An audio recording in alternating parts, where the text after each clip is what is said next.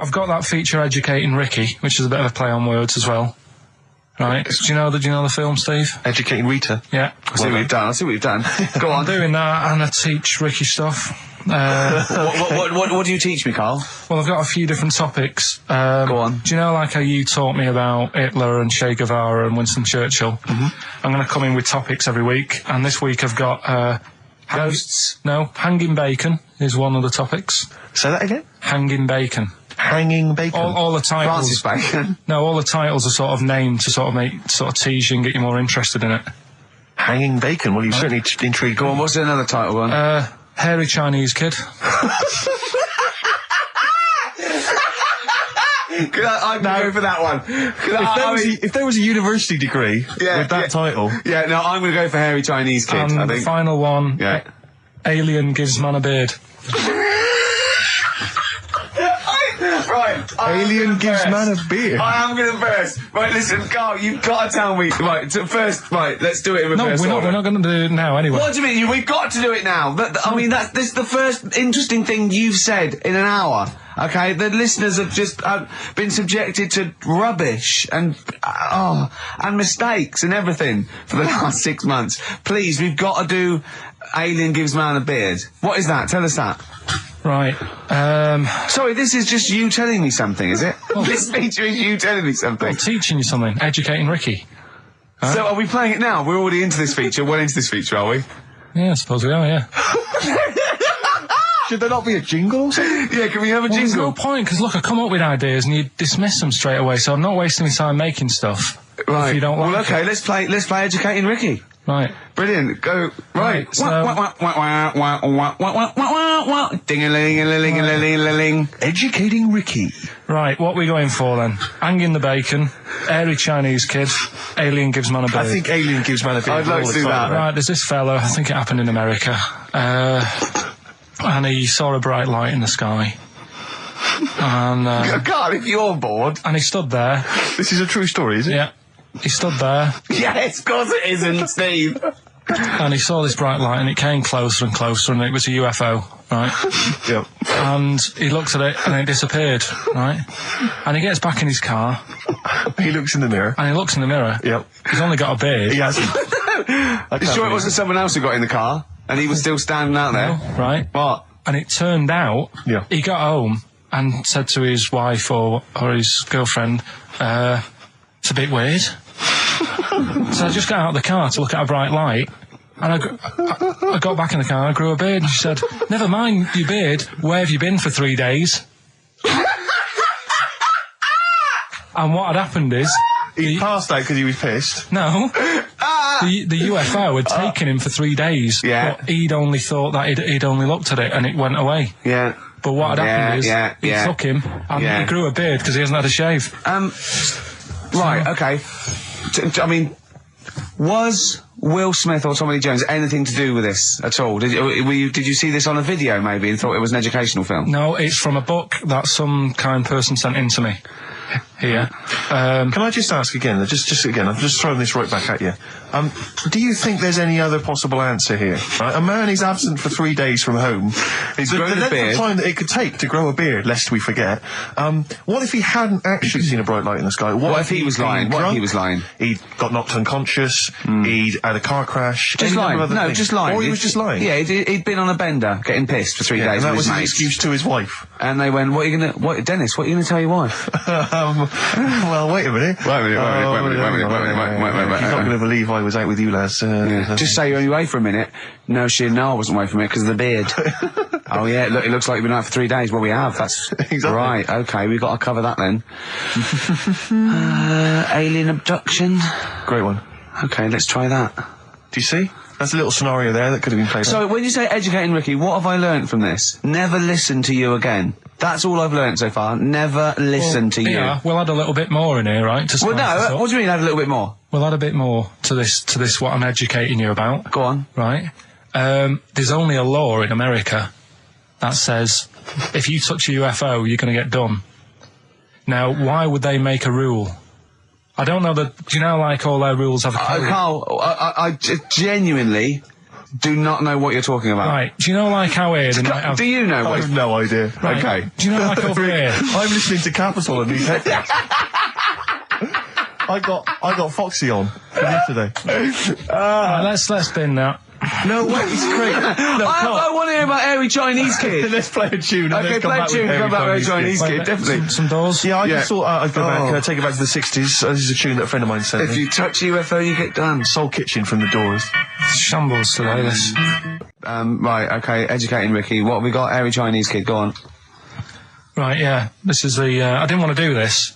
What do you want to do it? Well, I wanted to give you 3, and I gave you one. It was like the alien man gets a beard or whatever. Yeah, And- which was total rubbish, so this one should be better, maybe. Hairy Chinese kid. Right, well, we've talked about hairy people in the past.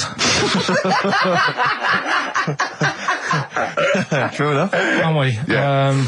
You know, the little kids who grew up in woods and hung around with wolves and that. Yeah, again, you're confusing it. Yeah, they're not, there were some people that were born very hirsute. They were not the people who were brought up with wolves. Yeah. You just put that together in your Homer Simpson type mind. Right, well, this is like a sort of close to that sort of story. But the weird thing is, right, Chinese people aren't that hairy as a nation.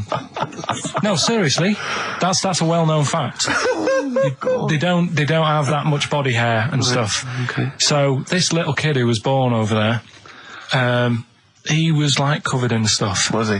And it was only his nose that wasn't hairy. The rest of his body was caked in hair, right?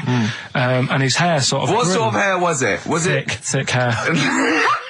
No, what I mean is, was it sort of like a pony's mane, so he just looked like an Ewok? You know what I mean? Just like hanging down sort of straight, dark hair. In the picture, it looked like it grows from his downy? eyebrow. It grows from his eyebrows quite thick, and then it just goes all the way over You his don't head. think it was just really long eyebrows that he'd done a comb over? No, it was all over his body. It had a picture of like his back and that. Yeah. And Had he styled it? Had he styled it at all? Did he have it a quiff or? no, it was just hanging everywhere. all over him. Yeah. And they were like, you know, this is a bit weird happening in China, where we're not normally that hairy. That was the scientist speaking there. Yeah. And the local press and that were getting him down, calling him monkey boy and all this. Oh, And thinking Chinese press. but the doctor, Yeah. Oh. They're cruel, aren't they? The It's like those game shows. That's Japanese, isn't it? Yeah. That's what, yeah. and the doctor said, I was Carl talking through all that time while we were just like talking to each other then. Because I turned round and I still saw he was talking. Go So on. anyway, the local press came in to see the hairy boy, the monkey yeah, boy. and they were like being tight and taking the mickey out of him. And the doctor said, Showing him nuts. he's only hairy. Said he's a healthy young kid. The only faults he's got is he's got a little bit of eczema and a boil. And he said everybody should just treat him the same. And I think he grew up a healthy kid. Yeah, so that's the. That's the end of the story. That's not a story. Why? But I've got nothing. I don't know what to say to that. So someone in China was born slightly hairier than the rest, and he was normal apart from eczema and a boil. That to me isn't a story. But if it is, I've got a million. I mean, it's sort of like bloke from Manchester went a bit bolder than the rest, got a job on radio. He was normal. I mean, that's not a story, is it? Because my auntie Nora, she same thing. Pumped her with loads of drugs. She used to have a cabinet next to the bed is like boots. She's got loads of stuff, right, for all sorts of stuff. And I mean, she's not that old, but she's on loads of stuff, right? She's and a bit coked up as she she, smelled. she called up my mum once, and Yeah, you told us this. Go on, tell it again. and she said, "Oh, how are you doing?" And that. She's all right. Bit worried though. My mum said, "Why? What's up?" She said, "I've been breaking wind." So she goes, "Well, you know." She says, "No, but this one is going on and on and on." And she was like, she was like, what do you say? What's like passing wind, farting for 5 minutes. one thing, not like, you know, trumping and then nothing. Yeah. Continuous. Continuous drone of a fart. Yeah. I don't think she had. How big was she? She must be the size of a barn. No, she's not that big. She's good for her age. No, but I mean, quite slim. no, it's but just- fine for 5 minutes. Where's all the gas? Was she circular breathing? Was she sucking it in with her mouth? It was just, I don't know that much about it. But she called up my mum. About 2.5 minutes in. Could you hear it in the background? 2.5 minutes in. 2.5 minutes in, she called me mum up, and it went on for a further 2.5 minutes. Oh. And she just stayed on the phone, did she? Where was... Going, can you hear that? Well, Did she hold the phone next to her arse? Listen to that. She was off the ground. Trying to work a tune down. she was actually hovering. She was 4 foot off the ground when they found her, the ambulance men. The cat's dead. Don't light a match! Don't light that cigarette! Yeah, it's like that advert. The kids come home from school, switch on the light. Yeah. Then they see Granny hovering, turn the light on. Be careful if you have an elderly woman at home. Yeah. Drugs make you fart. so that's what I'm saying, you know, just let these people... What are you saying? No, wait a minute, what are you saying? I'm saying let people enjoy the life they've got left. No, you're not. You're saying don't put them in hospital, leave them at home to die. No, I'm not. Give them a Rubik's Cube and let them die. That's what you're saying. Yeah, I'll tell you something now, right? Steve, I'll tell you something. I didn't want to do it because it brings the show down, but she did die. Who, the blue-handed lady? Yeah. How do you know? Because I said to my dad, how's the woman next door? She said, oh, she went last night. They've got an old fella in there now. God. So, there you go. So, wouldn't it have been better to leave her at home where her friends and family can call and speak to her, even nip that round if they want, you know, with a cat, I imagine. No, it's definitely a cat now. What was that cat's called that you imagine? Probably, I'm seeing like a big ginger one, so I don't know, something like, I don't know, maybe ginger or whatever. Maybe I had a budgie. But that's what I'm saying, just let him enjoy his life, because dying in hospital, I wouldn't like to do it. If I went to the doctors and they said, you haven't got long life left, I'd say, well, I'll stay at home. Yeah. And that's the point I'm getting at. Yeah. Right? If you can't do anything for them, let them enjoy their life. Yeah, a Rubik's Cube. Right. Well, me and Carl went out, right? With me and Jane, Carl and Johnny and Gigi, wasn't it? Gigi, Is it important who went? No. Okay. But we're walking down the street. Carl was there, though, and he can back me up on this. We had a curry. We were walking back, and this little funny homeless fella, didn't he? Mm. He, I got to tell it before I go, didn't he? Yes. He came up to me, right? And he recognised it. And he came up to me and he went, oh, he said, I've just nicked 5 of your DVDs from HMV. And he shook my hand. He was so happy with it. And I went, right, excellent. He went, all I do is I just swing the bag over the top. Like that when I'm going out, and he had a bag full of DVDs, didn't he? And he was so pleased to tell me that he'd stolen. That great. He said they're going like hotcakes. Yeah, he said they're going up, of course they are. Yeah, you're nicking them. I know. We get paid for them, though, don't we? So not the stolen ones? Don't we? No. What do you mean? Did you sign them for him? I know you idiot. What? So he just nicked 5. Yeah. Well, Yeah. you say he was homeless, was he? Well, I don't know. Maybe. No. Surely, how would he have seen the show? He'd just walked past Curry's one Dixon's. morning. Yeah, the telly. Seen a trailer for it. I thought, interesting. I don't know if he was homeless. I didn't go into his home life. He shook his hand though, and But he made Carl look smart. Do you know what I mean? So, how does he sell them? Where does he sell them? Does he go up to people and go, do you want an Office DVD? They're not nicked. yeah, £4. yeah, exactly.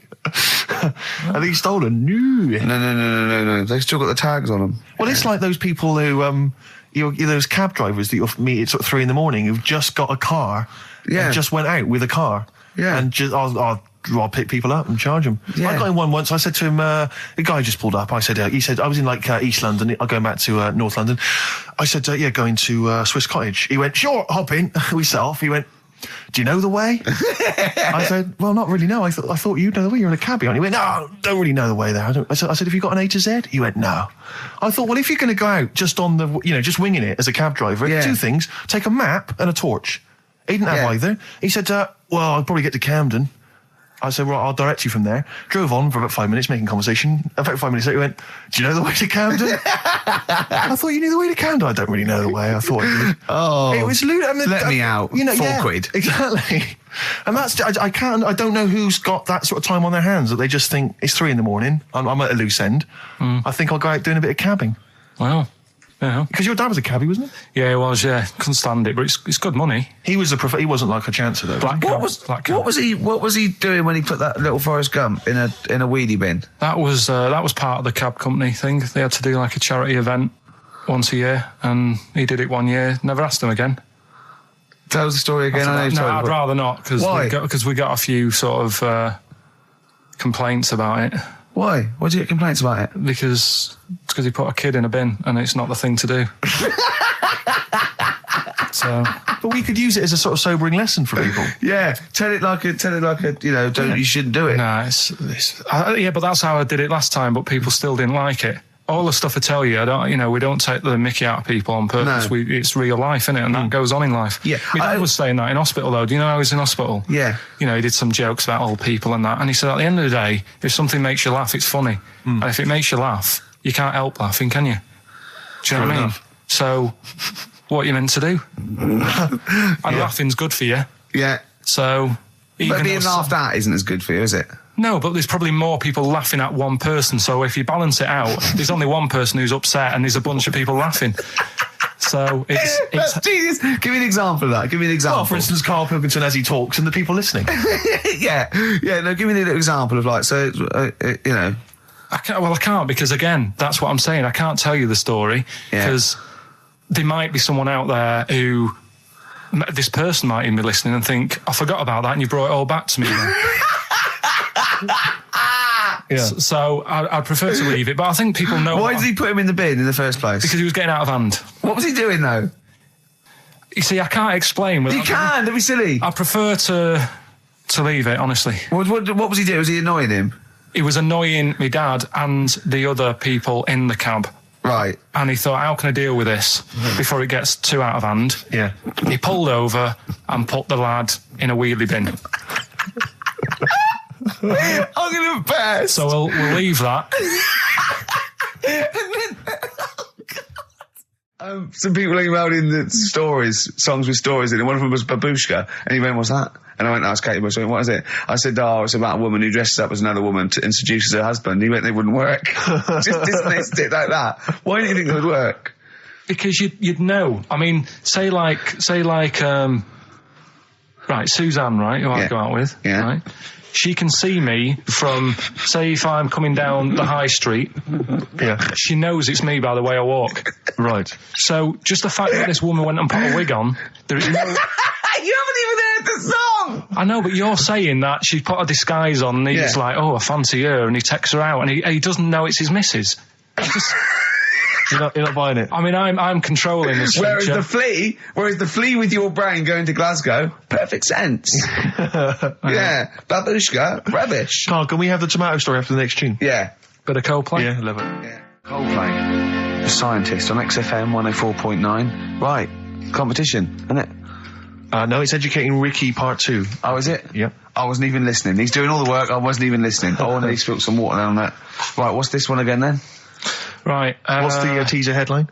Teaser headline is, What's Tomato with You? Brilliant. Yeah? Go on. How excited were you when you came up with that? You couldn't wait to come in and tell us, could you? I think it's a good one because you won't forget it now, will you? I mean, like the worm one. What's so special about the worm? A lot of people think that if you cut a worm in half, 2 worms will grow, but no. What happens is if you cut the head end slightly nearer the tail than the tail will die, but the worm with the head will be okay. So, it's exploded a myth. And taught me something. Right, so the second one, part 2 of Educating Ricky. What's Tomato with You? Yeah. What this one's about is, ages ago... It's scientific. There's never a date. There's never a country, a location. Okay, settle down, children. This is A-level history. Right. Once upon a time. Yeah. When a mental place with swords was a king. Forget his name, but he was a loony. So, and it was literally ages ago. Yeah. So, good luck in the exam. Yeah. Right. So, all right, many years ago. Oh, yeah. Cleared that up. Go on. They thought tomatoes were poisonous. Right? Okay. Because what Hold on, are they going to be proved wrong at the end of this story? Well, because I don't want to give away the ending, but is it so much to do with are they poisonous tomatoes? No. Oh, you're having a laugh. I don't believe it. Go on. They're going to be eating tomatoes all this time. Oh, Steve, what's tomato with you anyway? Okay, so hang on a minute. Let's just recap quickly. Many years ago, when people thought tomatoes were poisonous. Yeah. Go on, Well, they didn't know they were poisonous then because they were still eating them. But what was happening? Well, they're not. But they're not poisonous. But hang on a minute. All right, it's not. I'm just going to listen. I'm not even going to talk. I'm not going to tackle it anymore. If you remember, years ago, they didn't have, like, pottery plates. They had lead plates, right? What are you talking? Just let him talk. Sorry, what year is this? Let him talk. Come on. Plates made out of lead, and what they'd end up doing, they'd say, right, do you want a tomato? And they'd go, yeah, all right. And they'd put the tomato on the lead plate and cut it. And because of the acid in the tomato, right, it would sort of make the lead runny, and the lead would go into the tomato, and they'd say, oh, it's lovely this, and they'd be eating it. They'd get food poisoning, lead poisoning, what have you, and they'd be really ill. So they thought tomatoes were poisonous, so they didn't eat them for many years. And when you say they, do you mean the people of Narnia? Yeah, this didn't happen. Where was this happening? Sort of in Britain and that. You put him on the spot there. Oh, I hope there's no uppity pupils at this school when they go, what do you mean, sir? Oh, if you're going to... Oh, I'm fed up with you. Do you understand? No. So the No, you've got... No, right, okay, first of all, Carl, where'd you get this information from? Where did 14 I get times that? as well? Do you know... You can't remember. I don't know where I got that from. I don't know where I got it from. But why don't you think that makes sense? But what? Someone once got lead poisoning from a tomato? Not just one, loads, and then all of a sudden... No. Why is this educating me? Because I'm telling you that tomatoes... I can't take anything away from this. I don't know what to take away from this. What have I learned? Don't mix lead with tomatoes. Why is this educational in any shape or form? What are you telling me? A long time ago in the land of Glunk, right, where the ninnies did slib, right, they thought tomatoes were poisonous because they ate plates of lead. What are you talking about? Yeah, but we all know tomatoes aren't poisonous. Is that what we're taking from the story? Is that the moral of the story? Don't believe these people that I'd never heard of before. What are you talking about, Carl? I think it's a bit weird. It's a bit weird, yeah. It's the same people that were spreading those malicious worm rumours. My hangover's coming back. I've got to get some water. Play a record that was rubbish. I'll tell you something I do know. Go on. Right? But I can't really get a question out of it. Go on, just tell us. There's a shadow somewhere. It's already good, isn't it? I'm loving it already. No, right. There's a shadow. I think it was in America. Yeah. And it's on a quiet road. I'm guessing somewhere like Boston. That's what you mentioned. Okay. Right? No. Somewhere like Boston. And people at night used to see this shadow moving about. And they'd go, what's that? Right?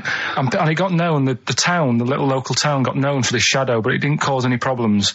What are you talking about? Well, it was Just you lost me. What are you talking about? Do you know, like, some places get famous, like Scotland's got the Loch Ness Monster and that, but it doesn't cause any. Yeah. But it doesn't cause any problems. It doesn't exist. Go on. Right. So there's this shadow walking about on the road. What do you mean? No, what's he again? Rubbish. Right. So he's walking Nonsense. about. Where did you read this? Where did you see He's walking this? about. This was on the internet, and I'm sure. Sorry.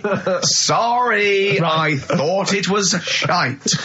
I didn't know it was on the internet. Right. So this shadow is moving about, and Independently of an object. yeah, and the local mayor and that is like, yeah, it's a bit weird, but it's not harming anyone. The mayor involved. Was he elected to that post? Hey, Mayor, we got a problem down here. Seems like a shadow. Well, it's not causing any. No, it's just causing any problems. Yeah, go on. But that's the thing. It was left for years, and then it did start causing problems. I see, that's it. If you leave these shadows to go unchecked, Rick, they go crazy. Yeah. You let them run amok in the city. Yeah. You've got to stand What did it do? on What did it Roman do? shadows. What did the shadow do? It was pushing people off the bikes. It was what? It was pushing people off the bikes. Oh, I'll find out more for that next week. Right, that'll tease them. you're a maniac. We'll do more on that. We haven't had time for educating. Please never have children. Right, listen. You're Just promise me now you'll never have kids. Okay. It's not his fault. Let me have it's not his fault. You've got to save this. This has got to teach me something. It'll be an interesting story. Right, it's not his fault. This fella. Yeah. What year? Ages ago? Olden times? I'd say in the 70s. Okay. Would you? Any evidence for that? And Does he wear flares in the story? Right. Is that your reason? no, it's a bit like Yuri Geller, this fella, right? Where he's electric. He's electric. And if he walks past the telly would fizz. If he walked past the radio, it all goes like that. Ooh. His hair stuck up all the time. And he'd be having a bath and everything would be all right, and then the power would sort of switch on in his body, and the electric in his body made him jump out of the bath. So... What do you mean, so? What is that so? What does that so mean? You've given us nothing. You've given us nothing. You'd have to at least give us the scientific explanation. Yeah. Electric eels have 400 volts in them. Oh, is this the running away again?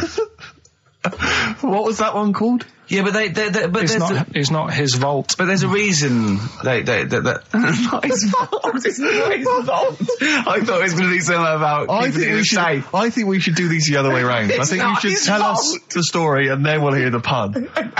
It's not his fault. It's not his fault. Right, let's leave it. Play a tune.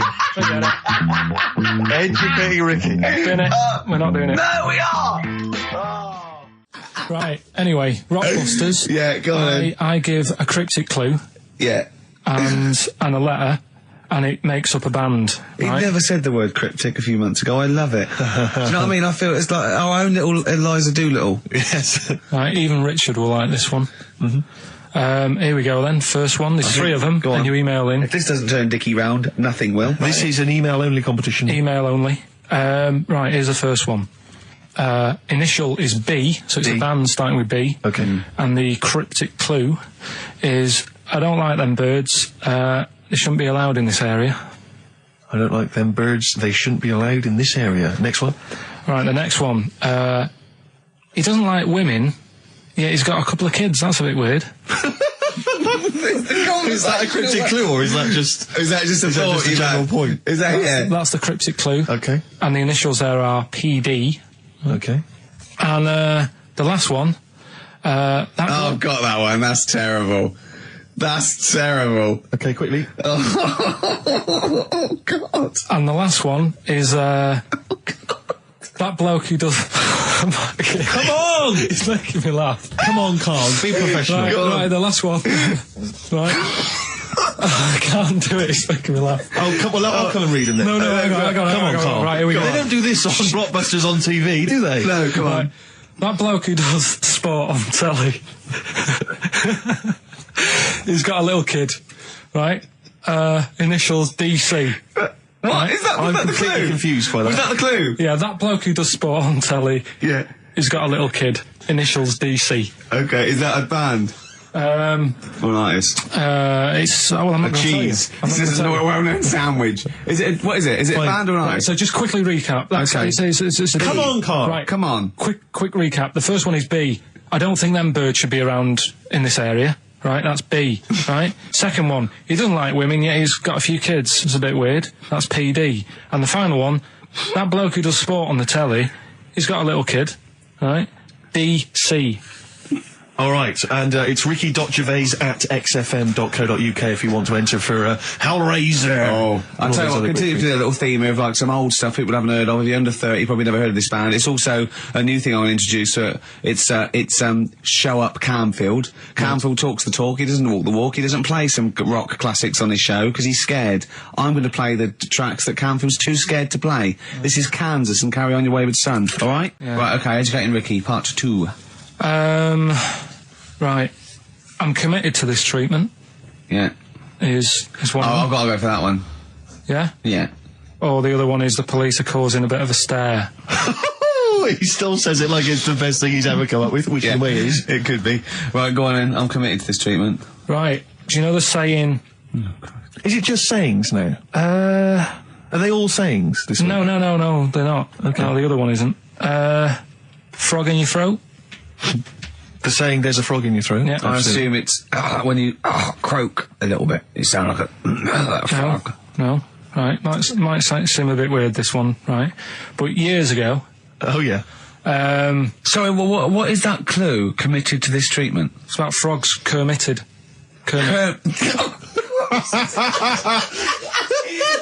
Probably works better with a K and an ER written down. Well, also, if you pronounced it "committed," yeah. but not committed. Committed to this treatment!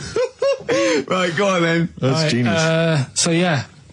Well, what? you go to the doctors and you go, my throat's hurting a bit. Right. And what they did ages ago.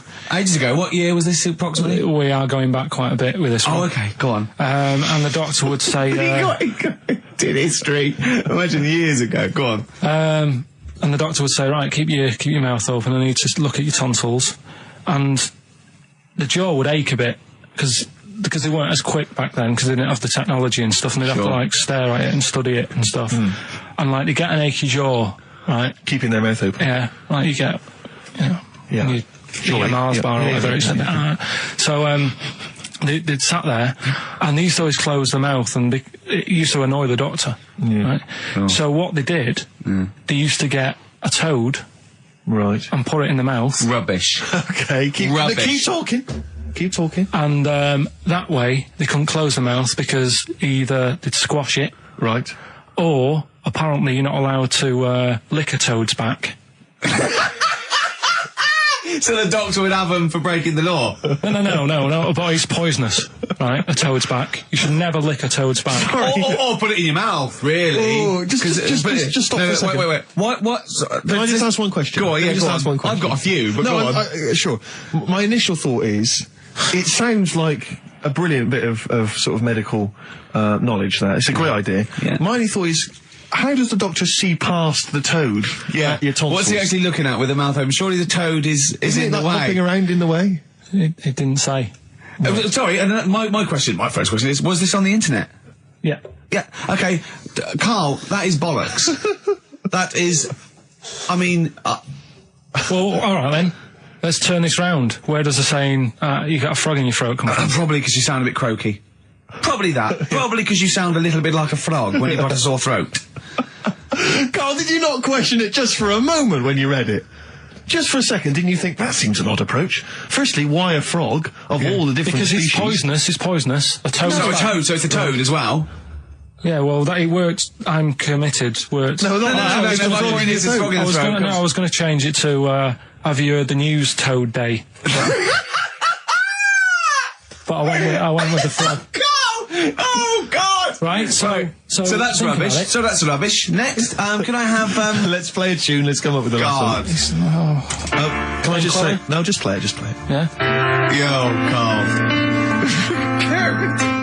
Right. Okay. Right. The results of we ain't got a winner for the first time. Yes, we have. We've got loads of winners. No, we haven't. We've done this feature for 3 weeks. This is the first time I've managed to sort of... What? Well, let's go through them then. What have they got wrong? The first one. The first one? What was the first one? Well, hang on, let's do them in reverse order first. So what's the last one? The last one, the clue was, that bloke does sport on the telly and he's got a little kid. What's that? That's Destiny's Child. Des, who does ITV Sport, has got a tiny child, right? No, that's fine, they got that. Okay, Destiny's Child. What's the middle one? Right, the middle one. Right. Child. The second one was, he doesn't like women, yet he's got a couple of kids. That's a bit weird. Yeah. Right? That was PD, that was Puff Daddy. That is offensive. Go on. But it's not Puff Daddy, it's Puff Daddy. And he's not even called that anymore, he's called P. Diddy. Well... Okay, fair enough. But they got that one. Yeah. And if I'm being tight, these lot are as well. Yeah. Yeah. Tight means something in Manchester. Go on. Right. And the first one that they're having problems with, I don't think them birds should be allowed in this area. Got it. Boyzone. It's not Boyzone. What's the clue again? I don't think them birds should be allowed in this area. That is perfect. A boy zone. No birds. No women. No women, yeah, birds, right? A boy zone. Sorry, Carl. If that isn't the answer, their clue is better than yours. That is brilliant. What was yours? Boy zone, it works perfectly. What's your answer then? Bangles.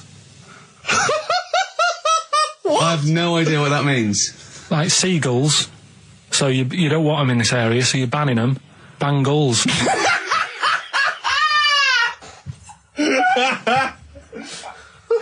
Oh! Well, give it to Boyzone, because Boyzone's better.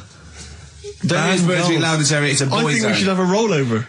Carl beat them. Carl beat them. You have to use his logic, surely. But theirs works. You can't do what am I thinking. No, that's not what I'm thinking. It perfectly. It works perfectly. I think you've got to give it to the ones that got the Boyzone. Well, how about, right, because they didn't actually get into my head. And my way of thinking, heaven right? forbid. How about we just keep back the David Attenborough and they can have. I'll chuck in the Hellraiser, right? Okay. And Blondie album and the Madness one. Okay. Pick a winner at random. Pick a winner, Steve. I'm going to give it to Paul Sloman, who got those answers, and he also says, P.S. Carl, you're a moron. So, I'm giving that to Paul, and good luck to him. Right, well, He's got a crazy night tonight. If we can rush these over to him, he's got a cracking Saturday night. Well, if I'm a moron, I might get your address wrong when I send them to you. Ooh. Coming right back at you, Paul. Yes. Right, well, do you know what happened to me on the way in? Go on. A homeless person called me a dickhead. How did he know? Do you know him? Is that why? He's like the local big issue fella. Oh, yeah. Yeah. And he knows me, he sees me walking up and down the street. Oh, that's how he knew you. Right. So normally I have a bit of a chat with him and that. And I walk past him. And, you know, I can be a little bit cheeky with him because I've been cheeky with him in the past with stuff. You pinched his arse. No, just, you know, saying stuff like, God, you're always there. I mean, you got home to go to and stuff like that. Yeah, just breaking the ice. No, he knows, and he'd laughed at that, right, last time, so I thought I can be a bit cheeky, right? So he goes, do you want a big issue? I said, no. He said, come on, I've got loads of them, right? So I sort of said, when I was a kid, and I used to do a free paper around the free papers one, I said, just put them in the bin and go home, right? And he went, yeah, but how am I going to get any money doing that, you dickhead? You see, I can see his point. He is homeless and having to sell newspapers to get 50p or a quid or whatever. Yeah, and sometimes I treat him, right? And today I didn't have any money. I had a takeaway last night and I normally give them a quid. And I felt bad not being able to do that because I didn't have any money on me last night. Right. I couldn't look him in the eye. Did you explain this to the homeless person, the traumas of the takeaway without the tip? Did you explain that, you know, you've had it hard as well? I go, look, you don't I had food delivered to my warm flat. Yeah, it was a nightmare. You don't know what that's like. You don't know what the trauma is because you can't have food delivered to your flat because you haven't got one. So please don't look at me like that. You should have said. But most people ignore him. At least I gave him a bit of acknowledgement and sort of... took the mick. Yeah. I didn't think I was just being friendly. No, I know. You got to be careful with the homeless because this is true, and you know when the clocks went back recently, so you got an extra hour in bed. Yeah. And I was at Cash Point with a friend of mine, and there was a homeless person sat by the Cash Point, and you know, we would get some money out, and she said spare some change, and my friend thought, he's a bit awkward. He just trying to make conversation with her. He went, clocks go back, extra hour in bed. Oh no. I gave her £2. I felt so bad. He didn't do it intentionally. He didn't realise what he'd said. Just making conversation. Bumbling. It's tricky making conversation with the homeless because there's so many areas you've got to avoid. You know, what was on the telly. Yeah. You know. Although I get recognised by homeless people and think, are they? I don't know where. Well, you've got to remember that's very much your demographic, Rick. Yeah. You know, people who watch TV through the window of Dixon's. In Dixon's. Yeah, they always Ricky Gervais is on. Yeah. Well, they can smell the alcohol on you. They think you're one of them. Have you actually punched anyone yet? Have you actually? No, I haven't punched. I've punched pads and I've punched the bag and I've sort of sparred and that. I know you didn't get a chance to punch someone. As I suspected, my punching power was alright, but my fitness is. I mean, it felt like I was smoking. Yeah. You know, but there's bits of lung that haven't had oxygen in them for 20 years. Yeah. And it's ridiculous. And also because it's not only it's being filmed, but there's other fighters there that are ridiculous. They're like machines, right? And it's that thing. I can go right. I can come out on top, but die now of a heart attack, but never give up. Or I can sit down and go, I'm sorry, I feel ill. And I chose that one. And of course they took the mick. Well, of course. But I mean, you know, soon. You know, as I said, I haven't got the respect yet of the boxing fraternity. But how long have you got then before? 4 weeks. Okay. So and do they think that they can turn you around health-wise in that time? No, they're being realistic. No, they're going to, you know, they're going to teach me the basics and see how it goes, you know. Right. But I mean, you know, and each round is 4 seconds. Is that right? Yeah, 2 4-second rounds. With a 2-hour break in between each one. Sit down meal. So give them a number. I want serious suggestions of my fighting name. Nothing insulting. So we can actually use. Well, let's give out the email. That's always the easiest. Ricky.Gervais at xfm.co.uk. What's the number, Carl? 08700 800 1234. And it doesn't have to be in the middle. It could be at the beginning, like the Rage. Okay. Ricky the Rage. Ricky the Tits. Sure. Ricky the Man. Play a record. Big It was a favourite good of day, ours. yeah. Ice Cube talks to me about my life in the pub. yeah. A couple of emails are already coming in. Rush. They're flooding in, Rick, inevitably, as boxing name suggestions for you. This is one from Matt, I think. He's given a couple, actually. Ricky the Pudding Gervais. Ricky Big Mac Gervais. There's a theme here. Ricky Pasty Gervais.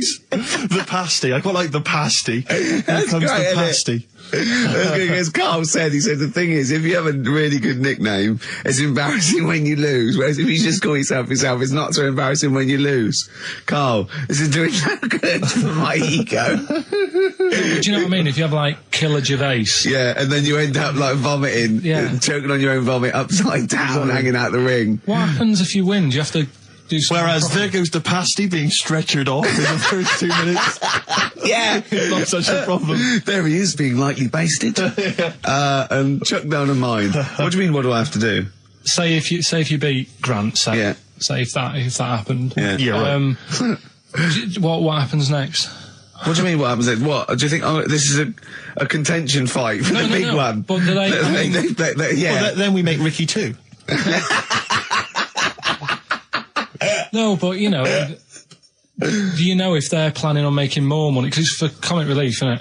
So what happens on the night? No, it's for a charity of our Comic choice. relief would make sense. Yeah, Well, whatever, right? Yeah, it was last time. I think that was last time. Is it sport relief? It's not sport. It was last time, yeah. But this is, I think, this is a program where And how do we? Sorry, how do you make money for charity from this? Do we pay to sort of for how many punches to the head you're going to take? Or No. I just how think long you're going to last? I assume the BBC donate money, or someone, or a sponsor, or whatever. I don't know. Just donate money, because it's actually a program. This is more about a program with a charity angle. So yeah. So as if you get like killed, there's more money and food to go around. Maybe. But no, I mean the thing is, what's the next step? Because if they go like, right, yeah, well done, you've won, thank you very much. Well, Carl, what do you expect? That its winner stays on? Yeah. Like in a fair, where I go out there and I let people punch me on Bird and Manning. Yeah. And then my twin gets up. Yeah. It's just it's a program. He's not going to turn pro. It's like faking it. Yeah, but what's the point if it's not going to go anywhere? Well, Sorry, him fighting Grant Bovey in a ring is not entertainment enough. yeah, what's the matter with you, Carl? That's going to get his face pummeled in. Right, you ready then? So, just in case you haven't heard it before, I'll give you some initials of a band or an artist. We're not doing Rockbusters now, are we? Yeah, I thought, well, we've just... Oh, no, we can keep that going. Then we got... I love educating Ricky. That's my favourite thing now. Well, what do you want to do, Steve? I mean, let's do the clues. It's just like it's sort of bigged up the prize. And so this is only by email. Give the email address out now for people to write it down now, Carl. Right, it's ricky.gervais@xfm.co.uk. ricky.gervais@xfm.co.uk. Only entries on email. Yeah. You're going to get 3 clues. You've got to get them all right. And you win all the You win all those prizes you said. Okay, Carl, go on then. Right, and just a quick example. One of the first ones we did, it was like AK, and the clue was exploding pet. Yeah. And it was atomic kitten, right? Yeah. So you understand how it works now. These are your clues. The first one, that army has got some nice trenches. That army has got some nice trenches. Excellent. Yeah. And the initials there are DW. Do you write some of the questions for 15 to 1? Go on. So that army has got some similar phrasing. trenches. Okay. Okay. The second one. What are the initials there, Carl, on that person? DW. DW. Yeah. Right. The second one. The top of them curtains are all wrecked. All the materials all worn. He acts it out though. We've got to get him on telly. We have got to get him on telly because his little face and his gestures. That's the second one. The initials being HV. Okay. The top of those curtains are wrecked. All the materials all worn out. Right. HV. And the final one, here's the final clue. I was in Texas the other week, right? I tripped and landed on my knees in a puddle. What's the initials? WH for that one. So I was in Texas, I tripped up, landed on my knees in a puddle.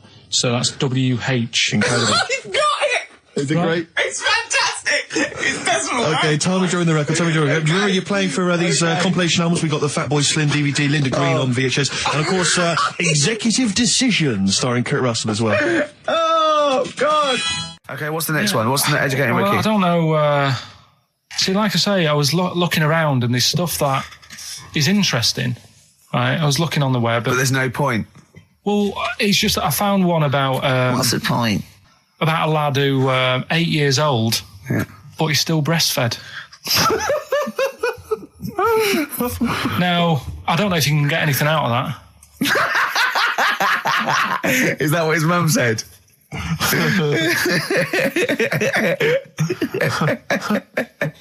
So, What do you mean I don't know if I can get anything out of that? You don't need to. No, it's just that, you know... Where did you read that? That was on the internet. Oh, well, yeah. You're always unspecific when you mention it. It's just it was on the internet. Well, Yeah. I'm trying to think what I put in. I think I put in Y to see if I'd confuse the computer. And then- Go! You are... No, No, honestly. I did a search, put in why, and it came up with funny things that, like, why is this person doing that? Why is that? And it had a picture of this 8-year-old lad, sort of, you know, on his mum's nipple. And it was saying, you know, is this healthy? You sure that wasn't asking you that question? What? I put in why? Just to confuse the computer. Like, the computer go, what do you mean? Yeah. Stop it. Yeah. Oh, look, yeah. Last week, I was walking home with him, and I went, he was saying something stupid, and I went, I've got a competition for next week. Let's do a phone-in, and it's called Karl Pilkington, Genius or Fool. Yeah. Right? And he went, no. I went, why not? He went, well, it'd be confusing, because they say there's no difference between genius and being a fool. We do that, don't we? No, but it's rubbish. And people say there's a fine line between madness and genius. And, you know, it's a ridiculous soundbite. They don't say there's a fine line between a genius and an idiot. Well, the people who do are idiots. Yeah. So what would you do there, though, just to sort of wrap that little thing up? What would you do? That lad loves his mum's milk. What are you asking me to come up with? No, I'm A just... title for the story? No. It's just what would you do? Right. What do you mean, what would I do? Well, it's causing a bit of a problem in the area, right? What area? In America, I think it was. Oh, America are a problem, are they? George Bush is worried about this kid who's breastfeeding at 8. Imagine it like this, right? Right.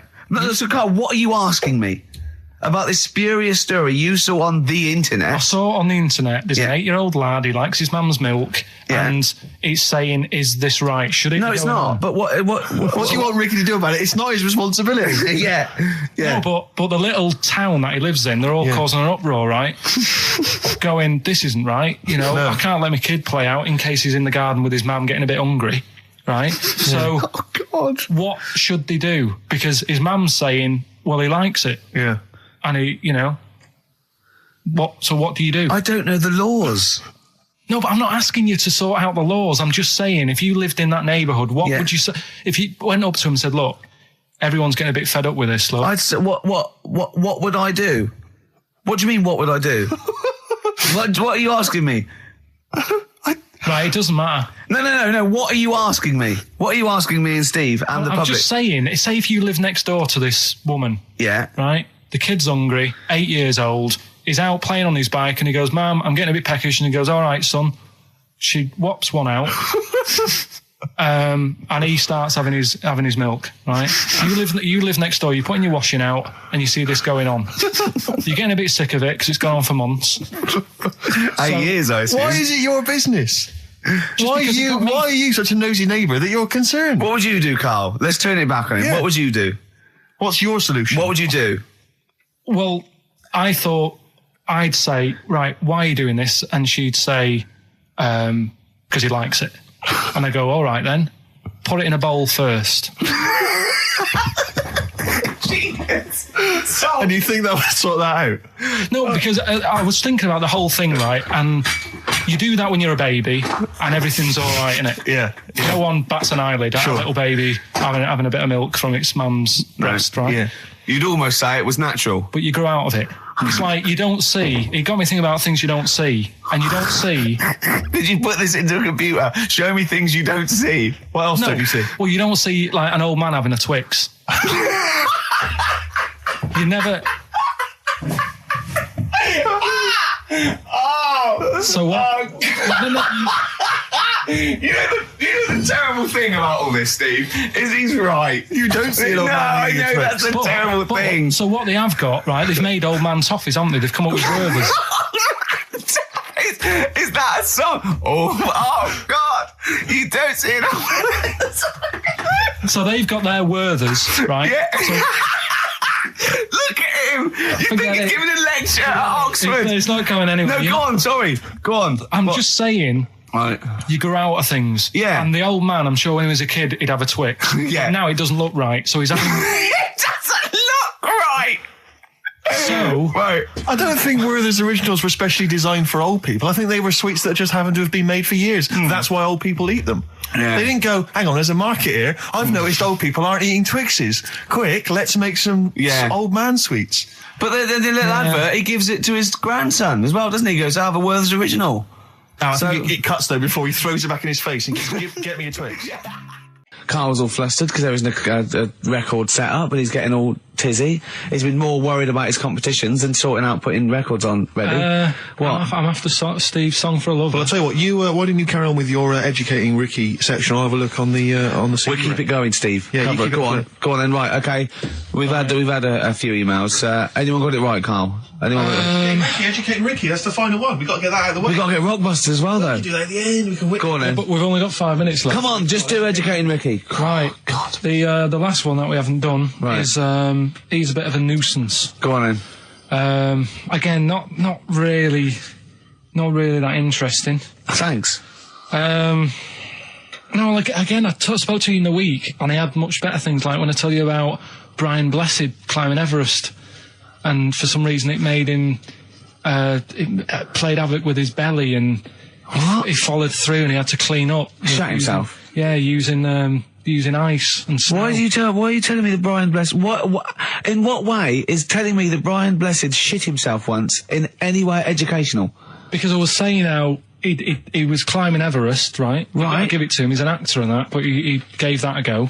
Yeah. Right. He played. What's the point of that? You'd say, wouldn't you? You'd say, God, he's So he's all right. Me doing a boxing match for no reason is rubbish, but him climbing Everest and shitting himself, Yeah, he did that. is commendable. Right, and he's only going to go and do it again. He's going to climb it again. Yeah, but he might not shit himself this time. Yeah, what's the point in going? Nothing's changed up there. Yeah, good point. Yeah, What's it been? Well, it has. They've probably cleared it up by now. Right, but it's slip on it. I can't even be bothered telling you this one because. Come on, To be just honest- do it. Or do it now. Steve, how we doing? Look, no, never mind that. Look, just tell me what that means. Oh, he's a nuisance. Oh, this is so annoying, Carl. I'm going to go mental. Right, talk. Right, listen, I'm just putting Right. this in here, right? Right, nuisance is a bit of a nuisance. Yeah. Apparently, the old fella who used to hang people. 1700s. Yeah. He used to be able to tell somebody's weight just by looking at them. Right? That's a bit of a bonus fact. We'll be the judge of that. The thing that I wanted to tell you is money for old rope. Do you know what I'm saying? I can't even be bothered. Yes, you're going to tell me now. Come on, Carl. I mean it. Basically, money for old rope came from the right. What was all that about? You can tell someone's weight. What was all that bonus for? fact. And Brian Blessed shitting himself. What are you? What? Look at you. No, tell me that now. You nearly made me swear then. I'm getting really annoyed. I'm getting really annoyed now. Tell me this back, Carl, or I'm going to go mental. Come on, Carl, time's running out. More that people years ago, when people used to be hung, right? Right. If you didn't like the person who's been hung, you'd go, God, I really don't like him, and so you never forget the Because time. even if they're being hung, we take that as read. Yeah. But, so they never forget afterwards to get the hangman to get the rope and to cut it up into little pieces, and he'd sell them. He'd sell the little pieces of rope to people. And See, Carl, that's the most interesting thing, if it's true, that you've come up with. Right, okay. And so so they sell the rope. They sell the rope, and it's money for old rope. Money for old rope. Meaning, like, God, it's easy to make money. That all they have to do is cut it up and sell it. I'm cynical. I'm not so convinced. Listen, we're really tight. We haven't even got time for a last joke. We've got an ad break and we've got to give out... Okay, give the answers then. This is ridiculous. So, Steve, on. do you want to pick a winner? I've got a winner when you give us the answers. Okay, so the first clue was that army has got some well nice trenches. Yeah. That was DW. Who's that? Dandy Warhols. That's brilliant. That's brilliant. All right. That's good, yeah. The second one, the top of them curtains are wrecked, all the material is worn. Yeah. HV, that's Holly Valance. Oh, he got a phone call for a woman saying I haven't heard it, and he was talking to her off air, and she went, what is it? So-and-so said them curtains. She went, oh right. He said, you know the thing around the top of the curtain is a pelmet, not a valance, and he went, cut her off. Yeah, but my auntie's always making balances on everything. I'll tell you about that next week, right? I'm looking forward to that. Right. Is this the one that farted for 5 minutes? Yeah, the very same. Yeah. Right? So we'll talk about that. I was in Texas, I tripped up, I landed on my knees in a puddle, WH, wet knee Houston, right? Wet knee Houston. Yeah. So, You're a maniac. So, who's a winner? We've got Pete, Catherine and Laura in Newcastle upon Tyne. They're listening online, I assume, and they're on going to Sky hear Digital. those great places. And remember, they got loads of stuff. They got the DVD here. They got Linda Green. They got Stone Roses. They got another compilation and Executive Decision. What did you read about Brian Blessed? Is it actually true, or have you lied with someone else? It was an interview with him in it. And what did he say? Oh, come on, what did he say? He said I climbed Everest and I played of it with me belly. Let's talk about it next week. We've really run out now. Oh, you're a fool. Have you got some educating, Ricky, for me? Got some education. I need some education, Carl. That's I kind of desperately need some education. I want to learn about Chinese kids that are born hairier than average.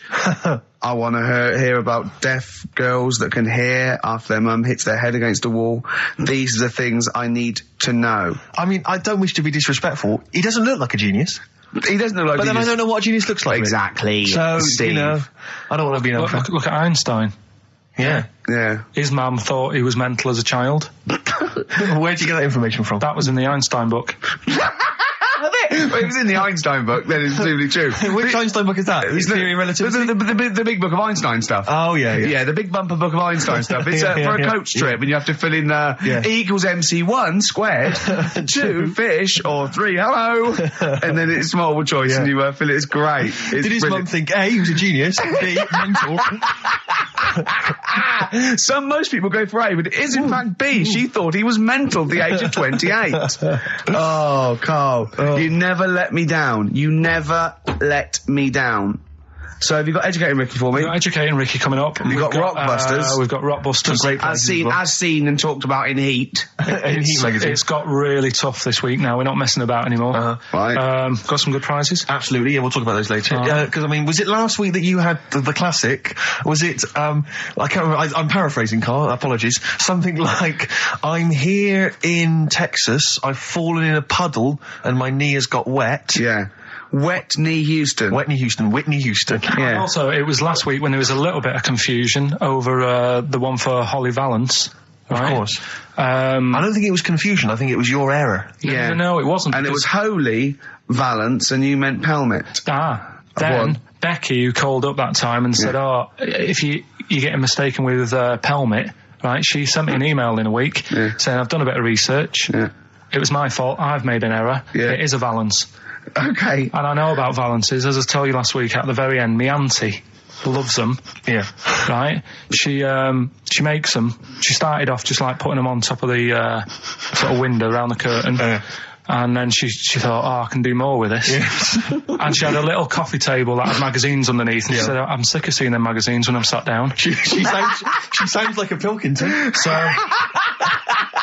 I'm sick of seeing them magazines when I sit down. So she put a Valance around the table. Yeah. She just got Valances around everything now. Yeah. Right? Then, next step, she tapes everything. She never actually watches telly. She tapes it all because she gets sick of listening to the adverts and that. Yeah. So she tapes everything. So she's got loads of videotapes and that. And the video used to get on her nerves. When she was watching a film, she'd see the clock changing. And it distracted her from the film. So she put a Valance around that. Yeah. That's genius. Yeah. So, That is Or is it mental?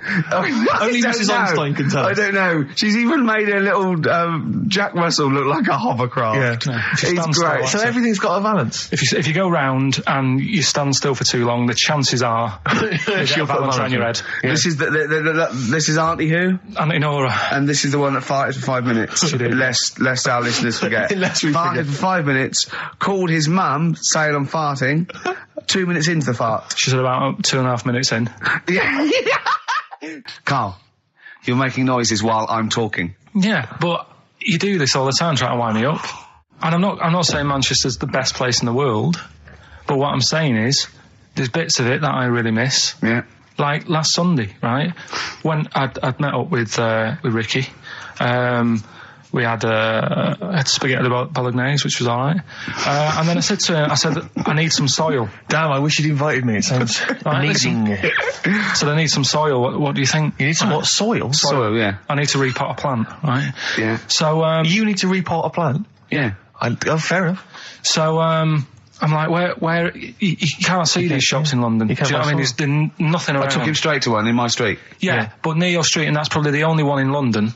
Well, you say that, Carl. No, it does annoy me. Round my way, it's like, you know... You can't move for soil shops. You can't. There's earth. You can just pick up handfuls walking down the street. Yeah, incredible. Which People is- just lean over into someone's front garden. You Yeah. can take the plants as Yeah. well. No, but Yeah. what I'm saying is, Go on. Manchester, there's loads of decent hardware shops. Yeah. Here, you know, if you want a panini and a latte or whatever, you can't move from. But for soil, I had to go virtually how many miles away from me to carry that soil home and stuff. Yeah. It's not good. I mean, London's all right, but if cities were sort of marked, It's neglecting the peat market, really, Well, isn't there's barely any mulch available Rick, in central London. I'm sick and tired of not getting a good, decent compost of a Sunday. Indeed. So, It sickens me. I'm thinking of moving to the north, Yeah. where there is loads of soil and gravel Indeed. and animal shite. whatever. Yeah. So you were going to say if you were marking cities out of 10, what would you give London? Well, if you were marking them on, like, you know, on what they have, Right. As opposed to what? well, as opposed to How The you name. spell it. say, like, I think the greatest city in the world is Rome. Right, Okay. it's pretty amazing. Yeah. Have you been? What? Yeah. Why do you think that though? Just because, like, you turn a corner and there's something there that's really old. Right? Like, you're going down Normal Street. Go and stay in a Derby and Joan club. Yeah. No, but it's like you're going down the road and then you turn a corner and like the Colosseum's in the middle of a busy road. It's like, what's that doing there? Yeah. Yeah. And just when you think there's no more, you turn another corner. It's almost as if that was there first. Yeah. Well, yeah. Yeah. But do you know what I mean? London, Yeah. what have we got? You know, Trafalgar Square's world known. And you go there, what's there? Yeah. Do you know what I mean? So there's a lot of space there. Get one big B&Q In Trafalgar Square. to cater for the whole of people who live sort of central Londonish. Yeah. Yeah. And then I'd be happy. But what I'm saying Well, with is, Nelson just popping up through the middle, because you can still see it, couldn't you? Yeah. yeah, It's a great idea. B&Q, so B&Q could be like the whole sort of flat thing and make it sort of grey so it looked like rock, and then Nelson popping Make it up. classy is what you're saying. Yeah. Stone clad it, Yeah. so it looks like you've made an effort. Exactly. And then you can pop in, and then you can go out and go, oh look, Nelson's column. Oh look at that! Isn't Nelson? Oh look at that! The victory, defeat. That's fantastic. One of the greatest living. Yeah. I need some nails. Yeah. Perfect. Killing two birds with one stone, you're saying? But why isn't there more than them shops?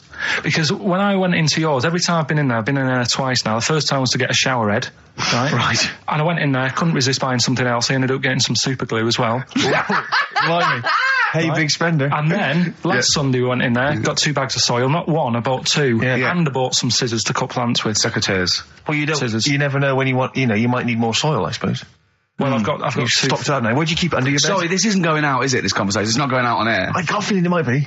You're joking. We better play a record. Okay. Play a classic. Karl Pilkington in the chair now. The talked about, the acclaimed Educating Ricky. Right, well, just in case anyone's new, doesn't normally listen. Yeah. Basically, I'm educating Ricky. Do a bit of research in a week, find stuff, news, history, anything that's interesting. 3 stories, I give them a nice little headline. You take your pick. Between now and 3, you're going to learn 3 things. Yeah? Yeah. So, the headlines are, I'll be no buying one of them. Give us that again. I'll be no buying one of them. Nice, okay. Yeah. We've also got, hippopotamus news. Okay. Okay. And, can you believe it? Can you believe it? Well, I'm going to go for hippopotamus news. Hippopotamus news? Yeah. News. Right, well, this one, it's... I'm not going to take the credit here. I heard Christian talking about this on breakfast, right? Because it's a good story that happened. Basically, I don't know if I told you about it last week when we were having our spaghetti, but I think you did. Right, I know what it is. I know what this is. Okay, I've not heard this. Right, there's a little midget. Right, there's a circus, I'm loving it already. Circus going on somewhere. I think it was in America. Yeah. And is that present day or old times? I'm talking like in the last 3 weeks. Okay. Right, little midget. Circus, really packed out show. People are loving it. Right, Steve, you asked the same question I did. I know. So there's a little midget jumping up and down on a trampoline. That's what circus is. Right. I pay good money to see it. So everyone's clapping, and he's getting carried away. Because he can't believe they're loving it. I didn't know they'd like a little person on a trampoline, but they love me. But you know what it's like when, if there's a crowd of people sort of encouraging you to sort of go higher and stuff. Yeah. And I'm sure he knew it was getting out of hand. But he was jumping and he was coming down the road going higher, and he's going really high in the air, right? So he's doing this, crowd are clapping. There's a hippo, right, just sat next to the trampoline, getting ready to come on and do his act. Oh, right, I thought he was in the audience. There's a hippo getting ready to do his act, Steve. Yeah. So he's a ventriloquist. What do you mean he's sitting by the trampoline waiting to do his act? Because why does he sit in the dressing room and they go, 5 minutes, Mr. Muss, 5 minutes, Mr. Muss. So anyway, right, so the hippo's there. He's getting annoyed, is he? Because the midget. He's going, how can I follow this? This is really annoying. They're going to be, no. So he's thinking, he's already done the trampoline, my pogo stick act is never going to work. Yeah, go on. So there's a hippo waiting. See, it's a great story, and I just know he embellishes it or it gets slightly wrong. Go on. So there's a midget jumping up and down. The hippo's getting annoyed. The crowd are going mad. The midget's loving it. Can't believe his luck. Although you think he probably knows he's dicing with danger. Yeah. So next thing you know, they're all saying higher. He gives it one big, like, heavy sort of landing on the trampoline. Goes really high, but goes off at a funny angle. Oh, hypotenuse. Okay. Yeah. And sort of flies off. Hypotenuse! Sure. Flies off at a funny angle. Ooh, Hippo's there, swallows him whole. Crowd are clapping, thinking that's why the hippo was waiting there. Rubbish. Rubbish. It's not rubbish, though. But no, maybe there was an accident in a circus with a midget and a hippo, but at no point was this hippo waiting to go on, going, come on. The midget flew off at a hypotenuse and landed in the hippo's mouth and was swallowed whole. This is what you embellish it. That is great. And I have to say though, Rick, when I heard midget, trampoline, hippopotamus, I was thinking accident waiting to happen. Yeah. So. Yeah, maybe. I mean, it is that you should never put those three together. Never. It's a recipe for disaster. Everyone knows that. Midget, trampoline, hippopotamus. Are you mental? You're asking for trouble. Well, you know when he told me it, he said, and the midget, he didn't mention the hippopotamus, and he said the midget went on, and soon he fell off, and the hippo ate him.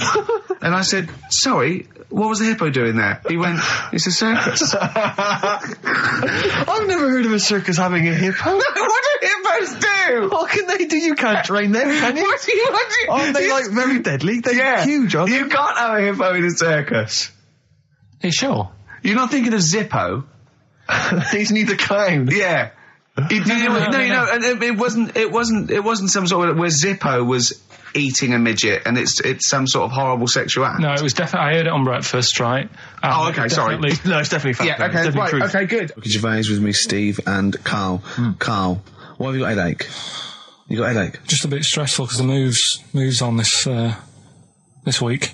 Oh, you're leaving house? Oh, by the way, the XFM listeners came round to my house and bought the futon and table. Did they?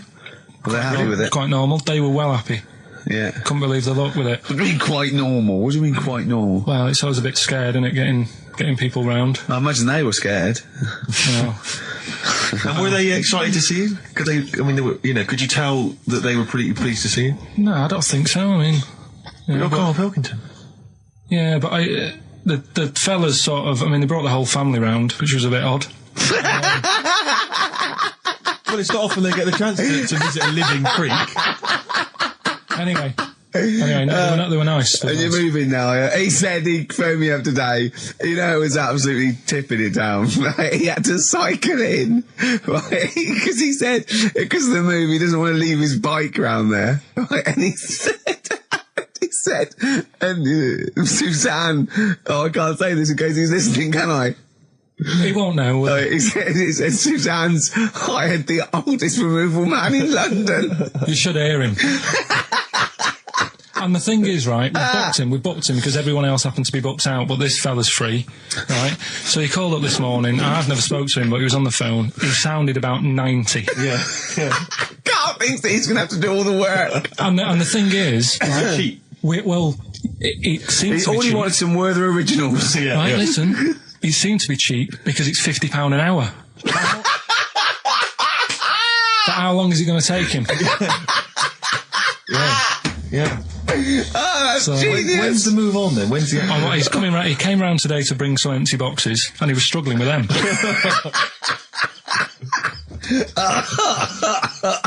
So it actually happens on Wednesday. Oh, God.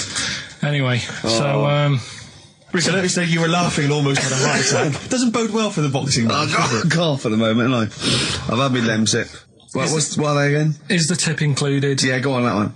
Right. In Turkey, Nice. it's not, actually. That's where I went, and there was them little fellas after Suzanne in the kitchen. What? What do you mean? We went to Turkey. You went to And, Turkey and there were some little fellas. Well, they had quite a few sort of midgets working in the kitchen. Why? Is it a theme? No, Was it a it's theme holiday? I don't know. Might get them cheaper or something. Was it...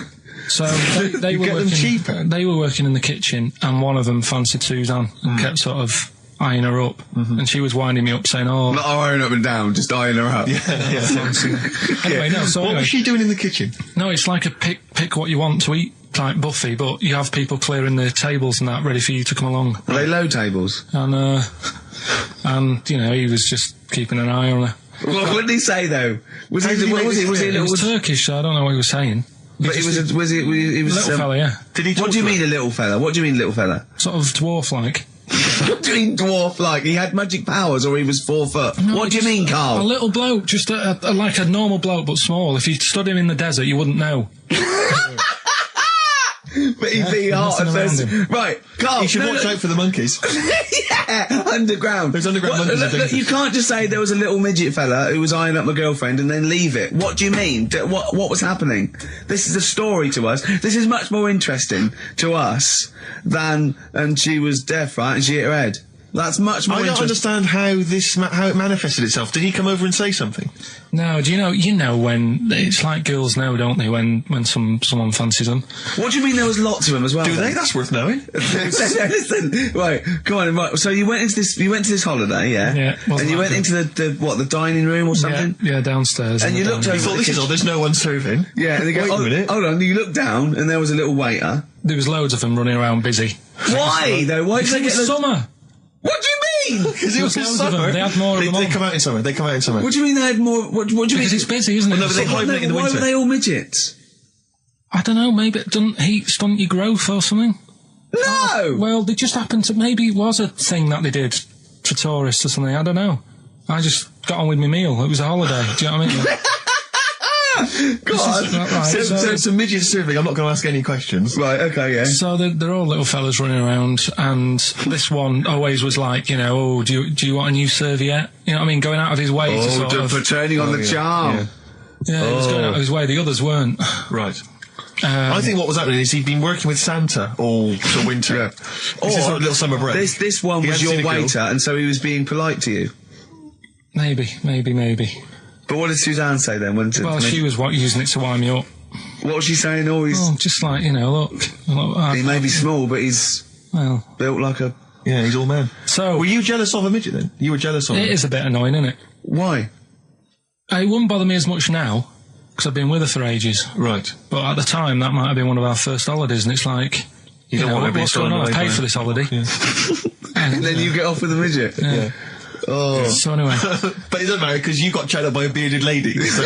yeah. Tell you what, no, that's got nothing to do with that. What were you going to say? What were you going to say? I was going to say the hotel was half board, and maybe... Oh, right. I thought you were going to say it's just one of her shortcomings. So listen, right? Play a record. Right. Badly drawn boy, born again. Right, just get this educating Ricky out of the way. So, Turkey, yeah. So what is this again? This is educating Ricky, is the tip included. Right. Apparently a fellow was on holiday in Turkey. He's just having a normal holiday, weather's good, you know, he's having a good time. And Weight is all normal height. Yeah. He's having his meal. He hears a load of screaming going on in the kitchen. No. Has his girlfriend wandered in there? And they do, With a step ladder. the circumcised people in the kitchen, and apparently... What are you talking about? Whoa. Slow down. We were sidetracked there for a minute. What are you talking about? Well, I'm excited about two things at once here. One, they circumcised people in the kitchen. Two, I guessed it was someone losing the end of their knob. He did, yeah. I started thinking like Karl Pilkington. Extraordinary. That is amazing. Apparently it was going on. It wasn't just a one-off either. Well, when I say a one-off, I mean they did it more than once. Yeah. Right. And there was it was there for a week, and apparently the first night it was quiet, and then the rest of the week, every day it'd be like having his breakfast, or even his lunch, or even his tea.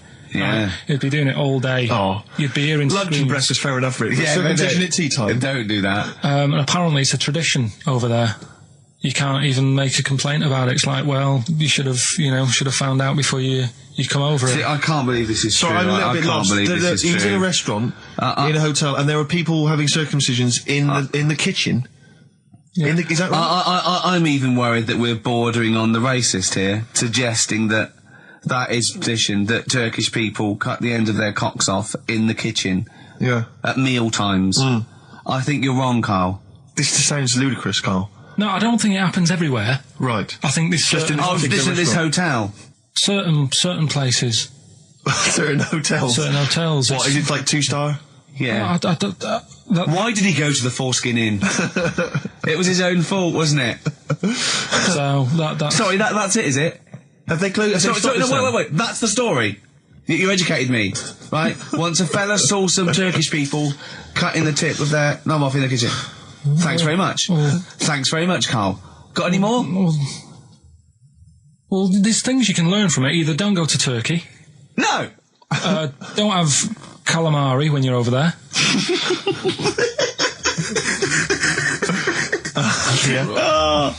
Carl, you've done it again. Well, but we're talking about MTV, right? And I was feeling a bit nervous, wasn't I? About like, you know, the way I look. Right. And what have you. And then I watched a bit of Celebrity Big Brother and all the fuss that Mark Owen's getting, and he's not that good looking, is he? He's a very. I want to be Mark Owen's mate. If anyone who knows Mark Owen or Mark Owen's listening, I want to be his mate. I think he's brilliant. I think he's a nice lad, but what I'm saying is, right, all the girls go mad over him. Yeah. And he's not that good looking, is he? Well, no, he's got to. He is in a certain way, isn't he? That sort of non-threatening. Yeah, but he's not stunning, is he? Do you know what I mean? No, but no. Well, what's your definition of a stunning? Yeah. Well, who do you like? Someone who you look at and you go, God, they're good Which looking. bloke do you fancy? What bloke do you think's attractive then? So if I was into men, Yeah. in fact, you can still say a bloke's a good looker without fancying him. And that. Who do you think is know what I mean? attractive? Probably.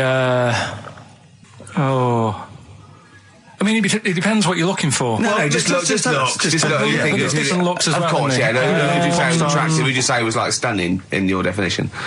A good-looking lad. Yeah. Good-looking lad. Oh, look at him over there. He's.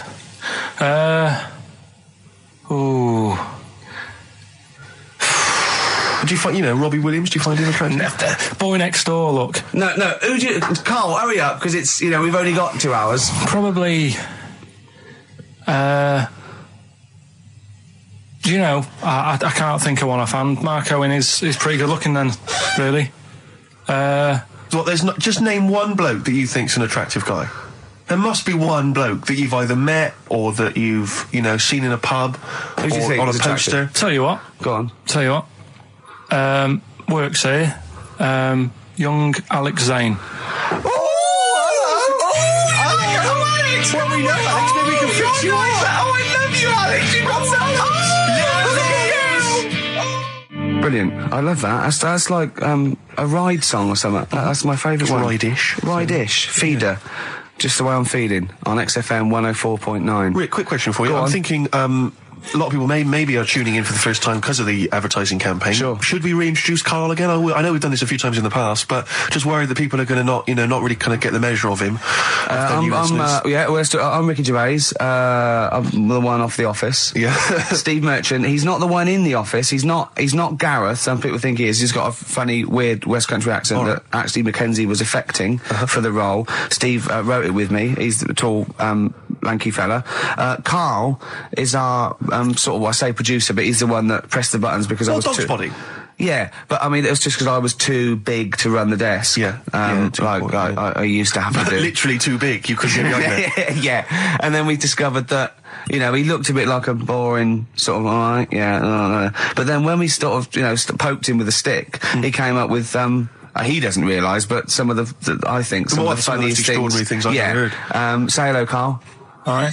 Yeah. Well, classics, I think, so far, that have gone straight to the list include, have you ever used a Y front correctly? Yeah. Brilliant. You never see an old person Eating a Twix. eating a Twix. These are sort of things.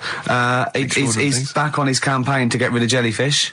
Why is that, Karl? Oh, did you see the paper yesterday? Go on. There's a jellyfish, right? It's about 15 foot long, about 5 foot wide, and there's a fella swimming next to it. And the paper's going, oh, look at this we've found. There's loads of them in Japan. Yeah. And it's because the water's getting hot, so it's making jellyfish really big. Oh dear. How's the campaign going to get jellyfish get rid of them? What was your point about jellyfish? They don't do anything. There's no point. They get in the way. Jellyfish, yeah. It ruined me holiday because I got stung by one. Yeah. But you think the same thing about Liverpudlians, and we can't just go around, wiping out things that ruin Well, your let's holiday. do the jellyfish first. And then we'll move on to the Scousers. Yeah. But yeah, I don't know what they do, and I'm trying to look on the internet. I've been busy this week. You're jellyfish now, not Scousers. Yeah. You don't I don't know what they do either. To sort of try and work out what would happen with the sea if it didn't work, because they say like if there's no. Slow down. See, this is what we're talking about. People who listen for the first time, they've got to listen to every word you say. You want to find out what would happen with the sea if it didn't work? If jellyfish weren't in there, do you know what I mean? Because stuff like coral, apparently the sea would be in a right state if you didn't have any coral in it. Fish, do you know what I mean? I always worry about how many fish we're sort of eating. Because you go past... Sorry? No, do you know, like, you go in Marks and Spencer's or Selfridges... There's loads of fish in there. And there's really fancy stuff that you think they've killed that, and it looks good on the counter, pretty impressive. Yeah. But is anyone going to buy it? Yeah. Do you know what I mean? It's a big, like, a shark sat in ice. Yeah. And you go, yeah, they've got like, a lot of fish... For sure you won't go around the Tate Gallery. No, do you know what I mean? I've never seen a big shark sat in ice in Selfridges. They do it. And it's like, you go in the morning and you can go back at night and the same shark sat there. Yeah. And it's... So you know it's the same shark, do you? It's the same one. So what, same face? Are you sure he just hasn't lost his mum? And he's just like, he went shopping with her Christmas shopping and he's just like, he's stranded, he doesn't know where, he's just waiting. You know I'm right. I've never seen a shark in Selfridges. Well, all right, then say maybe that's one day a week, but on other days they'll have like... Shark Monday. I think, Selfridges. Today at Selfridges is Shark Monday. Yeah. No, it's just that... So your point is that there's all these fish not being eaten. Yeah. So and they're being killed. They're taking them out of the sea, no one's eating them. And you're worried, that the sea's going to rise because the more things you take out? Well, we're just going to run out. Because the fish drink it, don't they? And that keeps the water level down. Yeah. No, well, you know what I mean. There's stuff that worries me. You're worried that... Was it you who said that you were worried that... Because, there's sponge in the sea. Yeah. But if they took it all away... No. Was it... Is that him? That's a Stephen Wright joke. Is that Stephen Wright? What was the joke? Sponges grow in the sea.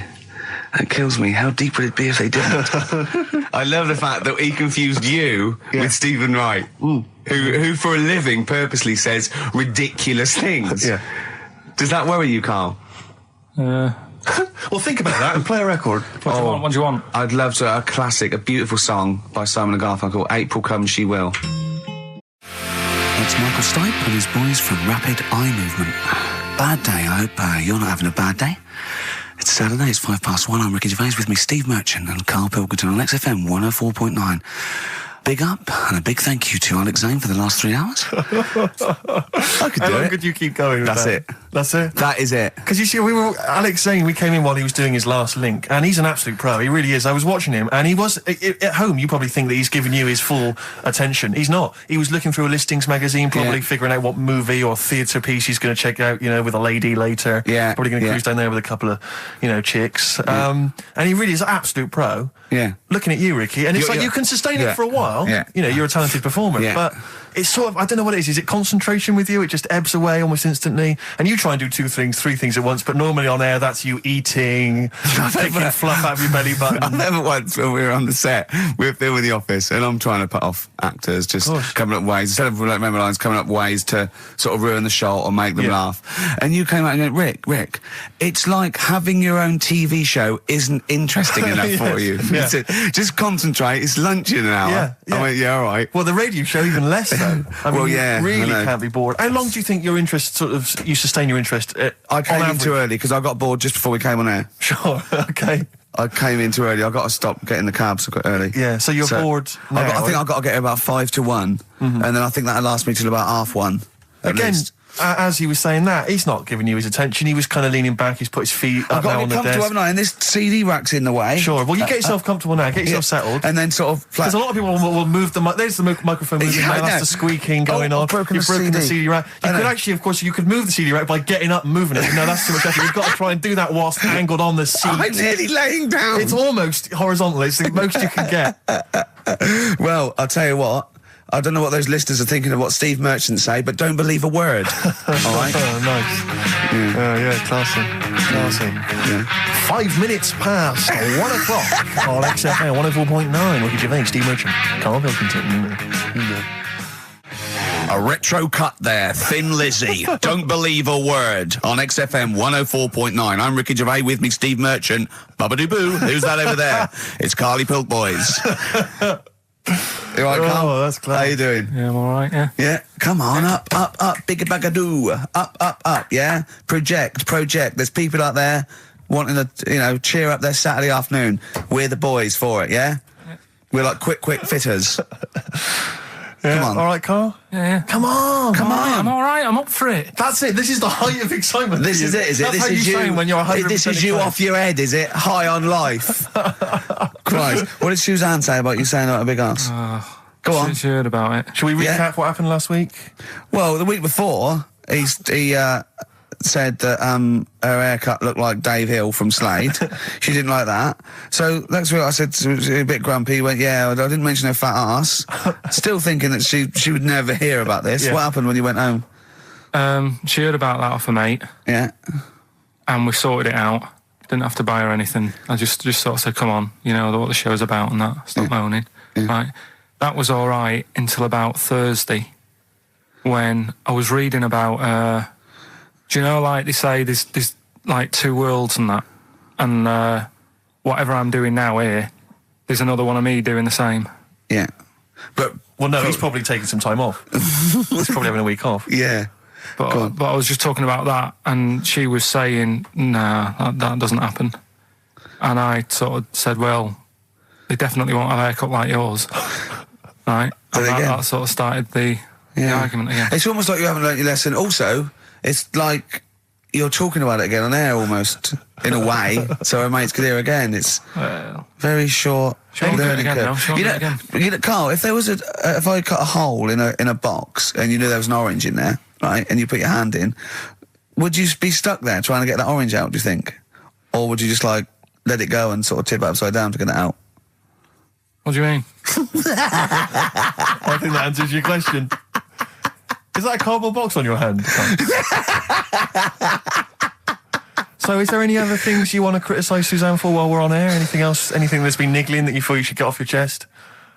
The hair, the arse. Nah, leave it. Everything else is fine. Leave it. I think so. Okay. That's good. I think leave it. Well done. Now, can we just check what other big Karl features have we got today? We got Monkey News. Got Monkey News That's coming important, up. Yeah, got a bit of got Rockbusters and the film thing. that Still not got a name. The Yeah. film thing. just me in a film and that. And Brilliant. this week we're digging out the old the one when I'm in One Flew Over the Cuckoo's Nest. Right, so you're going to make Jack an appearance. Nicholson, brilliant film. Yeah, brilliant film. It was my favourite film till I saw Godfather. It's better than that. Well, you know, yeah, some would say that, yeah. No, it is. The storyline's more interesting than I that, didn't know isn't there was an actual answer. I didn't. Sorry, it's what's best? it? One Flew Over the Cuckoo's Is it? Nest. That's Okay. fact. Rick. Oh, right. Okay. Where's Godfather? Because I want to know, because I don't embarrass myself. Or is it my fourth favourite film or something? Or Probably about fifth. my fifth favourite film, is it? Brilliant. Talking of lists, I suppose I like Kez and the Elephant Man, do I? Do you? lists, Rick. I don't know if you saw in the paper. I think it's on TV this evening. It's as voted for by viewers of VH1, Yeah. the music channel, and they've basically come up with a list of the greatest pop culture icons ever. There's 100. Where's Elvis? So Elvis, is, for instance, is number 3. Jimmy Dean in there? James Dean is in there. I think he's a bit lower. Let me see. He's number 22. We got David Beckham at number 1. Oh, well, okay, well then, so Robbie Williams is in there, so it's British bias. Yeah, Robbie Williams is number 9. He's just below ABBA. Oh, Number okay. 8. But interestingly, this is of interest to you, I think. Number 66, Yeah, The Office. that's all right. Well, it is, Rick. It's nice that the show is in there, and that's a very flattering thing. I'll tell you what cheapens it. I'll tell you what undermines it. Yeah. The things that are lower in the list than the show. Oh, God, so we've beaten... Well, I'll on. give you a little test. Yeah. Higher or lower? Do you think this is higher, near the top of most important pop culture icons, or lower than ours? Okay, I'm going to give you Superman. Well, international, been around since the 30s, one of the biggest icons on the planet. I'll say higher. Lower. But, yeah. Ludicrous. Okay. Do you think higher So- or lower? Neil Armstrong, the first man on the moon. This guy's been to the moon. Well, I'd say lower then. Lower. Yeah. Yeah. Yeah, but is that saying the people behind the rocket or just him? Because he just sat in it, didn't he? He just sat there, he didn't do anything. But, no, but it's it's the what icon. he's symbolic it's not, of. It's not how much work went into it. All right. A few others. What about things like Coca-Cola? Oh, no, they don't really count. It tends to be... So it's for some not- reason, they don't feature. I mean, Mickey Mouse is in there. What do you reckon, Tom Cruise, higher or lower? Tom Cruise is the number 1 box office movie star in the world. Well, presumably lower. He's then. lower. He's number 81. Just about scraped in there. It really is a list drawn up by people who've just sat at home and looked along their video and book collection. Yeah. Office, yeah, that's good. Well, I think it is a reflection of that, but it's always the same that they you do an HMV poll and it's Pet Sounds, Revolver, Let's Get It On, Yeah. Robbie Williams' Life Through a Lens, because it's it's the people that vote. It's a reflection of like those massive, you Yeah. know, what's big at the moment. I was the most powerful man in comedy. Let's not forget. Yes. 1 year ago. Yeah. Wonder where I'll be this year. See, if that had been the laziest man in comedy, you'd have got my vote. Interestingly, though, at number 26, Karl Pilkington. Oh, imagine. All possibilities. Badly Drawn Boy on XFM 104.9. I'm Ricky Gervais with me, Steve Merchant, and little Carly Pilkington. Rick, Susie's emailed. Yeah. She wonders if you could give a massive hello to Hannah and Charlotte and all in the sixth form at Cobthall School. Yeah. If you want them to listen, would you give them a massive Yeah, hello? shout out. Yeah, no massive. disrespect, man. Where are they from? I don't know, I can't quite pronounce it. Cobthall School? Cobthall Or- Massive. Yeah. They're probably Cobthall known Massive, as. Yeah. So good luck to Suze and Hans and Charles. When did we start doing I feel we dedications? should, because I've always felt this is something that's lacking on the show. Interaction with the audience, you know? Interesting only to the one person whose name is always, mentioned. Of course. But that's, Yeah. that's how proper DJs fill up their time. They don't talk about monkeys and, you know, and all that kind of drivel. Oh, do you think monkeys are drivel, Carl? We'll still be doing a bit of monkey news. It doesn't Yeah, matter yeah, how yeah. much you have a pop at it. It's coming up in a bit. Yeah. Got some good stuff this week. I know it's been a bit dull Yeah. last 2 weeks. Well, no, it's not been dull. It's been totally untrue. As ever. Bordering on the impossible. I mean, monkey dating, saying what tree are we meeting in? You believe that sort of drivel. So, I mean, oh, God. Jonathan Ross told a story about a chimpanzee once. It was about, but it was about how it escaped from the zoo Yeah. and it jumped on a bus. All right. Okay. Interesting. Funny. I right? did that one. But it's possible. Is there possibility in that one being true? I did that one. I think you said something like he drove the bus, or he was conducting it, or I collecting think you fares. said he took it to Spain. Do you see the difference? It's that little stretch of credibility that means it's all shite. How is Jonathan Ross? All right. Is he? I wondered how long it would take before his name popped up. How is he? How is the old man? Looking forward to his birthday Monday? Oh, dear. Yeah. I don't know if any of the listeners saw Ricky on Jonathan Ross's TV show last night. Yeah. What? I mean, man alive. What? Well, that's not an interview. How is that an interview? What? It's not. He wasn't interviewing you. He's like two pals just having a laugh. And if we it was like it was a family do, and you just happened to film it and stick it on the telly. My friend made a good point. It was like any minute his kids were going to pop out, sit on that sofa next to you and go, "Oh, Uncle Ricky, do the little dance." It was unbelievable. I mean, what were you wearing for a start? What's that? Some tatty old jumper like you'd just been doing some artexing and he'd gone pot round with it. We're having a couple of drinks. That was Lambretta. Was it inside out? Trendy jumper. How do you keep getting things with the St. George cross on it? What do you mean? That's the only one I've You've got loads of stuff. T-shirts, jumpers, shoes. No, I've got a Union Jack. What's it? A French Connection but that's not my concern. I haven't got any underpants. That's not my concern. No, it's just the fact that, I mean, firstly, yeah, the fact that Ricky, for those of you who don't realise, Ricky is friends with Jonathan Ross. They are friends. Now, they've only known each other, what, a year maybe? About 2, yeah. It's less, I think it's less than 2. And what worries me is, the friendship's too close. What do you mean? Because you're over 40. You see, it seems to me that after the age of 25, men should not be becoming really close friends with other men. It should be like you've had all your friends, you made them at university, at school, and if you're in any walk of life and you met someone at a party or a pub, even if you got on, you would not be phoning them every other day, like going to an awards. What are you wearing, Jonathan? I've heard this conversation. What are you wearing? I think I might wear this. Is it too formal? Is that going to be too formal? It's not true. It is. That's you're always not true. on the phone to him. You're always chatting. I'm just going to pop around. Oh, I'm just going to play some tennis. Yeah, we play tennis. Always hanging out with the guy, and it's to me it's unhealthy. And this, it's just bled over now onto TV. Hold on, wait a minute. Whoa. So you're there. It's like, I'll tell you what it reminded me of: Des O'Connor and Jethro coming on to plug his live video. Or Tarby and Kenny Lynch. And then at the end of the interview, after they've been, mutually backslapping, he gave you a pet. Jonathan Ross gave you a cat as a replacement for your cat which died. Yeah. Now, to me, that's an inappropriate gift. What? It's a lovely gift. You should be. I don't think people should be giving pets as gifts. Do you know what I've got in there for his birthday? Up to a wedding with I just bought you a cat. Do you know what I've got him for his birthday? I've got him as a child.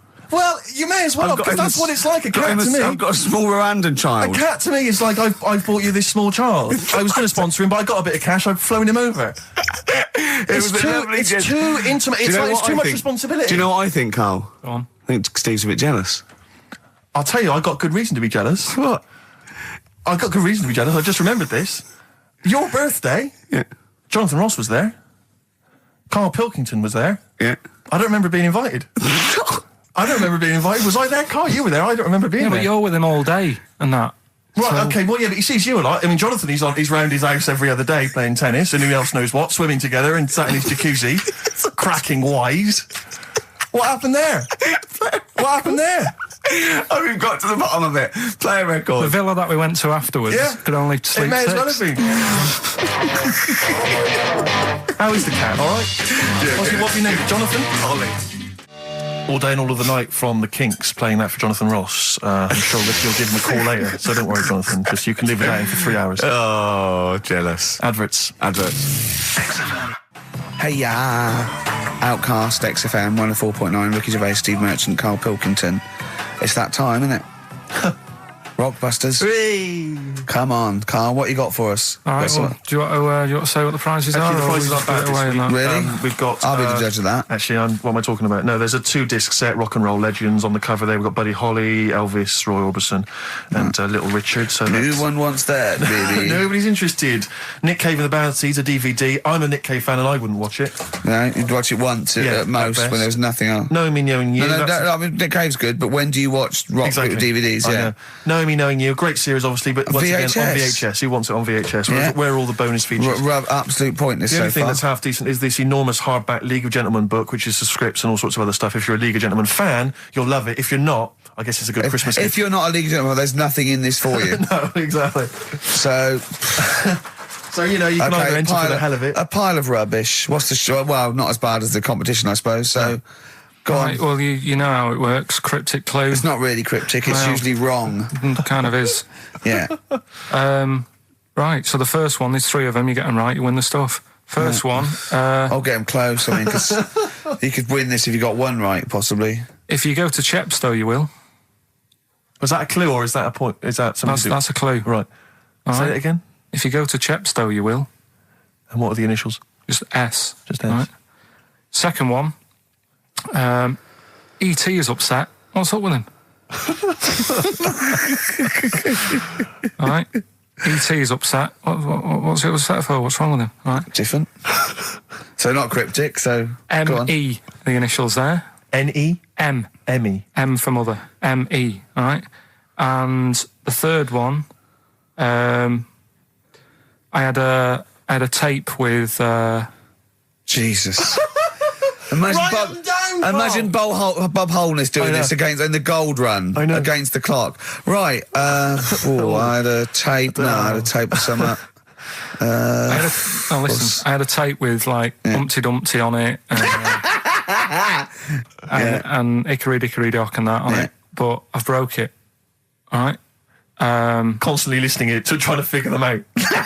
Trying to solve the crime. Exactly. Who pushed Humpty? Yeah. The initials there, B.R. Right? So, first one, if you go to Chepstow, you will. The initial S. E.T.'s upset. What's up with him? Yeah. Right, what's up with E.T.? I don't know. What's up with E.T.? E.T.'s upset. What's up with E.T.? Yeah. The initials there, M-E, is that right? Yeah. Hey, yeah. Let's go through that one more time. Yeah. If you go to Chepstow, They're you like might. jazz questions. Yeah, exactly. Just free form. Exactly, yeah. E.T.'s a bit upset. What's that? What? Hey, dude, what's the matter, man? And I had a tape with like Humpty Dumpty on it, Hickory Dickory Dock, stuff like that. Doesn't work anymore. What's gone on there, right? What's gone on there? B.R. First time he said, well, you broke it. Well, I broke it then. Is that important or not? Yeah. I broke it. And so it's B. B.R. Okay. Right? Okay, well, you can text if you have a mobile phone. So everyone, there's no excuse to not take part. 83XFM is the text, 83XFM, or the phone number. No, we're not doing the phone, obviously. We don't I know what the the B might stand for. And otherwise it's ricky.gervais@xfm.co.uk. We'd love to hear from you. Oh, it sucks the lifeblood out of me, does, doesn't it? just listening to Rockbusters. Something to bring you down even further, although it's a beautiful, beautiful tune. Oh, beautiful. Ryan Adams has got a number of different albums out at the moment. One is called Rock and Roll. It's not great. Don't really bother with that one. Do dig out, though, Love is Hell Part 1 from Ryan Adams. It's available at different places, and you'll find this on it. Track 5, Wonderwall. His version of Oasis is wonderful. Absolutely beautiful, isn't it? It's a treat. XFM 104.9. Yeah. Ryan Adams from his new album Love is Hell Part 1. That's his version of Wonderwall. Rick, I know what you normally enjoy, about 20 to 2. Some ads. You love them. Fortune Faded Red Hot Chili Peppers on XFM 104.9. You, of course, don't ever take the tube anywhere, Rick. No. You haven't done that for years. No. Take cars everywhere, or you walk. Yeah. Or you get a lift from Jonathan. But me, I'm still forced to take the tube, which is also very embarrassing at the moment because You're of not those forced to posters. take the tube, are you? I am. What do you mean you're What, am I made forced of money? Well, you could How walk. else am I going to get about? You could walk. What? You can drive. Why don't you buy a car? Oh, yeah, driving into the centre of town? Congestion charge, are you paying that? Are you a fiver? Hey? What do you think of that, Carl? Hey? Oh, yeah, because he's Mr. Flush. He's Mr. Lavish with his cash. Well, no, I've moved in close, haven't I? I'm not moaning about it. I walk everywhere now. Well, good. Yeah. I'm Something pleased about for it. you. Yeah. I'm I pleased moaned for you. about it, but then I sorted it out. But you're always whinging anyway. Let's not get on to you, Carl. It's always you, saying. you. Yeah. So, What's up with Steve today, do you think, Carl? Oh, what's going on? He's having a go, isn't he? it's not helping those posters being on the tube of us. That's not helping. I don't know if you've seen those posters. You obviously don't go. I saw the. Yeah, I haven't seen one or two, but everywhere I go, I'm stood next to one. I can't avoid it. Yeah. I'm on the tube waiting. I look around. It's us again. And it's so embarrassing because it looks like you're stood next to it deliberately. But I can't browse in HMV now. I went last week, and you keep coming up to pictures or cardboard cutouts of Brent. Right? And I was in a bookshop, and I was looking at there's a big almanac of comedy, right? And I was just looking through it, just browsing, right, killing time.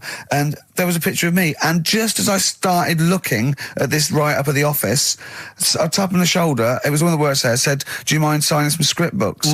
So she saw me looking at myself. Yeah. And I wanted to go, I just turned to that page then. I was in a bookshop looking, there was a big book on sitcoms. It was like the A to Z of sitcoms or something like that. And I genuinely was looking up other shows because it was about other comedy shows. And I was looking something up. Guy that I knew came up to me like that. And I just started like, I'm just looking, Robin's Nest. Where's that?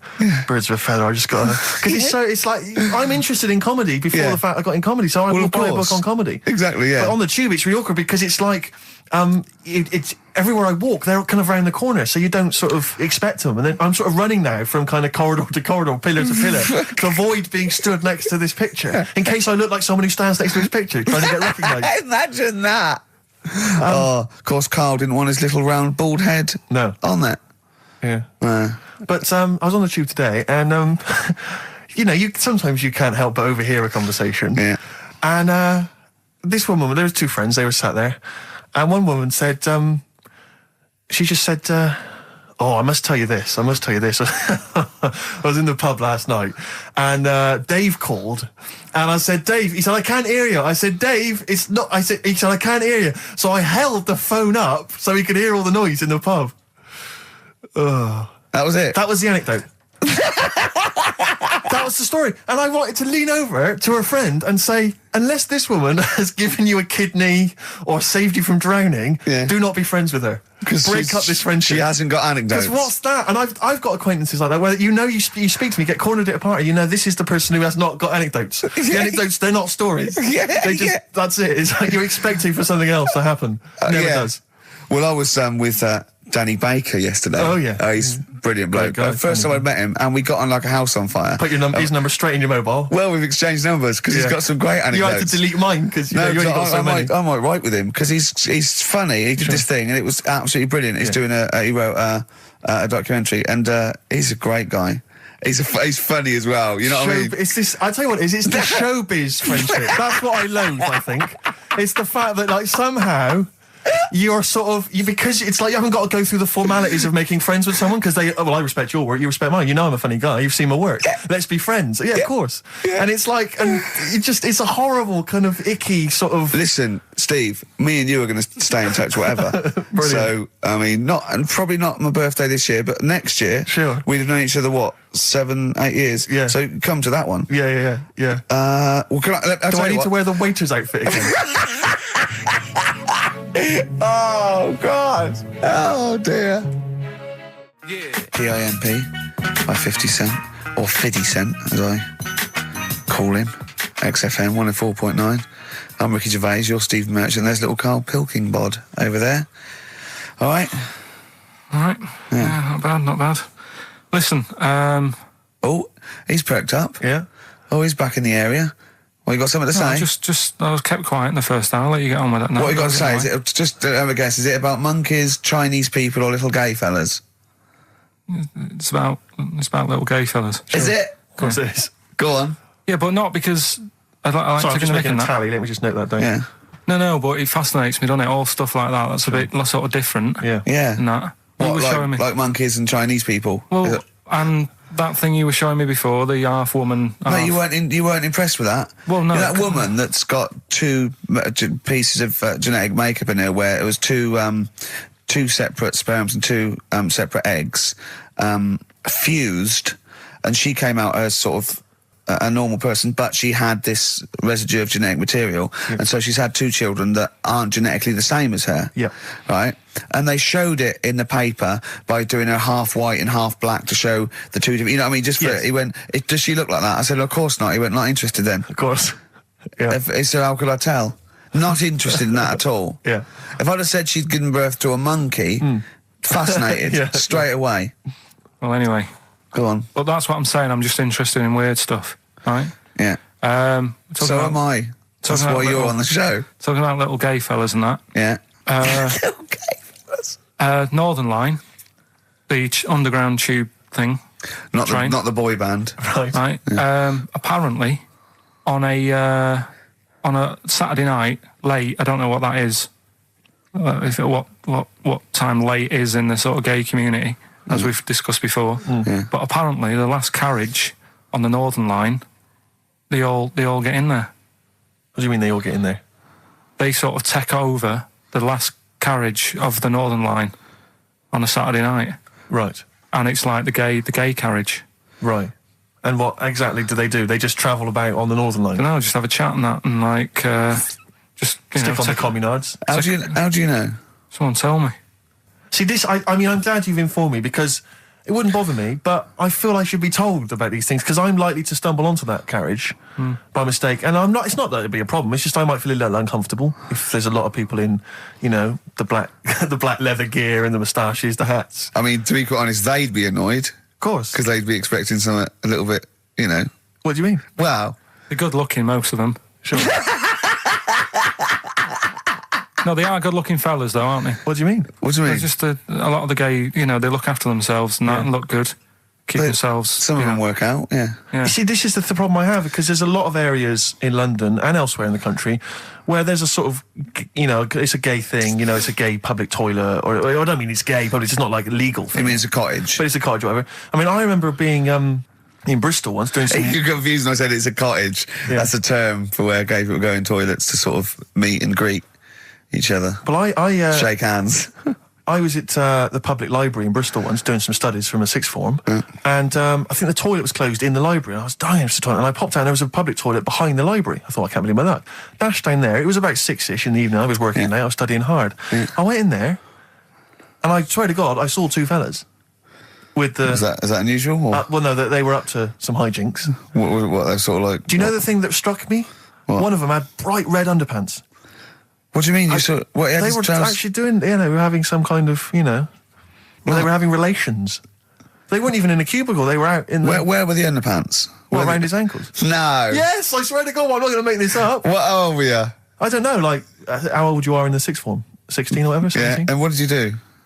Well, I actually Well, said, you just joined in. What else did you do? You might as well. I yeah. actually swore. I said, "Oh, f me," and then I went, "Oh no, don't." No, I did. I swear to God. I did. I went, "Oh, f me." No, don't, because I was panicked and I ran out. And as I was walking out, a guy was coming in. I went, "Oh, hang on, mate." And then I thought I better not tell him. I let him find out for himself. He might be going in there to join in. He might have got a call. Come down. We're going crazy on each other's ass. Come down. I think it's a conspiracy, a Bristol But what annoyed conspiracy. me- what annoyed All right, me my was- lover, want a bit of car? What angered me, Rick, was the fact that I wasn't notified, that there was not. I didn't know There this was no sign. And afterwards, I spoke to other people about it, and they said, "Oh, it's a famous gay haunt." But what annoys me is I feel that they should put an ad in the local press, Yeah. a big paper, like once a week, like, you know, when they recall cars if they're damaged or there's a fault, or couriers might bring back stuff if they're sort of faulty goods. They say recall and we'll give you money back. They What should do just you put an advert in. The suggest? gay community should put an advert in that just says, these are the hot spots, this is where you're likely to find us doing some stuff. If you're not gay and you might feel uncomfortable, avoid them. And just list them, or little pictures, or, you know, a map or something. Anything, because like the gay tube thing, I Cock don't know that's fun. 1, 2, 3. Railway cuttings. well, not that. It's more of a sort of social awareness thing. Yeah. So people, you know, don't feel uncomfortable and. But they don't want it exactly to be like sort of walking in under a neon sign. Why? It's legal. yeah, big arrows. Oh, as if. What do you mean? What's wrong with that? Because, well, it's actually a public place. I don't think cottaging is strictly legal. But they don't even have to specify what they're But going to do. some people, they're not. Some of them aren't. I don't think it's But they probably advertise seen gays, is GAY. it? Yeah, but it's not. Yeah, but it's not the people that go out and they say I'm gay and I like Barbara Streisand. It's presumably the sort of people that do that are people that either aren't quite out yet, or do you know what I mean? Or they're doing having a quick one away to their wife and kids. Yeah. I don't know. I don't know completely how it works, but I'm sure there probably isn't a place like free bumming here tonight. No, there is kind of. What? Because I was walking home one night through Soho, right? Just because that's the way I have to go, not because do you know what I mean? I wasn't going there on that, right? So I'm walking So nervous, through. isn't he? right? And I was handed like a card, which was like a gay event, right? Now that's a bit weird, isn't it? That straight away he's presuming that because I'm there that time of night. Well, and you got a shaved head, and you sort of like, you sort of like quite look after yourself, and you got some nice clothes. Yeah, but it's still you And you look can't like a really little bit presume. rough, don't you, from Manchester? It was you look like a northern rent boy who comes down to stand outside McDonald's. And The card was rubbish, right? What do you mean? Had this fella on it, right? All sort of greased up and that. Why would you look? Just having a look what he'd handed me and that. Right. Just having a look. Picture of him, sort of sailor's hat on, tan body, like just his arse out like that. And rubbish slogan, right? The best bum in W1. Is bum there a noun or like a verb? What do you mean? Well, to bum, is it like get the best bum you've ever had, or he had the best bum? I think it's just I don't like suppose you asked. No. I don't suppose you called the number to check. What do you mean exactly by this? Does it mean you've got a great arse? Do you mean I will be well bummed, or do you mean you've just got a good... Come on now, let's Can I just a final point about, because I asked my friend how it all works up on the Heath, because I live in Hampstead Heath, near Hampstead, and I was where I didn't want to go walking and get myself involved in anything. How can you get involved? No, again, I didn't want to walk. Sort of like, is it like, oh, I can't believe it. I couldn't say no. Oh, my wrist, it's knackered. What do you mean? Well, I was there for about 2 hours. I must have gone about 43 of them. But, I didn't like to say no, because they were so pleased to see me. Oh, well, it's God. not so much the fear of that. It's not Good skiing practice. I was doing 2 at a time for a little while. It's not the fear of that so much as the fact that, again, you don't want to gate crash someone else's party. Do you know what I mean? No. You don't. If there was a straight couple having sex, you'd want, oh, I'm sorry, and you'd want to avoid that area. Of course. But I was finding, so someone told me how it works, and apparently you just go and like sit on a bench or something, and then a guy just sits on the bench and they just look at each other. There's not really anything said. It's just a kind of nice evening or whatever. I guess it's like 2 a.m. or whatever, and then they go off in the bushes and ding dong. But it's like I don't know how that culture's developed. I love this programme now. Why can't that be the case with women? That would be amazing. You just go out to the park and like 1 a.m. you just sit on a bench. You just be like a scene from Gigi. Exactly. Just walking along with the perambulator. Yeah, exactly. But that would be a joy if there was none of this formality. You've got to talk to them, buy them dinner. Oh, you're joking. Romance. Oh no. Just this kind of informal thing. It'd be great. So what would you do then? You go up to a woman and go, come on. Yeah. Let's stop mucking around. We know why we're both sat on this bench. There's a nice bush over there. Yeah. Let's have a bit. Yeah, and then she'd go, yeah, great, thanks. I'm killing some time before I, pop into town. Yeah. That'd be perfect, thanks. You make my weekend. So you're jealous of gays as well as me? In a sense. In a way. What do you think, Carl? Let's put a track on. Why? Are you getting scared now? You brought it up. Is it getting too close to the bone, so to speak? Radiohead and There on XFM. I'm Ricky Gervais, with me Steve Merchant and Karl Pilkington. I was talking to my dad the other day. He was saying he lived in Bristol and my family live in Bristol, and so they can't really listen to the show. And he said, I was thinking of buying your grandparents a digital radio for Christmas so they can listen to your show. Imagine them listening to that last link. About you? And then me seeing them at Christmas. Steve, you never told us you saw 2 blokes bumming. Yeah, and then what's that about you jacking off 30 men? Exactly. You've got to say no, lad. I know you're a nice fella, but just because they want relief, you're not the man for it. Oh dear. They must be so proud. Yeah. Rockbusters. Yeah, they'd be loving this, right?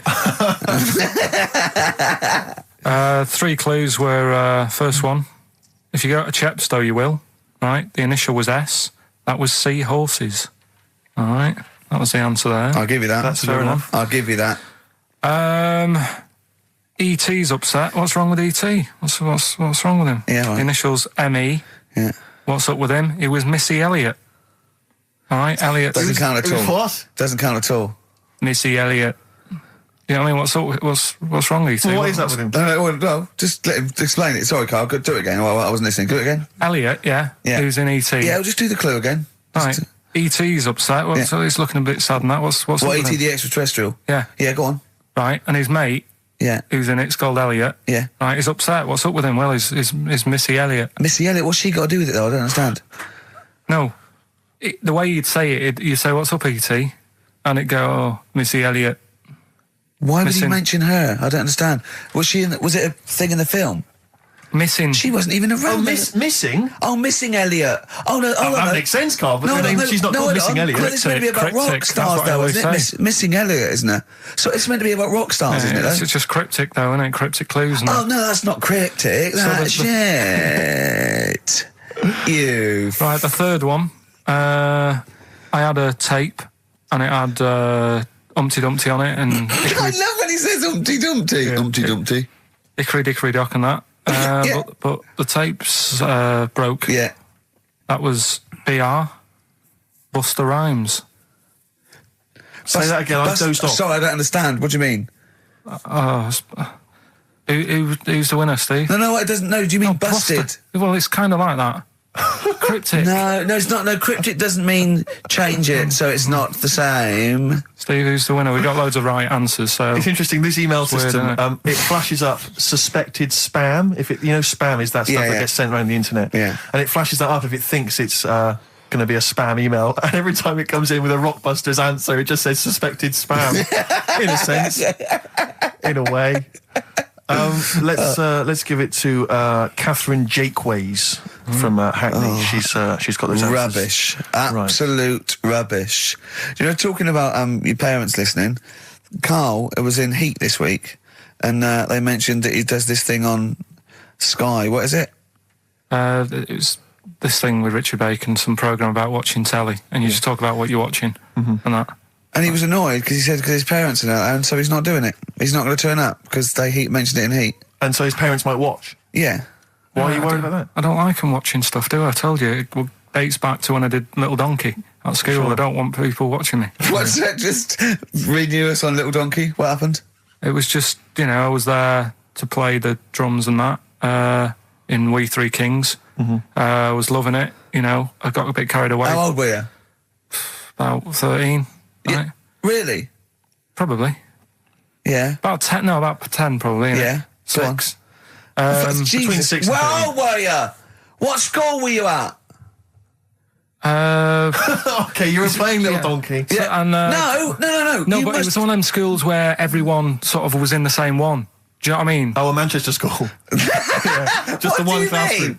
Well, it's like sweeping chimneys in the day and then 1 hour of learning. What are you talking about? What school were you at? Was it infants, junior, or secondary? They didn't really do that. It was one way. What do you mean? You did that. They still have to abide by the laws of the land in Manchester. No, but it was a lot more like you had infants, but you also had like the older lot. There's kids there.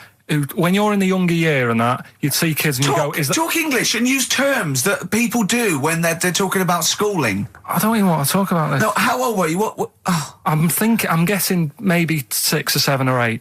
So you went from 13 to 6? Yeah, but like I say, it's hard to remember because... Imagine if you were giving evidence in a trial. Yeah. How old were you? I don't know. Yeah. I mean, I don't know. I can't really narrow it down other than 7 years either way. Theoretically, he could get called up for jury service. Right, you're on... White Stripes, hardest button to button on XFM. That's a frightening thought that you came up with before the break. Carl, jury service. Carl could be responsible for someone's rest of their life. Yeah. Because jury service, that applies to anyone. Anyone could get sent the form. I think you're obliged to go unless you have a really decent reason not to. Imagine it was a really, really important trial. Well, what annoys me is that isn't it supposed to be you're tried by 12 good of men your and peers? true. 12 good men and true. Yeah. Good men and true. And women, of course. The only thing I can hope is that the defence attorney would wheedle out Carl at an early stage. Oh, yeah, objection. I object. Yeah. Why? I object. Have you heard of something called Rockbusters? Yeah. Well, sorry, you can't just object on that. OK, then what if I tell you my client, standing trial, is a little gay Chinese fella? And here are some of the tapes from XFM. My suspicion is he's prejudiced. So how does it work then? How does what work? What do you mean? You just get called up and you have to do jury service unless you've got a very good reason. And it's not, I normally have Mondays off. Yeah. Oh, you wouldn't like that. You have to get there at 9 o'clock. I've got to prepare monkey news. Yeah. Oh, you couldn't stand it. Just wouldn't do it. What would you say? Say, don't get me involved. Because I got involved once. Don't get me involved! No. What do you mean you got involved once? Well, with the police and that, when I lived in Manchester, I saw a bit of car crime going on. Right. And I got involved. Hassle. I'm telling you. How did you get involved? You phoned the police? Yeah. Yeah, because I thought, well, I know, well, that's just it, but I thought I'd hope somebody did it with my, Yeah. So, and it's just a hassle. Loads of phone calls. Canary. Having to stand on a balcony of this, tower block that I lived in. Police shouting up at me. I'm stood there with my underpants on, right? And what it was, a car had been robbed, right? So I call up the police and that, right? Said, right, listen, car's being robbed. And they said, where is it? I said, I don't know, just across the road from where I live, right? So I tell them where I live. And where do you live? How old were you? 13? So she's asking loads of questions and that. I'm saying, look, whilst you're asking all this, they're actually getting away, so, will we leave it? And she's like, no, we'll track it down, blah, blah, blah. So I said, well, look, I work nights. What could you see? You could see some lads just pushing a car. Pushing a car. Yeah. That's how they steal cars in Manchester, is it? Yeah. Everywhere else in the country, they're getting in, they're driving them away. In the south, they drive them away. Exactly. Usually sort of like In start Manchester. the engine. It could get away a lot faster. What do the police do? Push their panda car after them. Exactly. Say, come on, lads, don't cheat, don't get in the car. They're just pushing it. It was late at night and that. And I suppose you don't want to start the engine. Of course you don't want to wake people up, not when you're nicking cars. Of course you don't. All right, So late at night. Hold on, they weren't gay. They weren't gay, were they? They were out late, really? Come on, Carl. So what happened? So, anyway, I said, look, don't call me back. I'm going to bed, right? I've got work in a bit. Brilliant. So, Let's go. What? So that was that, right? Where were you working? Next thing, right? Phone's going. Hello, it's the police again. I said, I told you not to call me. Right? I told you not to call me at home. So, they said, right, the police are outside. Can you go on your balcony? She's like, oh. So I'm 10 stories up, right? Stood on the balcony with like my underpants on, right? And the police are saying, where's the car? And I'm saying, I don't know, they've gone down that road now. So I'm trying to point to them. They're shouting up, saying which road and all that. And I just thought, why did they get involved? Yeah. I don't think they found it. No. It was hassle. The blokes were pushing it too fast. Exactly. They were in the next street by now, weren't they? This. Don't get involved. Don't get after that. Imagine him being on some sort of trial where it's like some sort of mob affair. Yeah, gangland murder. Imagine him going into the witness protection. The police just explaining to him, your new name is Jeffrey Peters. Why can't I be called Bruce Wayne? Well, no, Mr. Pilkington, listen. Imagine that. Do you know what witness protection is? Oh, go on.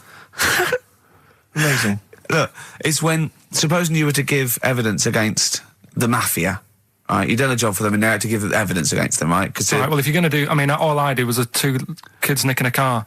Yeah. Don't start messing with mafia. No, listen, of course not, no. But imagine you were in the mafia and that you got caught doing something, but instead of going to prison for the rest of your life, you said, oh, well, I can give you Mr. Big, yeah?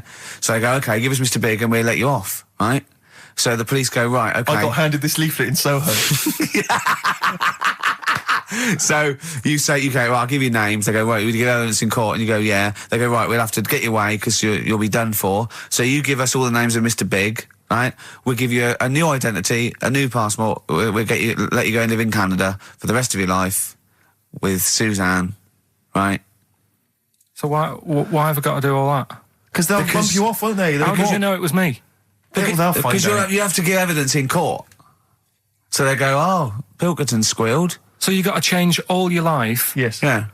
They've killed someone. Yeah. Yeah. Well, look, you just know you're giving them in to keep you from going to jail.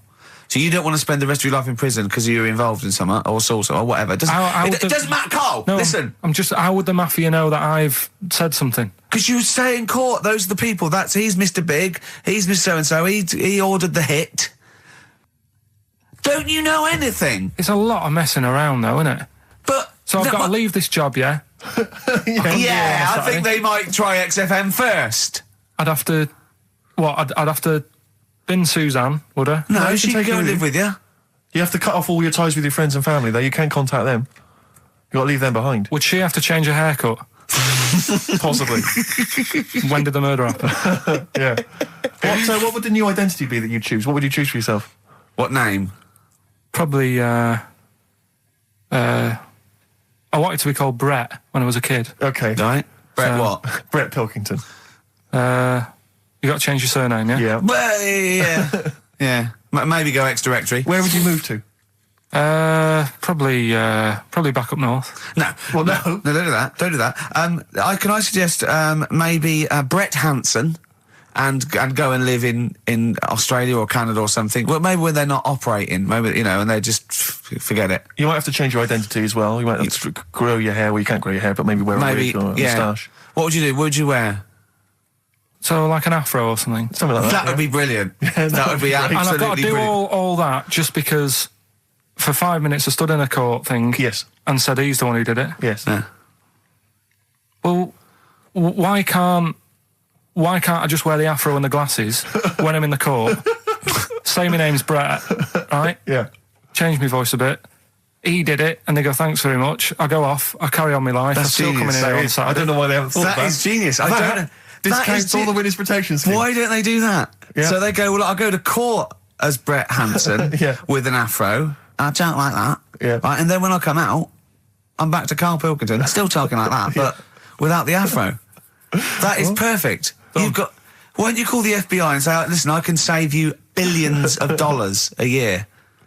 You're a genius, Karl. All right. Well done. Or Brett, should I say. The specials, Rudy, a message to you on XFM 104.9. Still to come, Rick, I know you're excited. Karl puts himself inside a movie this One week. flew over the cuckoo's nest. One Flew Over the Cuckoo's Nest. Look I forward think to that. I can imagine him in an institution like that, though. Not much of a stretch. Let's have some ads. Don't look back into the sun. Libertines on XFM. I'm excited, Steve. It's that time. It's that time of the week. Go on. Well, Karl's in a little film. Oh, that's what you're excited about? Yeah. Sorry, I thought you meant the show's almost over. Right? Yeah, no. Come on in, Karl. Right, so, yeah, I'm in One Flew Over the Cuckoo's Nest. Yeah. Took a scene from it. Yeah. Got to listen carefully in that. At the end, there'll be a question on, like, the clip that you've just heard. It's sort of like what they do in the Krypton Factor and stuff. So do you want to read out the prizes? Or just Yeah, little there's taster? little things. It's a couple of rock and roll albums. We got the lead Why is it gentleman. called One Flew Over the Cuckoo's Nest? I can't remember. I think it's explained in the book, but I don't remember. I haven't read it for many years. If someone knows, just a quick email to do. I'd like to know that. Ricky.gervais@xfm.co.uk. You can win yourself, if you get the question right, the League of Gentlemen Series 3. We got that Rock and Roll Legends again, the Best of Blondie, a Nature Programme, and the Old Grey Whistle Test, Volume 3. So if you're Brilliant, so over that's well 50, worth- you'll enjoy that. Yeah. And just, if you haven't seen the film, it's just about, like a... What would you call it? Well, it's a guy who thinks he's going to get away with prison by going into a mental institution. It was a new experiment, but he finds out he can't get out and he's sort of trapped. And well, people know it. Everyone knows what. Just play it. Well, play I it. saw it last week, so... Just play it. All right. Well, you know, I've been observing you here now for the last 4 weeks, and I don't see any evidence of mental illness at all. Yeah, no, not mental. I never said I was. I mean, all right, I got an E in history, but that isn't why I'm in here. I'm in here because I had to get away from the outside world. It was doing me head in. I've been working too hard. I'm stressed out. I've been working like loads of hours Monday to Friday. I've been working on a Saturday with Ricky and Steve. Right, that's been doing me head in. People think that's a laugh when it isn't.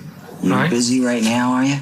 You got something to do right now? See, this is why I'm here today, Doctor, because he's doing me head in. What do you mean, sir? Well, he's doing me head in. I came here to get away from Ricky. He is just as bad. I'm smarter than him, ain't I? No, you're an idiot, right? You're just... We're just good friends. No, we're not friends. And if you were a friend, you wouldn't be doing that to me, Ed. How do you mean that? Well, don't ask... Come on, I'll show you. Yes, Look what you've done. Get him out. Get him off me! Get him off! Now, just hold it right there. All right. You get off! Doctor, will you tell him? Commercial. Don't hurt you, does it? Of course it does. That's it. Now hold on to it. Not too hard. You'll crush all the air out of it. We're gonna... He normally does it harder than this, but... No, just warming up. Warm it up. Warm it up. We're somebody else. All right, baby.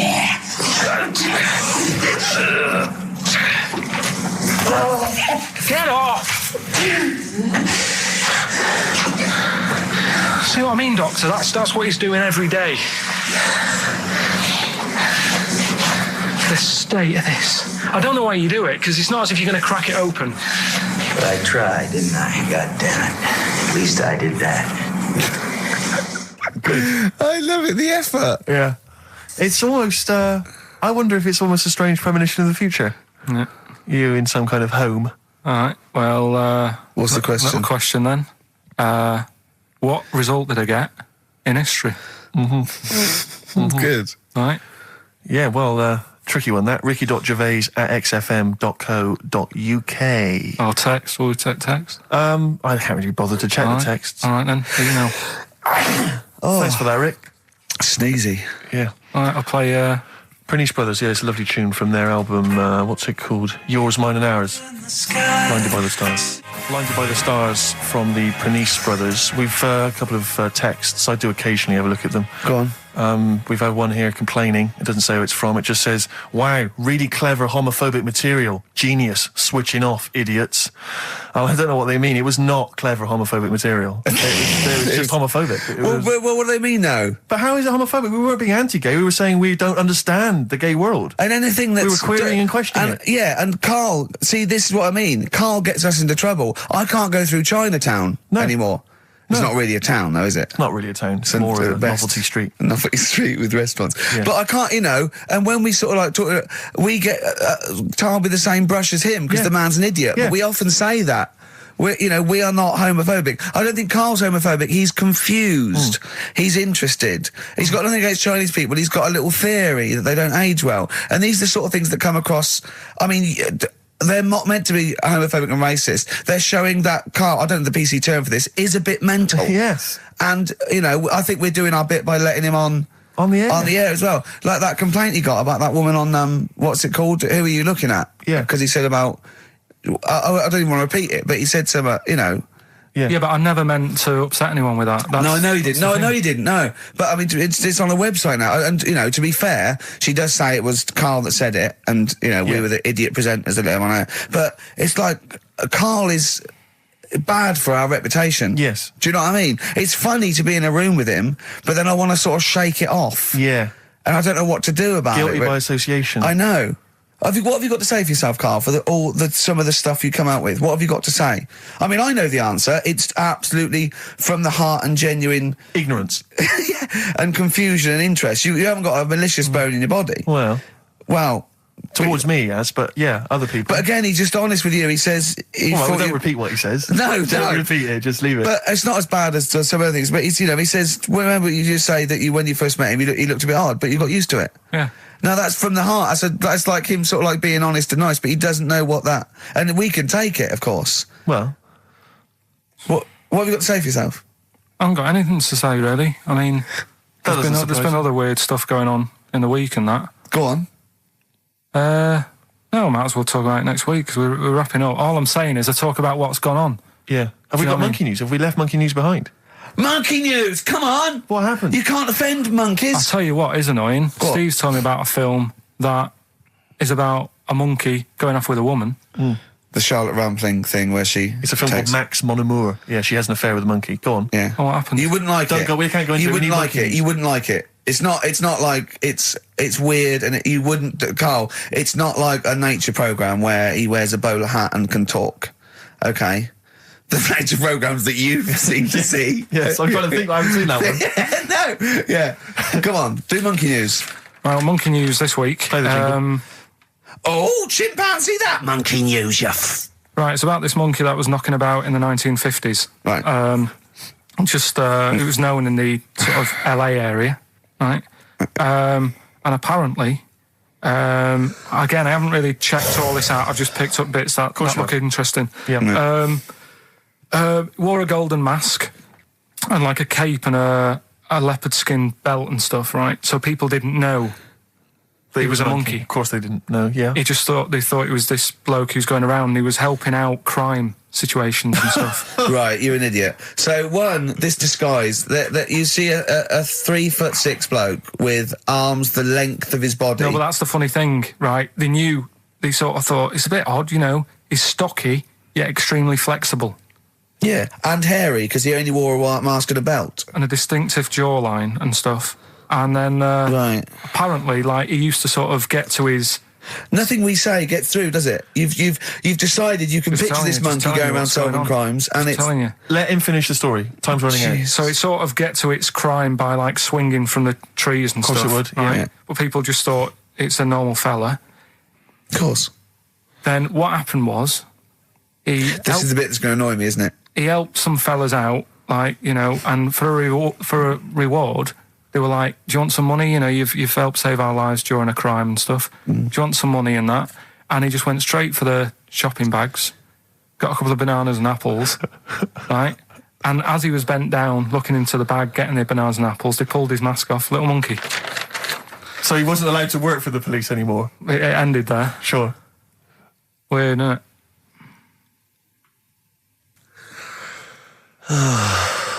Rick, can I tell you the meaning of One Flew Over the Cuckoo's Nest? Yeah. Can we never speak of monkey news again? Yeah. It comes apparently from an American children's nursery rhyme. 1, 2, 3, 4, 5, 6, 7. All good children go to heaven. Some fly east, some fly west. Some fly over the cuckoo's nest. Brilliant. Now, thanks to Ian for emailing that in. Shall I give someone the prizes? Yeah. Phil Corbett, there you are, that's the first one I've pulled out. He correctly guessed that it was E. It was an E that Karl got in history. The only qualification he's got, and it's an E. Do you know that woman? Judge the monkey news based on that. Go on. That woman who went out with the monkey. What? It's a film. It's a film. It was Charlotte Rampling in the film. I don't know who played the monkey. Did she have any kids? What, with the monkey in the film? Yeah, I'm just thinking if I'm going to get it out and stuff. No. Why? Oh, because that would have been interesting. Well, no, it's just that the problem there is the kids would always look more like the dad. See you next week. Jet, are you going to be my girl on XFM 104.9? I'm Ricky Gervais, with me Stephen Merchant. Over there, little roundy bald head of Karl Pilkington.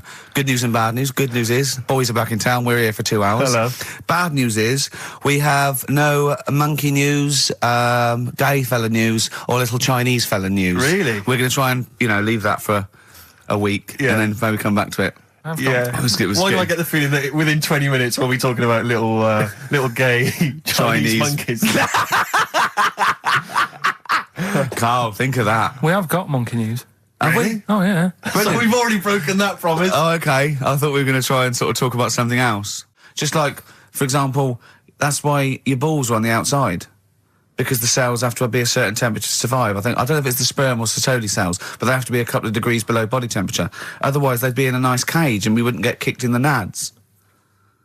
What do you mean? That's why your testicles are on the outside of your body. They have to be a couple of degrees below body temperature. Yeah, but it's not... That isn't why they're there. You see, this is like the chat we had last week about the giraffe having a long neck. What do you mean? They're there because that's where they happen to be. They didn't go, right... Well, that's what evolution is. It's a selection process. It's not a will. The balls didn't say, look, I'm too hot, let's get us outside, let's get outside of here! All right, hang on a minute then. What? So a little man monkey, right? Theirs are in the same place as ours. Yeah. But they're walking around naked, so it could be anywhere. They could be, like, on the back. It doesn't matter where they are. They call it... Well, they could be on the back, yeah. So why aren't they? This is a completely different... Steve! You started it. I washed my hands of the whole affair. And we're not only back to balls, but we're back to monkey balls. Yes. In one thing from about parasites, we're back to monkey ball news. Yeah. How do we get back to chimp testicle news? Keeps happening. We've done, like, Donald McIntyre's thing, right? He's been ripping us off. I did Cheap as Chimps. Yeah. He's been doing it. No, he hasn't. He has. He's done some programme about how much it costs to get a monkey and that. Right. What else have we done? He believes this. Yeah. There's loads of stuff we've done like that. Yesterday, you know, Rich and Judy gave you the tea picked by monkeys. Yeah. I told you about that either last week or the week before. Yeah. I showed those looking... There's people send monkey news all the time for Karl, and I showed him one earlier which said there's a new monkey hospital that's been opened. Yeah. Karl, Now, that's immediately... for the treatment of monkeys, But right? he immediately thought it was run by monkeys in white coat. Did he really? Yes, and he was disappointed because it wasn't. He was assuming there'd be little janitors. Is that what you said? Yeah, little janitors mopping up. Carl! Little chimps with the ECG machines, or whatever they're called. Yeah, exactly. Brilliant. He was almost angry. Yeah. Disappointed with it. And what's this about Donna Eyre giving her baby to a gorilla for a week? It happened. No, it didn't happen. She had a baby. They went on the honeymoon. They left it to a little gorilla to look after. Don't talk! Absolutely, don't talk! Oh, God! Again, there's people online now, so they can have a look at Anna Nova. Do you want to give some stuff away? Do some... He believes it, and that's it. But the more these things sort of like pop up, come true, the more worrying it is. The more worrying it is for everyone. Imagine if Donna Eyre had left her baby to a gorilla. It's libelous. You saying that? It's libelous. It's not... Well, someone will send it in a bit, and then you'll feel daft again. So I'm not even worrying about it. So that's pretty much that. Is there time for monkey news? I think we've got to have monkey news. And then that second track from the Ryan Adams. Let's play the jingle, though, if we can. Oh, chimpanzee that monkey news, you Right. Now, it was back in the 1980s. Right. So it's quite topical then. Okay. When did this happen then? 1980s? Yeah. Yeah. It's about a Colombian F1 sort of, Formula One driver. Yeah. Apparently these races were going on, right? And someone kept winning them. Right, okay, forget it. No, don't do it. It's rubbish. Because it's rubbish. Right, so someone kept winning the races. So this human that kept winning the races. So this human being that kept winning the races, Carl, what was his name? His name it's Jimmy something. Yeah. How tall is he? Just out of interest. No, let's hear the story. Let's hear the story. Was he about 4 foot? You might find out if I tell you the story. Right? Go on. So anyway, he kept winning. Everyone was like, "Oh, he's brilliant. This guy, who is he?" and all that. Yeah. But his gimmick, right, was never showing his body or face. That's right. Never took his helmet off. You're an idiot. Never took his helmet off, right? You know the short trousers he used to wear. His trousers were about a foot long, but his shirts, the sleeves were really long. Anyway, right. So because he wouldn't take his helmet off, you're an idiot. He was taking part in the F3, which is like the lower ranks of Formula One and that. Just get to it. Everyone thought it was like a famous driver who was taking part in that. Get to being a monkey. Anyway, what happened was there was a crash one day. Yeah. And the car tipped over. Everyone's like, "Oh!" He ran up a tree. So they were suspecting when he ran away with the ambulance people up a tree and started eating a banana. So the marshals ran over and the ambulance people were there and they were about to take his helmet off, and the marshal was like, "Don't take his helmet off." Give away the secret that he's a monkey. Give away the secret and that. Yeah, chimp. Yeah. Took his helmet off. Jimmy Chimpus. Little monkey under there. No, definitely not. Okay, let's play Ryan Adams. Did he survive? Let me just a couple of questions. Did he survive? Yeah, he did, yeah. He was allowed to keep all the awards that he won. Sure. But he wasn't allowed to take part in any other races. Yeah, didn't happen. This is Ryan Adams. We'll see you next week. This is a song called The Shadowlands, also from that Life is Hell album. It's good stuff. Idiot. Okay. Play the jingle. Oh! What is it? Chimpanzee that. Oh, yeah. Chimpanzee that! Monkey news. Right, well, the last one of the year. It's not that good, but this is all that's been going on all week. Yeah. Little monkey. What happened is, it's this plane, right? Aeroflot, I think it is, Russian airline. Having a good flight. Everything's going normal and that. This is going to be libelous.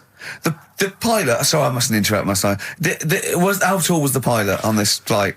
Okay, listen, we've had a few complaints. People saying, don't interrupt monkey news. Okay. Don't interrupt monkey news. I won't then. It's like the weather girl complaining whilst Trevor McDonald's doing... Okay, all right. Go on then. All right, so, the flight's going well. Food's been served and all the rest of it. Anyway, someone gets upset about not having many nuts. Right, they've not got enough nuts. They hand the nuts out and that. One of the sort of passengers is going mental. What's he saying?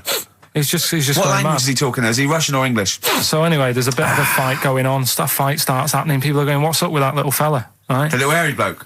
So they sort of drag him. What's wrong with Bob Hoskins? And why is he screaming? Why isn't he talking in his usual Cockney accent? Why is Bob Hoskins screaming and grabbing at nuts? So, you've ruined it. Come on. Forget it. What have I ruined? Right, Rick, turn his microphone off so he can't interrupt you. Right. So anyway, there's a fight going on. Nuts are going everywhere, right?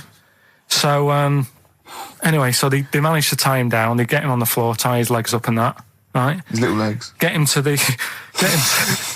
Come on. See you later. Have a good Christmas. No! how dare you? Finish the story. All that happened is they got back. It turned out that he shouldn't have been on the plane anyway. Why? His passport wasn't valid. Right. And you can't cause problems on planes and that. So he got put in a cell for a bit. Turned out it was a little monkey. Right. Quick question, how did he complain about the shortage of nuts? Yeah. He just was going mental. Right, he didn't actually call over a stewardess, he just... Well, how did he get on the plane in the first place? What ticket did he have? Have a good Christmas and that. But you yeah? know it's rubbish. You See must you know later. that's rubbish. All You the must best. know that's rubbish. All the best. You must know that's rubbish. Where was he going? And I sent him a text. Oh well, it's just good to be on holiday because I'm working. He sent back. So am I. Just been watching Sky News. There is a school for monkeys who want to get a band together. Is that monkey news for later?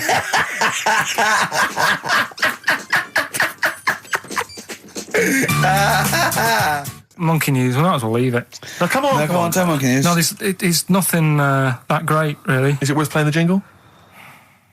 Quickly. Go on then. Oh, chimpanzee that monkey news. Right, it's about a monkey. 2004, four. It's about this woman monkey who was born in 1834. Right, half monkey, half woman. No, not true. It happened. Apparently, it was Impossible. it was in the Daily Mail. Right. Okay. The Victorian ape woman was her name.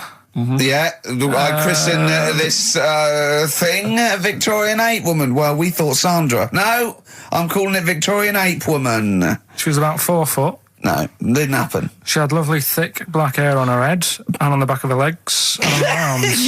Yeah. All right. Save stockings. Let's have a look. And she didn't need a bustle because of a huge ape-like arse sticking out the back of her dress. She was good at reading and sewing. Well, it's good because they didn't have opposable thumbs. So she could speak 3 languages. yes, She was human, monkey, and monkey human. 20 offers of marriage. Does that annoy you, Steve?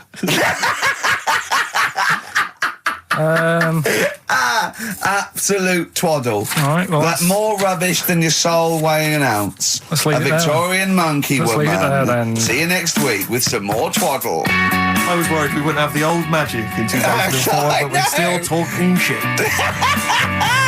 Merry New Year. Is it anything to do with monkeys? No, we've got monkey news. We've got monkey news coming out, of course we have. Yeah, monkey news. People, and they're now over to XFM for monkey news with Karl Pilkington. No, we won't All do right? that yet. We're not doing No. that yet. Oh, my car is on. Tim Burgess, brilliant. XFM 104.9. Right. Well, we're running out of time here. Yeah. We had Carl in a little film, but I think we've really got time for monkey news, you know? Yeah. What are you thinking, Carl? Yeah, if you want to do that. Yeah, let's do monkey news. All right. Play the jingle. Oh, chimpanzee that monkey news. Right, there's this monkey, right? Oh, yeah. I think his name was number 6 or number 7 or something, right? In this lab, right? Yeah. And anyway, it's in there with the rabbits and little mice and stuff like that. And The rabbit smoking. the nurse, right? The nurse, not the nurse, the woman who works in the lab. What would you call her? Is it a nurse? Depends. What depends what her job was. If she was a lab assistant, you call her a lab assistant. All right. I mean, they probably call her by her name. All right, lab assistant, right? Kirsty. So she's I think it's probably Kirsty. Right, Kirsty Morris. well, she's in there, right? Yeah. And she don't work with many people and that. She's mainly on her own with, just putting lipstick on rabbits and stuff like that, right? Chim fancied her. So, Chim fancied her. He's putting on lipstick. Chim fancied her. 'Cause she's got hairy legs. He gets pally, right, with this woman. Yeah. Because, it gets to a point when she sees him every day. It's the way he sort of tries to string out like it's a narrative love story. Did the chimp put its hand out and grabbed her, and then you thinking that he made a move on her? So Right, come on, he's let him allowed tell the out. He's story. allowed out. Oh, the it's not a cage. story, is it? He's allowed out the cage and what have you every day. So he's wandering about, and as time goes on, he's watching what she's doing more and more. Right. So he notices the code on the door. Right. Right. Whatever 247 or whatever. Yeah. And he goes, right, I've clocked that. I've got that. I'll remember that. Right. And then he goes, right, there's a lot of Definitely lipstick and that knocking about, a lot of makeup. Right, okay. No, there's no way. Finish. No, because So- Steve, you know what's going to happen. Let him finish. I know what's going to happen. So he's there. It's ridiculous. And he's going, well, if it's there, you know what I mean? So while she's messing about with the rabbit, he gets there, he's in front of the mirror, putting a little bit of lippy on. Right? You are no! I can't. It's gone too far. No, it's gone too far, Steve. Your mic's off, Rick. He's finishing the story. So- Turn mine off as well. It's gone too far. Turn him off. Just let him finish. Right, so the thing is, right, it's this monkey wandering about. It's got lipstick, it's got mascara on, it's looking pretty I good. didn't mention the mascara. It's looking all right, right? So it knows the code on the door, 247, right? So when she's sort of messing about with the rabbit, right, he goes, right, here's my chance. He's looking good, 247, out the door, through the reception man's there. He's like, all right, Kirsty, right? Don't talk shit. I Feel Free from Cream. That's pretty much the last track, isn't it, guys? I imagine on XFM 104.9. Well, I mean, yeah, I've got nothing to say after that ridiculous story. I mean, that's worse than the bank robbery to me. Yeah. That he clocks out, and the bloke on the desk. All right, Kirsty. Oh, you're 2 foot shorter and hairy. She wasn't a looker anyway. So. She wasn't a looker anyway. Brilliant.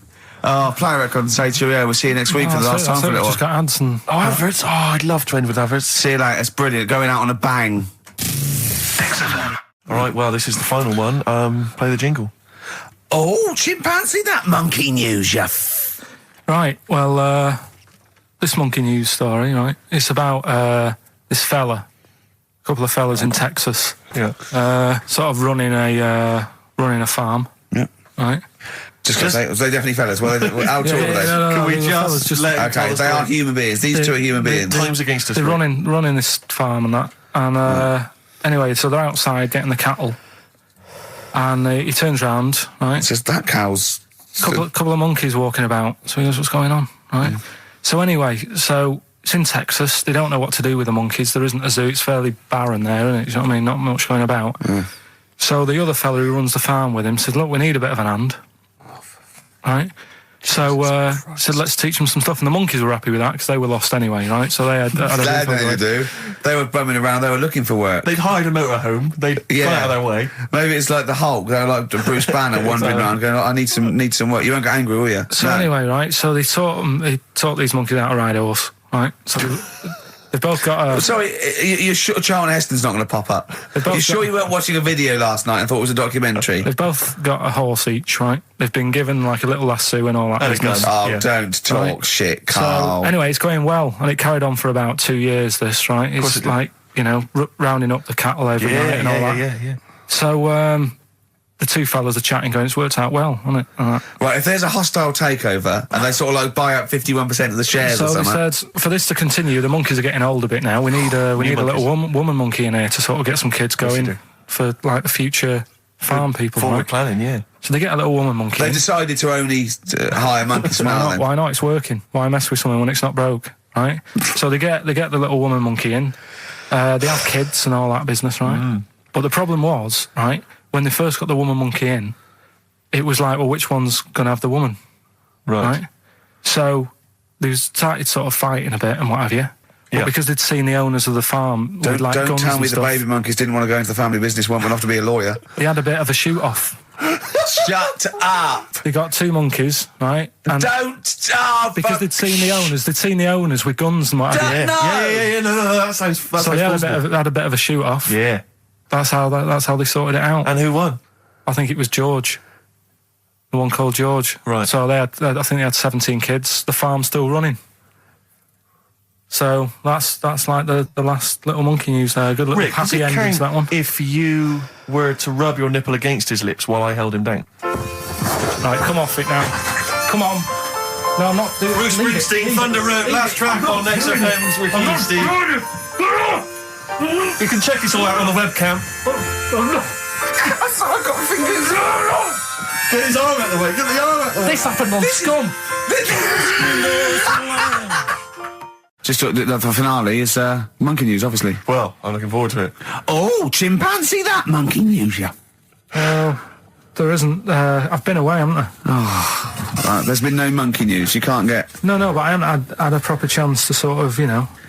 Carl, your monkey news is of spurious tales from the 17th century sometimes. So let's have one of those. No, let's have a monkey who dressed as Zorro and they thought he was a woodsman, but when they took his head off, he was a 4-foot hairy chimp. Let's have one of those ridiculous stories. Well, we've done that though. But do you want to go back on some of the ones? Oh, what is the monkey news? There must have been some monkey news this week. The only thing that sort of stood out, do you know, like, they're having problems... You're just making this up. Where's your information? Where's the piece of paper? Where's the document? What is this? Because I've been away, so I haven't got anything. Let's hear But it's bad enough when he's reading it, he gets it wrong. When he's just riffing, it's going to be absolute twaddle. Let's hear it out. Right, do you know, like, they're having problems getting new people to be policemen? Oh, Go on. They've, in America, they're taking them on to, sort of join the SWAT team. They've taken what on? Some little monkeys. Okay. Giving them walkie-talkies and all that. And, well, they can't talk. They're just walkies. They don't have to... They're giving them some walkies. What do you mean? What was... being given commands and that. And, they What, so it's one way? They tell them they've got the little thing strapped to them? They're good at, like, getting into small, small places and that, and sort of, cracking stuff and all that. Like I say, it's just half a story I just picked up on. That's not a story. Well, what do you want? Monkey news! Well, I'll get some better stuff next week, but I've literally, like, got off a plane. This is the worst.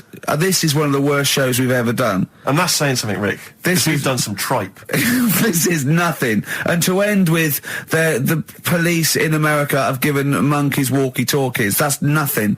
That is a disgrace. And what do you mean that you've not had enough time to prepare? We've been off air for 18 months. Yeah. What, there's been no accumulated monkey news in that time? Just got to keep it fresh, though, haven't it? Great, well, more XFM. Carl, okay, we've got to sort this out. We didn't meet again this week, and this is a shoddy show. I thought we had a sort of framework for it, but, do you know what I mean? No, I thought it'd be, Carl could sort of tell him what was going on. He doesn't know anything except watching telly, late night telly on strange channels. Like, he gets all his information about the news on Anna Nova, and, I mean...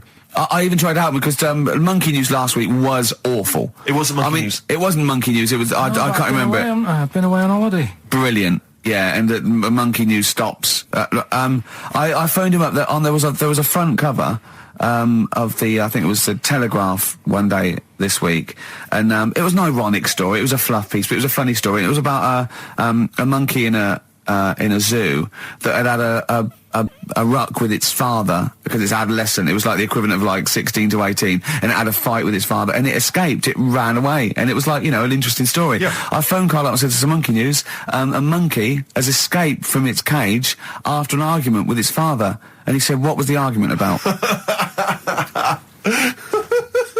I mean, he thinks like Homer Simpson. Yeah. What was the argument about? Like, the zookeepers are going, oh no, he's brought up his untidy room again. The father, look, he's caught him smoking again. I mean, what do you mean, what was the argument about? They have fights. They have fights, and then it ran away. His dad wanted him to go to college, but he just wants to quit and get a job. Yeah, and he fancied a monkey in the other cage, and the father was saying, she's not good enough for you. No. Oh. So what we've got was some it monkey about? news today? Yeah, I got a little bit of monkey news. You got a little bit of monkey news, right? Yeah, You've redeemed yourself then this week. We've got some stuff there and that. Josh Rouse, it's the night time on XFM 104.9. Steve Merchant, Ricky Gervais, Karl Pilkington, and what is it time? I think so. Yeah. Oh, chimpanzee, that monkey news. Right then. So there's this monkey, right? In Canada. It's in a zoo in Toronto, I think it is. His name's Pascal. Right, and what happened was all the people in the zoo sort of said, what can we do? Sort of spice the day up a bit, right? Yeah. So they left... Embellishing. No way this is a news story. Let him do the news. Okay. So they left... Any dates? Just let him read the news, all right? You wouldn't interrupt Moira Stewart. It was about 2 weeks ago. No, because she always says today, so you know it's news. She doesn't say... Right, there was a monkey, right? In Canada, on, right? Just finish it'll be all night. A couple of weeks ago, in this zoo in Canada. Right. Jesus. They got a camcorder. Right. And they said, let's leave it for the monkey to have a play with, right? So, anyway, they passed it around. Won a BAFTA. And a couple of chimps and that were rubbish at it. They were, like, filming the floor and all that, and the fingers were always in shot and stuff like that, right? But anyway, there was this one chimp called Pascal, right? Who Annoys me that he calls them monkeys, though. They're not monkeys, they're apes. He was a dab hand at it. Right? He was like filming stuff, really good shots, you know, sort of nice mood and that. He used the lighting properly and all the rest of it. No, he didn't. Is this the news? What are you talking about? Is this the news? God, Steve, it's so annoying. You know it annoys me so much. Things like that. He was a dab hand. He was doing really good shots. It really annoys me. Let's hear the news. Anyway, right, so he started, at night, like when the zookeepers went home, he started filming, like, other monkeys on the go, like whilst they were at it, right? And he was filming them and what have you. The Ron Jeremy of the zoo. You know it's going to end up on the web. So anyway, the zookeepers came in the next day and it's like, let's see what shots he's got. Anyway, he's got all this, like, you know, all these monkeys at it and what have you. So, this is, honestly, you don't know what this is doing to me, Steve. Can I stop him now? So they thought, like, actually there's a few monkeys who aren't at it enough. Do you know what I mean? They have problems and what have you. So let's give them the videos. That is so untrue. This is so untrue. It's so untrue that it was filmed by a monkey. So it's so untrue. Right? Rick, I don't know who to believe. Oh, God, you're talking so much shit again. You must know that's not true. There's no way. There's a load of tapes out. Look at me. Don't keep talking. Look at me. Yeah. You must know that's not true. Can we just hear the end of this news? It's all here. You had to go at me last week because I didn't have the full story. I've got the full story. You're still not happy. There is no way that by chance, what should we do? Let's give him a camcorder. That could happen. Yeah. He then films him at it. That might happen. It might happen, but I don't think he'd keep the camera still. Two, they go, hold on, this is good stuff. This is good shit. This porn's good shit. Anyway, look at that. He's got a lovely shot. Yeah. So this is ridiculous. Let me just recap because I lost my way there. So the monkey has filmed the monkey porn, and now they're showing it to the other monkeys. Is he directing? Can you hear him saying stuff? Can you hear him go? It's just like, you know, Chimp Pimp 1, 2, and 3, and all the rest of it, right? But anyway, so they've got all these other tapes because what happened was they said he's quite good at this. Oh, and the animals, God! And the animals are happy having him around because he's not a human. He's just one of the gang. Do you know what I mean? So they started putting him in with other things like, you know, ostriches. Right. And talking shit. There was and do you know they have a problem with pandas in Japan? So they've sent him out there filming a bit of. Where are you going? Honestly, you really annoy me. There's no way this is happening. Can we just hear the end? Why can't he just find a real story about a monkey? Let's hear the end. The end is really that he's going to China. He's filming the pandas and whatever. No, he's not. They wouldn't send a monkey director. They would not send a monkey director. How are you doing? All right, Carl? Yeah. Didn't they also write something about me? Bald round head? Yes, perfectly round little bald man head, they said, so... Because you need to know that when you listen to the radio on that. Really matters what my hair's doing. Your hair, have you given it a little polish? Because you look like a cue ball at the moment, and you've had a shave in it. I've never seen such a round head. It actually looks like a plate with ears. Yeah, well, for those that have never seen Carl, I actually, if you remember, I think he looks a little bit like Mr. Spoon from Button Moon. He does! If you've ever seen that show, that's and also he looks like, you know when they say, they find with a little 4-foot human, and it's actually 500,000 years old, and they give it a name, and it's the first, you know, Australopithecus into, he looks like one of them as well. Perfectly round little, he is the missing link. He looks half human, half monkey. Because he's got a slight slouch as well. So yeah, it's like those pictures where you see it going from an ape to a man. He's one of those in the middle. Yeah, and of course his monkey hands, his hairy little wrist to those skinny little things that he can get oranges out of holes with. And it's unbelievable. Why are you so all shaved and polished and everything? Got a wedding. What? Got to go to a wedding today, so thought I'd, you know, clean myself up a bit. It's a Ricky and Steve classic on XFM, Sugar, If I Can't Change Your Mind. Brilliant. So listen, it's time, isn't it? We've only got a few minutes left, so you better play the jingle. Oh, chimpanzee that. Monkey news. So monkey news, if you've only just started listening to the show. Oh, you poor fool. Monkey news is where Carl reports for us all the latest monkey activity. A headline or a word or someone he overheard in a pub and then totally embellishes it and makes it ridiculous and impossible. He believes it, though. He believes every word he's saying. Let me say that. When you hear this, whatever it is, I haven't heard it, twaddle, remember, Carl totally believes it. Go on. Right, so anyway, right, I think it's in LA this happened. Right. I think. Why does he think? So these people are in a restaurant having a lovely meal. Is one of them short and hairy, but totally covered from top to bottom in a spacesuit, so he didn't know it was a monkey? It's not one of the customers, one of the waiters? So they're having a lovely dinner, probably one of the best sort of dinners they've had, right? Yeah. So the waiter comes over, and it's like, can we just say I've had a lovely meal and that? Right, it's the chef. Of course it is. Can we see the chef? Yeah. So can we just, see the guy who cooked it? Of course. Yeah. Short fella, hairy. So the waiter said, to be honest, the waiter said, look, he's busy, he's got meals to cook and what have you. He hasn't really got time. He said, only take a minute. He said, no, I prefer it, So this is a restaurant in LA that serves brilliant food. I'll pass your message on and what have you, right? So he sends for monkey POI. So it's a bit odd. Anyway. So they go out. Right? They go out to the car and they notice the kitchen door's open. Yeah, right? yeah, of course they do, because they're going to discover something that I don't know. So they're just just out of interest, where did this chef train before we see him or reveal what he might look like or like to eat? So anyway, so they pop their head in and think we'll just nip in and go, love fruit salad or whatever. Yeah. So they stick their head in. We better see the human chef. You never guess what? Go on. Monkey stood on a chair, right, cooking veg. Right, so anyway, they're like, what's going on here? What do you mean? What do you mean he's cooking veg? What is he doing with it? Well, he's stood on a chair by the cooker and he's chopping stuff. Oh, he's chopping as well now. He's just relishing it. Yeah. It's got a little, he's got the bosses in there. They're like a bit shocked. So he's a bit panicking because he's got this monkey working for him. So they say to him, "What's going on here? We didn't know this is what's going on. Why have you got a monkey cooking stuff?" So he said, "Well, incidentally, a monkey, I should point out, who probably doesn't need instructions from its girlfriend." Forget it. Landed Ben Folds on XFM 104.9. We've had an email, Rick, from Simon Whittaker. He says, he's throwing the question to Karl. Have you seen the video for that Ben Folds song where there's apparently a monkey working the sound desk and shifting the piano? Yeah, you want to check that out. Talking of monkeys working the sound desk, we've also had a lot of... This better be a good monkey news, Karl, that's all I can say, because that was drivel. Amy Winehouse. Play the jingle. Oh, chimpanzee that monkey news. Right. There's this monkey, right? Yeah. And it had been, do you hear about monkeys being badly treated and stuff like that? Yeah. So, anyway, it goes into this home. It's 14, this monkey. It's called Matty, right? Goes into this home where it's looked after. What do you mean home? Just like, just a little monkey home, right? Okay, so zoo. Yeah, kind of, yeah, but they haven't got any other monkeys there, right? What have they got there? They've got just other animals and that, but not that many monkeys. But anyway, because he's there on his own, again, When you say monkey, do you mean a chimpanzee, by the way? Because you usually do. Yeah.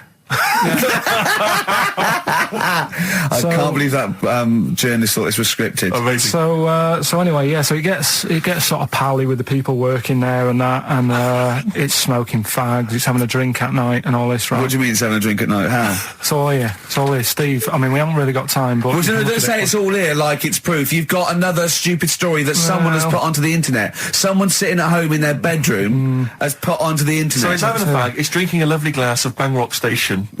Yeah, the wine that's perfect for a barbecue. Yeah. Anyway, it's loving life. It's forgetting about its past and everything, right? When this other monkey comes along. Oh no. Trouble's brewing. Go on. Right? That comes in. Something said. Right, forget it then. Forget it. No, forget it. XFM. The little mouse that had an ear on its back. Yeah, sure. Right. Well, you thought he had a bad time, right? Listen to this one.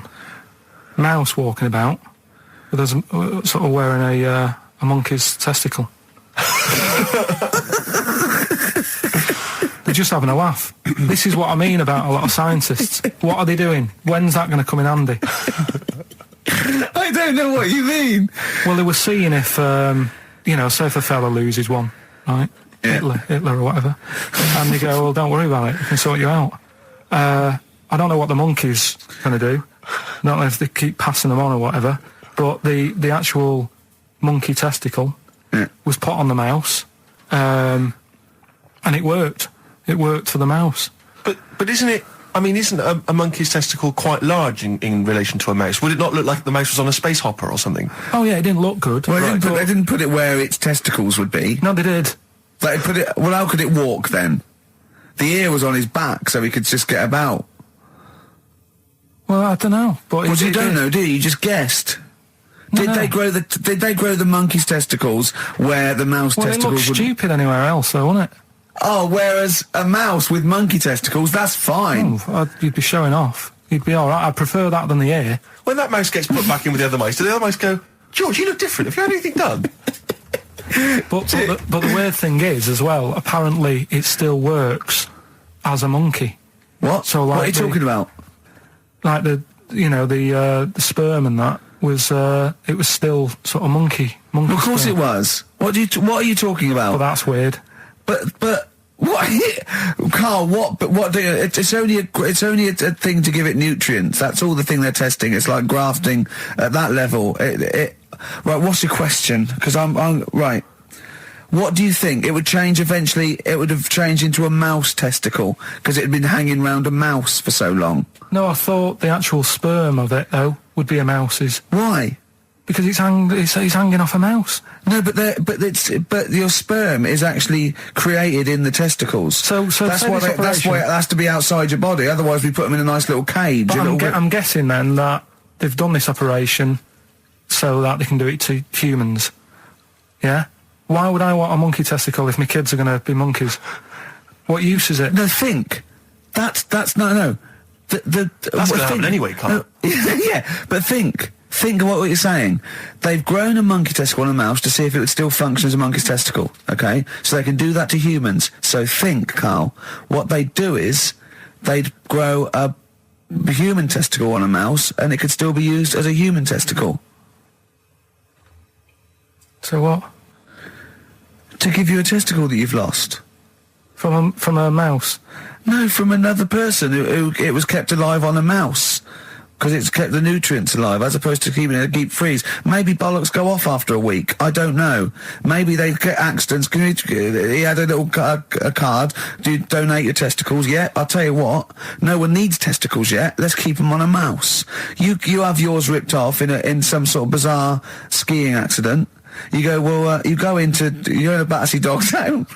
You pick the ones you want. They can grow them on anything. They can grow them on a Dachshund. Bulldogs are growing them usually that's where you see a bulldog. Usually that's waiting for an operator. What don't you understand, Carl? Hang on a minute. I thought this was knob news, not testicle time. I don't understand why. Yeah, this testicle time's not for another 10 minutes. Yeah. Making plans for Nigel XTC. Okay, let's play the jingle. Oh, chimpanzee that. Monkey news. Right, this happened in Pittsburgh, right? There was a rock band, and they've got this studio in Pittsburgh and what have you, and they're laying down tracks and stuff like that.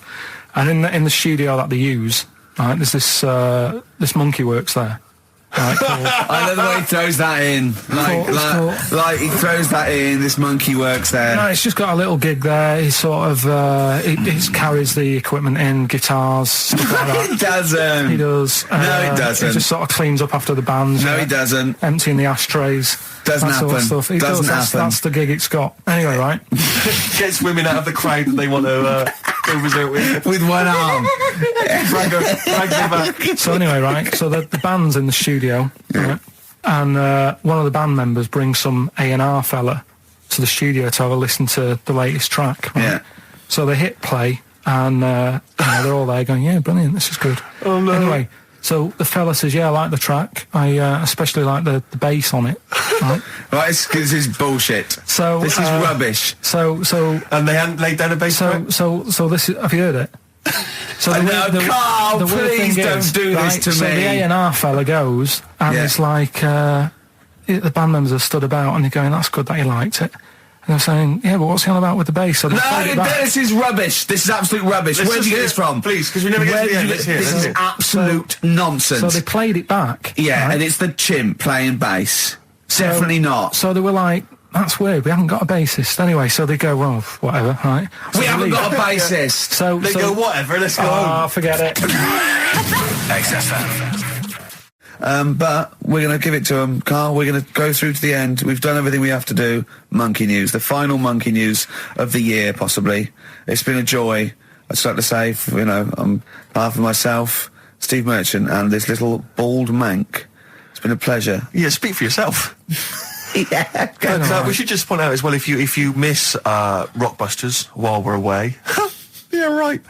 You can log on to xfm.co.uk/Rockbusters, where you can actually see Karl himself introducing you to an interactive game of Rockbusters. Looks very much like Blockbusters. It does, surprisingly. But yeah, you can join into that. And there's also talking of monkey news. There's a link on the website. I'm trying to think where you go.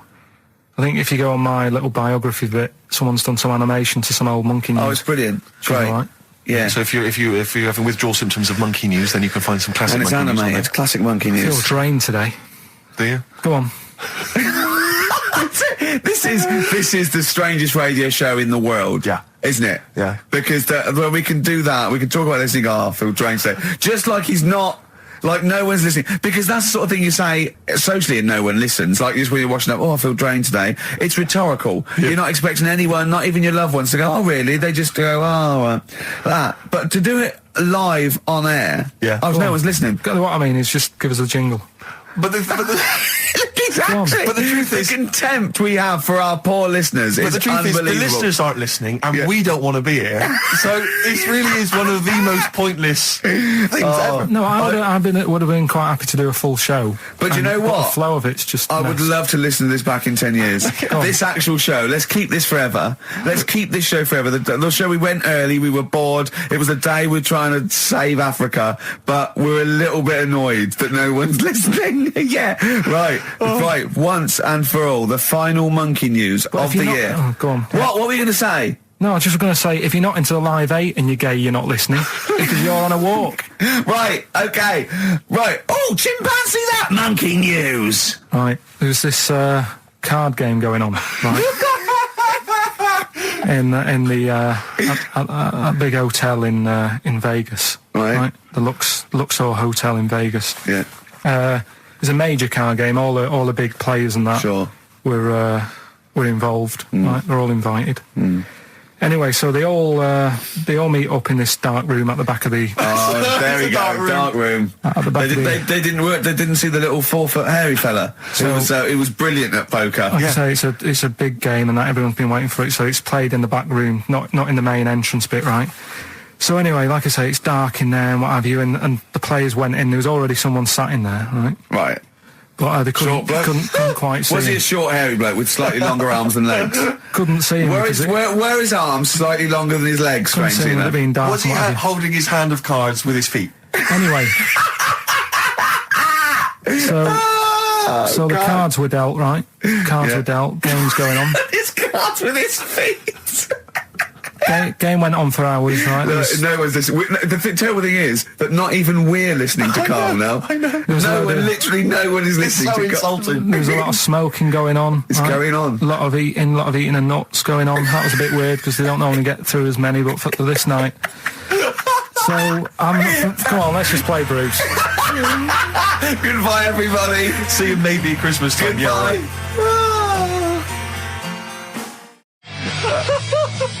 The darkness growing on me on XFM 104.9. Oh, it's all going well already, isn't it? The microphones fell apart. Karl's shouting because he got headphones on. His music's turned up too loud. Canfield level. God, it got pre-out. Look at him giggling. Look at him.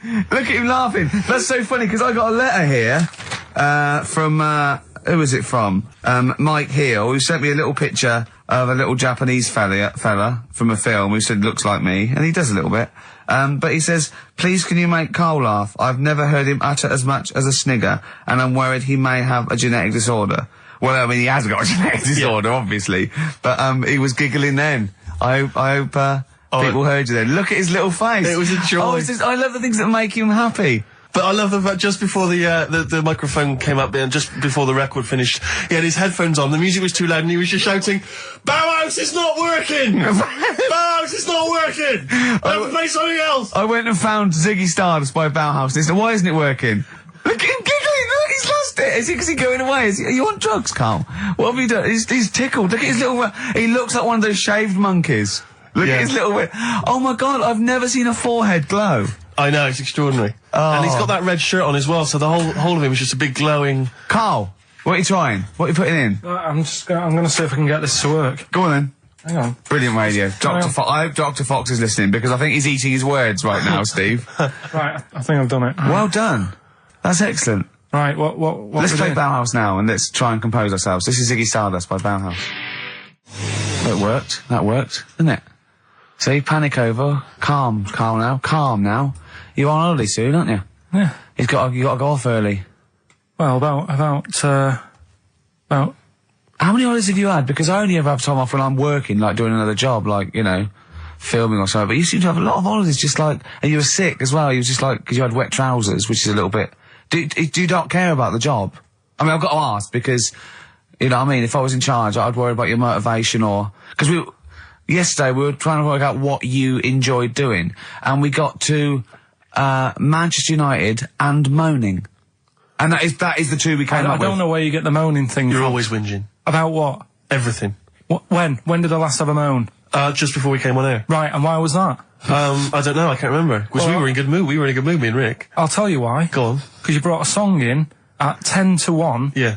With a load of effing and jeffing in it. Yeah. And saying, can you edit this? Yeah. But that's your job. You could have brought it in yesterday. No, I couldn't. Why not? I hadn't thought of it. But why are you whinging? That's your job. And I didn't come in 10 minutes before. It was a good 20 minutes before. It just took you ages because you were whinging and moaning to even get started. I'm not being dragged into this. You are always... I'm on my holiday now. Well, not yet. No, you're not on yet. You're still working. Well, that's what's funny. This isn't even work, right? And yet it should be. Compared to what I do in the week, this is a doddle. Well, it's because you're not putting any effort in, clearly. Where are you going anyway? Where are you heading? Cornwall. Yeah? What's happening down there? Well, there's a monkey world. You're excited about that? We're going to see that.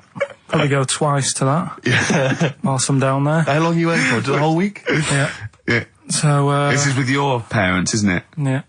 Taking them out. Your father, what do you think your father will be up to? What's he going to be nicking on this holiday? Well, he's, Tin. There's a lot of tin in Cornwall. He's, since they've shut the mines. He's just called Suzanne, said they've got there, said it's a nice little place. Mm-hmm. There'll be no towels when you get there. So what are you do? What are you to do? Just gonna chill out and sort of like go to the pub and stuff? Yeah, like I say, I mean, all I've got planned is probably probably Tuesday and Thursday at Monkey World. What about Wednesday? What are you thinking of Wednesday? Just wandering around? Just sort of think about, you know... King Arthur and that. Where he was down there, wasn't he? I don't know, but I'll tell Where you you going? something. What town? I don't know. I don't know where it is. Susan sorted it out. Yeah, I don't she's know, sorted it out. I heard you on the phone to her saying, well, pack 'em. Pack 2 pairs. Poor woman. She's packing your bags for you. Yeah. Right. But, You'd spend more time at home if Steve didn't come in at 10-2 with a rap record with, like, obscenities all over it. yeah, well, we'll play that next week. Well, you didn't even get the job done, that's the thing. We can't even play it because you didn't get finishing time.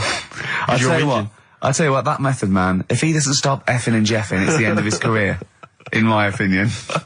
All this F that and yo Jeff, I'm a Jeff myself. Yeah. Or I'm hanging out with my Jeffs. Yeah. It's terrible. Jeff, and we know you can't put out the J word on XFM. Oh, Mother Jeffer. Well, so we haven't got that, but what we have got... Go on. Monkey News. We've still got a monkey news, have we? That's sorted out. That's coming up. Yeah. Rockbusters. Yeah. Well, last chance. Definitely your last chance this time. You actually improved a little bit last week. You did a couple of good ones. Yeah. Same again this week. And, Cheeky Freak? Controversial cheeky freak of the week, where Karl finds a human being with some sort of congenital or imposed deformity, or So and we talk about that in a wry way. Do you think that's big and clever? no, but that's just it. It's never about taking the mickey out of someone, right? It's to make you think. I'll tell you what isn't big and clever. How lucky you are. A dwarf with learning difficulties. Nice. Yeah. Well, We'll explain it to you. That's the forthcoming single from British Sea Power. That's called Carrion. That's nice and retro. That's like end of the 70s Bowie. That's great. On XFM 104.9. That's just some of the records that we've played so far. Do you know what I mean? You've had The Darkness. You've had Bauhaus. It's like, can it get any better, Karl, do you think? like I say, we've got Monkey News coming up. So, guess what? I lost 400 quid cash this week. Gambling? No, that's tragic. This is why it gutted me. It wasn't even on your gambling addiction. No, I had, I had a photo shoot, I had a suit, right, and I'd claimed back some expenses, and I'd had it in my pocket. And then when I took the suit home, it must have fallen out in the street or the cab. And I remembered it, and I went every pocket twice. And it was just the fact, I don't think about, oh God, that's terrible, that's a terrible blow. I think, oh God, if I had it back now, it would be free money. Yeah. If I suddenly found it now, I'd have £400 that was just free money. And I had a little nap to get over it, and I was... and you were fine. I was okay. But that was good. Someone just found, what a gift that is. Oh. Just, I mean, untraceable. Was it in a money clip? Was it rolled up in a money clip? No, it was just literally £400 in an envelope. Oh, and that's so a that, treat. I know, see, I'd always hand it in. I genuinely would. Unless I found it in the middle of a forest or something. If it was in a street... Do you know what I mean? No, because a bear dropped it. Yeah. But I mean, if I found it in a pub or a cab, I'd just hand it to anyone who was rushing through. Yeah, exactly. Yeah. But I'd hand it in. But there's no way. If they found it in the street, there's no way they could do it. You know, it goes to the police station and it sits there for 6 months. But yeah, exactly. Well, it's a waste of time. Pocket it. But because when I was younger, I remember being outside a post office once when I was about 10 or 12 and finding a purse. And thinking, oh, that's nice. Yeah. And opening it up, there was some money in there, and a pension book, and so it was obviously an old lady. I found an address, I sent it to her, and my mum said, you know, you've been so good there, you'll probably get a little reward. She'll probably send you a little reward. Nothing. I got maybe a thank you note, but no cash, no moolah, nothing. Really? And I was livid, because I'd been told that I was going to get a reward. I thought I've been a good Samaritan, nothing. So, many moons later, when I was at university, I learnt from that, and this is the most bizarre thing. This explains a lot, doesn't it, Carl? This is like the Mary Celeste. I went to a cash point to I thought, I can't get my card in here. And I realised there was already somebody's card in the machine. They put the code in, but then they just disappeared. They'd been kidnapped or something. So it was just there, waiting, sitting. It said, what do you want to do? And it gave you a number of options. I thought, interesting. Steal or go to heaven? Yeah, exactly. You went, oh dear. Yeah. Well, I pressed balance, just to check what their bank balance was. Unbelievable. It was a considerable sum of money. I'm not going to lie to you. It was not typical student debt. It was like, I think they were a foreign student. There was a lot of cash in there. A lot of money. Did you feel a slight bulge in your trousers when you saw the amount of money? I couldn't believe my luck. I thought to myself, now then, I could just take that card out and hand it in, or I could teach them a small lesson. Right. And maybe give myself a reward, because last time I did that, I didn't get a reward. So if I give myself £30, then I'll take the card out. 30? Give myself 30. Yeah. You didn't really? Well, I thought that's a good reward. And I went in, I handed the card in, I took Steve, and that's a little reward for me. And I'll tell you this, don't think it's evil, because I went in and I bought everyone a drink. Well, brilliant. Yeah, I didn't tell them I got the money free. Well done. Excellent. So probably gangsters are quite generous with the money they've stolen from other people. Yes, but someone's negligence, Rick, has lent... the thing is this, Steve, right? I believe it, except that buying people a drink, Carl. What do you think? Well, I kind of thought that when he said it, but then I thought, but they'll be buying him back. So he's still up. So in a way, he's still a winner. Yeah. Everyone's a winner in that situation, including the student, because frankly, if there had been a less scrupulous person who found it, they'd have probably helped themselves to a considerable sum. I cannot believe he did that. There was thousands and thousands of pounds in there. What if Beadle had jumped out and slapped you with his little claw and said, we've been filming this merchant? Well, so what? How old were you then? I don't know, 19, 20? Would you do it again, or was it just to get the world back for the old lady's purse? Possibly do it again, yeah. You're joking! Well, you've got to think of it this way. You've got to think of it as there was a lot of money in there, and someone less scrupulous than me would have taken a fortune. They'd have cleaned them out. Whereas I just took a small reward, which I thought was more than enough for someone's negligence. And I've returned the card. They've got the card back. Everything's fine. Think of someone else. I could have gone on a spending spree. I could have been buying stuff, all sorts. Yeah, but it wasn't yours at all. Yes, but they probably would have given me a reward. And because, you know, sometimes people forget, or, you know, they don't give you a reward, I thought I should take it myself. You had to go at your dad for nicking a loaf of bread out of a phone box. Yeah, but that's because it's for old people, geriatrics and stuff. How do you know how old was your people who you were robbing from? It was on a student campus. Well. Wow. I think it was I thought it was excellent behaviour. I thought it was good, honourable behaviour. That's showing another side to him, hasn't it? What would you have done, Carl, in that situation? And tell the truth. I might have helped myself a little bit. There you are. I don't know what this is helping yourself a bit.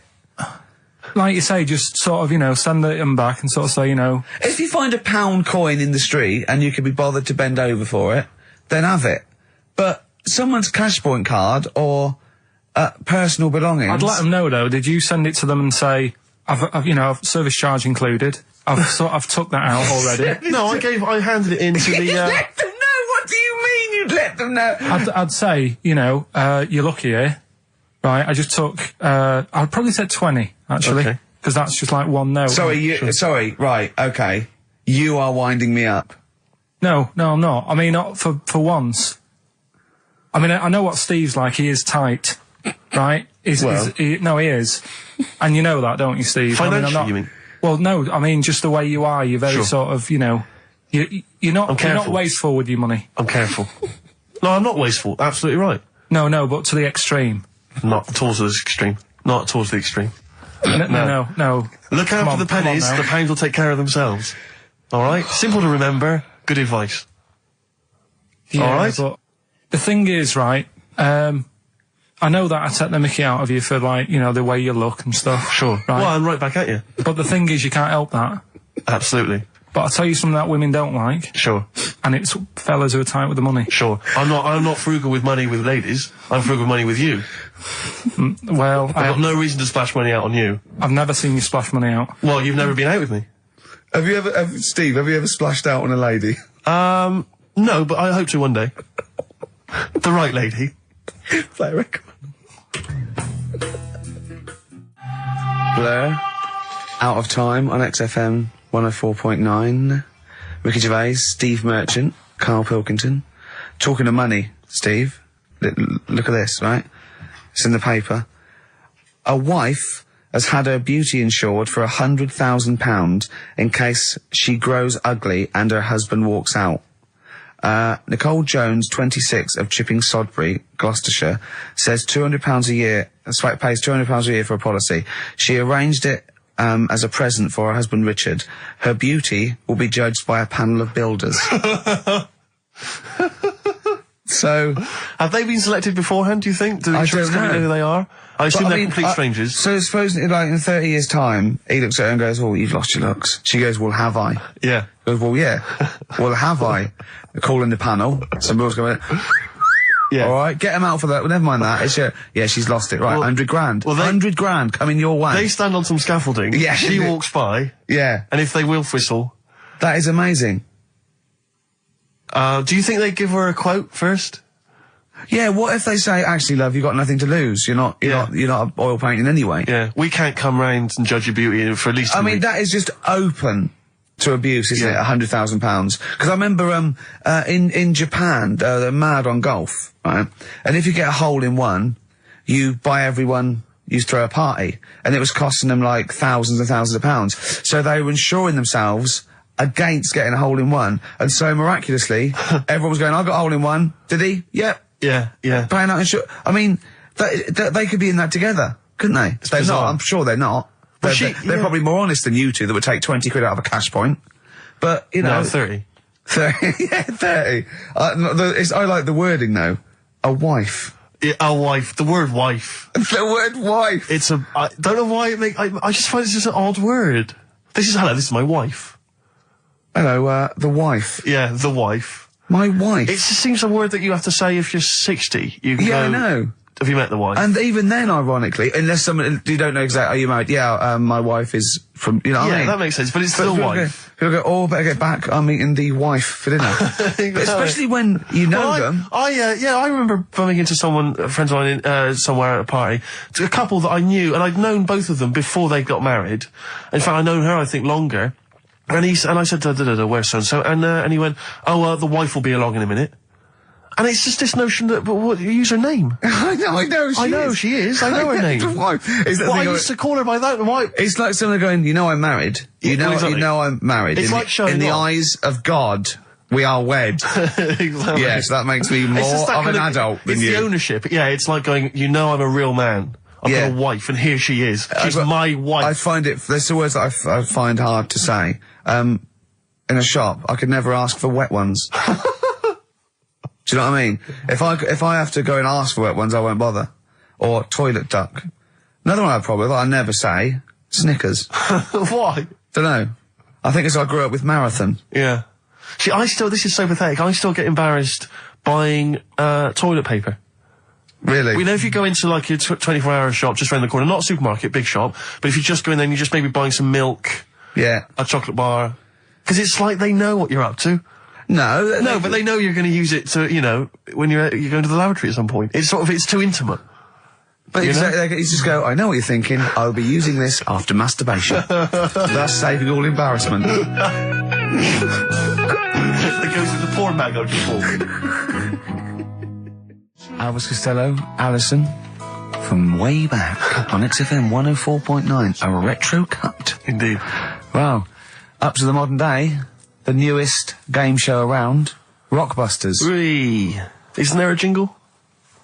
It'd probably be something like, oh, Rockbusters. It would be very, along those lines. I've got to work it out, but I mean, let's go with that for now, and then we'll be ready next week. Excellent. The prizes, once again, sourced by Karl Pilkington. I think it's been in the prize bag before, Karl, but good to see it back. The best air guitar album in the world ever.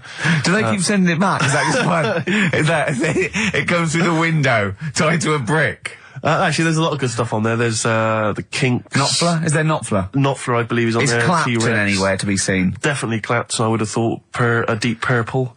We got Quo, Skinnerd, Mac, Snake is there, Straits, excellent, and there's all sorts on there, obviously. Yeah.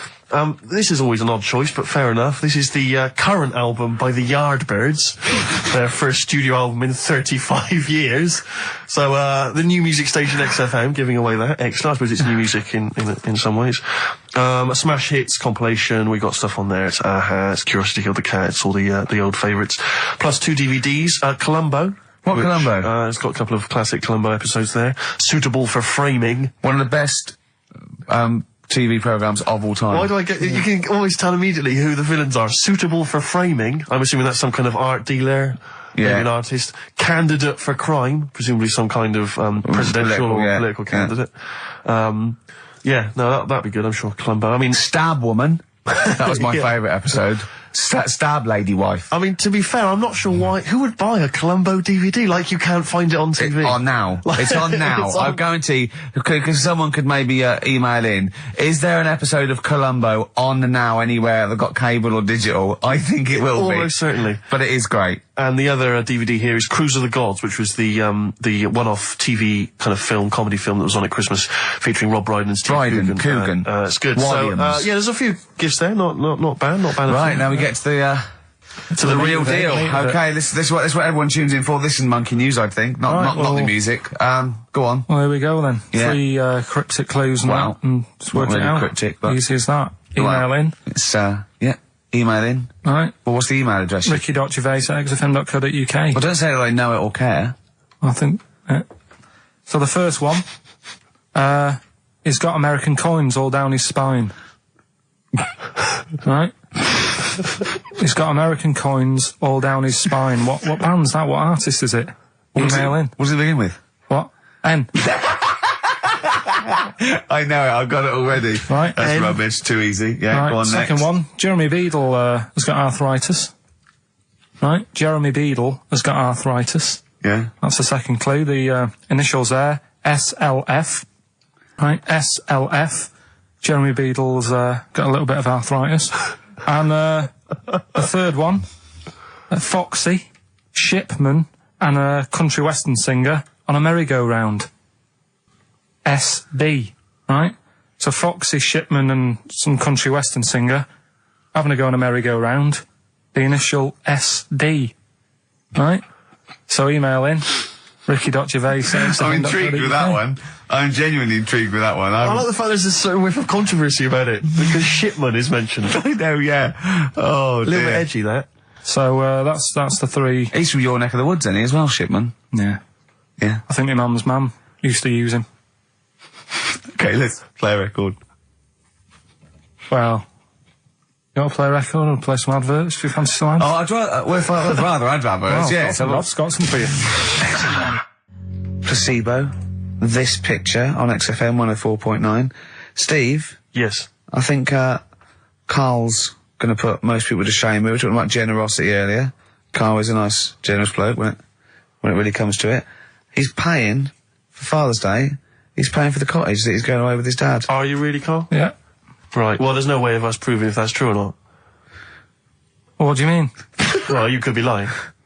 But why would I do that? Well, because you want to show off. I didn't do it on air, you mentioned it.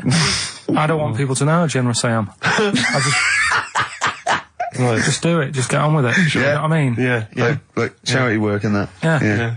Exactly.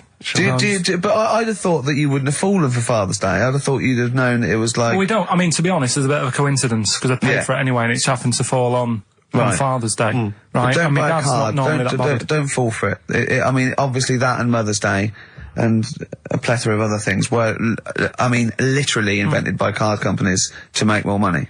I know. Yeah. That's, I mean, my dad always says don't get him a card or anything. Because he hates it. With all these things that I'd like, you know, rip-off times, really, just ripping people off. Yeah.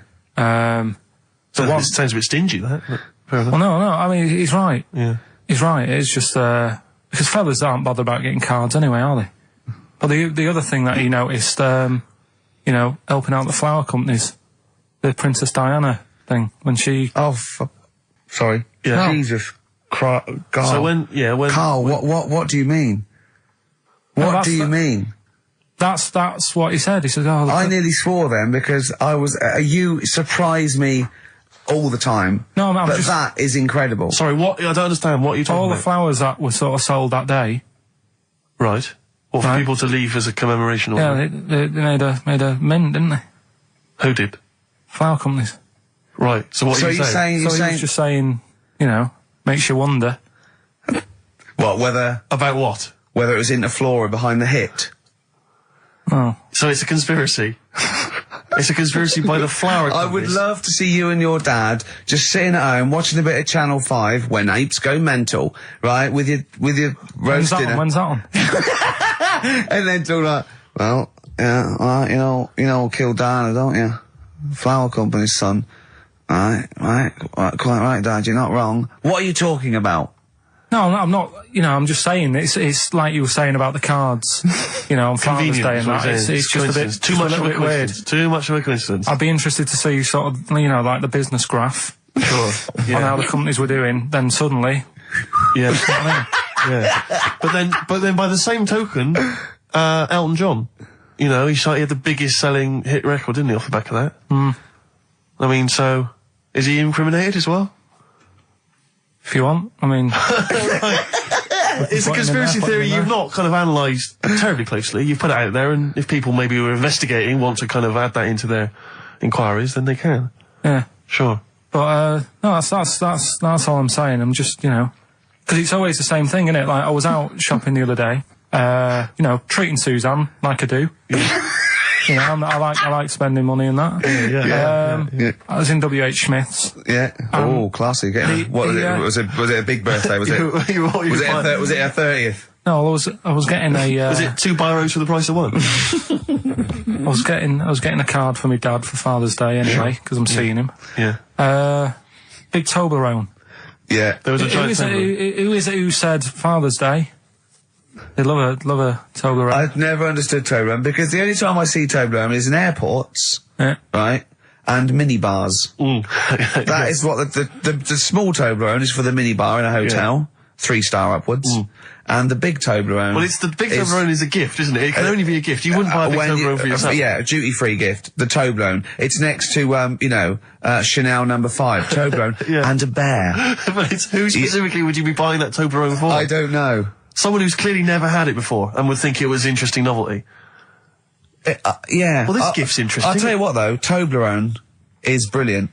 I mean, if whoever makes that, if they want to send sort of, you know, some Toblerones, I mean, I will eat Toblerone. Well, yeah. I think very much the same about, I think very much the same about fags. And of course... cigarettes. If you've got any boxes of cigarettes and, that you don't want, you know, duty-free or whatever, send them. I'd just like to say that, in no way do I endorse Carl's dad's theory that flower companies were behind the death of Diana. No. Maybe I could say that on air as well, just to save any complaints. I'll tell you what, though, talking about fag packets and that, do you know, like now, they've got, if you have these, they'll do you in, sort of thing, on the front now. They've got these special stickers on them. Yeah. Saw a thing in a magazine the other day. In Brazil, it's got, like, pictures of ill people on them. Blimey, that is It's gone really, Hardcore over there. That's good, isn't it? But I mean, to be fair, what more can they do? I mean, there are fag packets now that say these will kill you, and people are still smoking them. I mean, I don't know what they. I don't think the message is getting through. You could ban them altogether, I suppose. If they, it seems weird to sort of like you might as well sell guns and go careful. You can kill people with these. Well, ban them then. I'll just be careful. Let's you have your eye out with that. This is poison. This is poison. These are really, really mental poison drugs. You know those people with you ever see them in the street, they're selling fags duty free, obviously. They're just selling them on the street. Have you ever seen these guys? Yeah. I walk them in Finchley Road Lock because I'm just near my place. And, all these people, they're sort of looking a bit shifty, and then they think that you're maybe a smoker. They just, fags, and they'll open their jacket, and it literally will be like something from, the 1940s. They won't go to you though, do they? No, smoking. It stuns your growth. They know you must have never had a fag in your life. But, I might be buying them as a gift or something because I'm quite a generous guy. But it struck me, I was chatting with my friend about, there seems to be there are certain people who are very, maybe they have trouble getting work, or maybe they, they're immigrants who've not landed on their feet and they've had trouble, and so there's a couple of jobs they can do. It seems to be there's the fag selling. There's those people I noticed on Oxford Street who bend a piece of wire into the shape of your name. I mean, what kind of a gift is that, really? You know what I mean? I know. It's like they're literally giving them out. Or you can have the bending the name. You can be selling those things that you throw at the wall and they sliver down. At Dover? Yeah. What are you doing? I'm a trained carpenter. Right. Can you write really small on a piece of rice? I could try. Could you write those names on a piece of rice? I could try. It's quite tricky, but what about the rest of your family? Well, that one's only 2, but he could be trained. He's got smaller fingers. Okay. Do you want to sell some knocked off perfume? How about that? Again, we'd like to apologise for any inadvertent racism. Suggestion that Lady Diana was killed by flower companies, or that Steve makes a habit of stealing from cash points. What about XFM 104.9. a picture of Rick Waller on the front of the bargain bucket?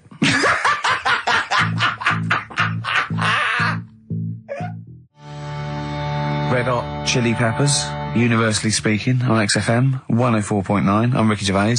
With me, Steve Merchant, and, of course, Karl Pilkington. Now, people come up to me, and they say, is Karl for real? And I go, what do you mean? He goes, well, they want to say, is he that stupid? And the answer is yes, right? Some people think that he's putting on. Some people think that he's a character that we've invented, like we've got an actor in, like he's a Gareth Keenan or a Tim or something. And I go, that we've scripted. Exactly, yeah. No, he's absolutely real, aren't you, Karl? I go, where did he come from? Well, just to tell the story, we came here and I was much too important to run the desk myself this time round.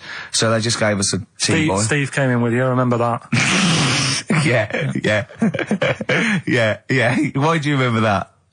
Well, Steve knows. I don't want to keep going over it, but it's just the way he looks. It's just.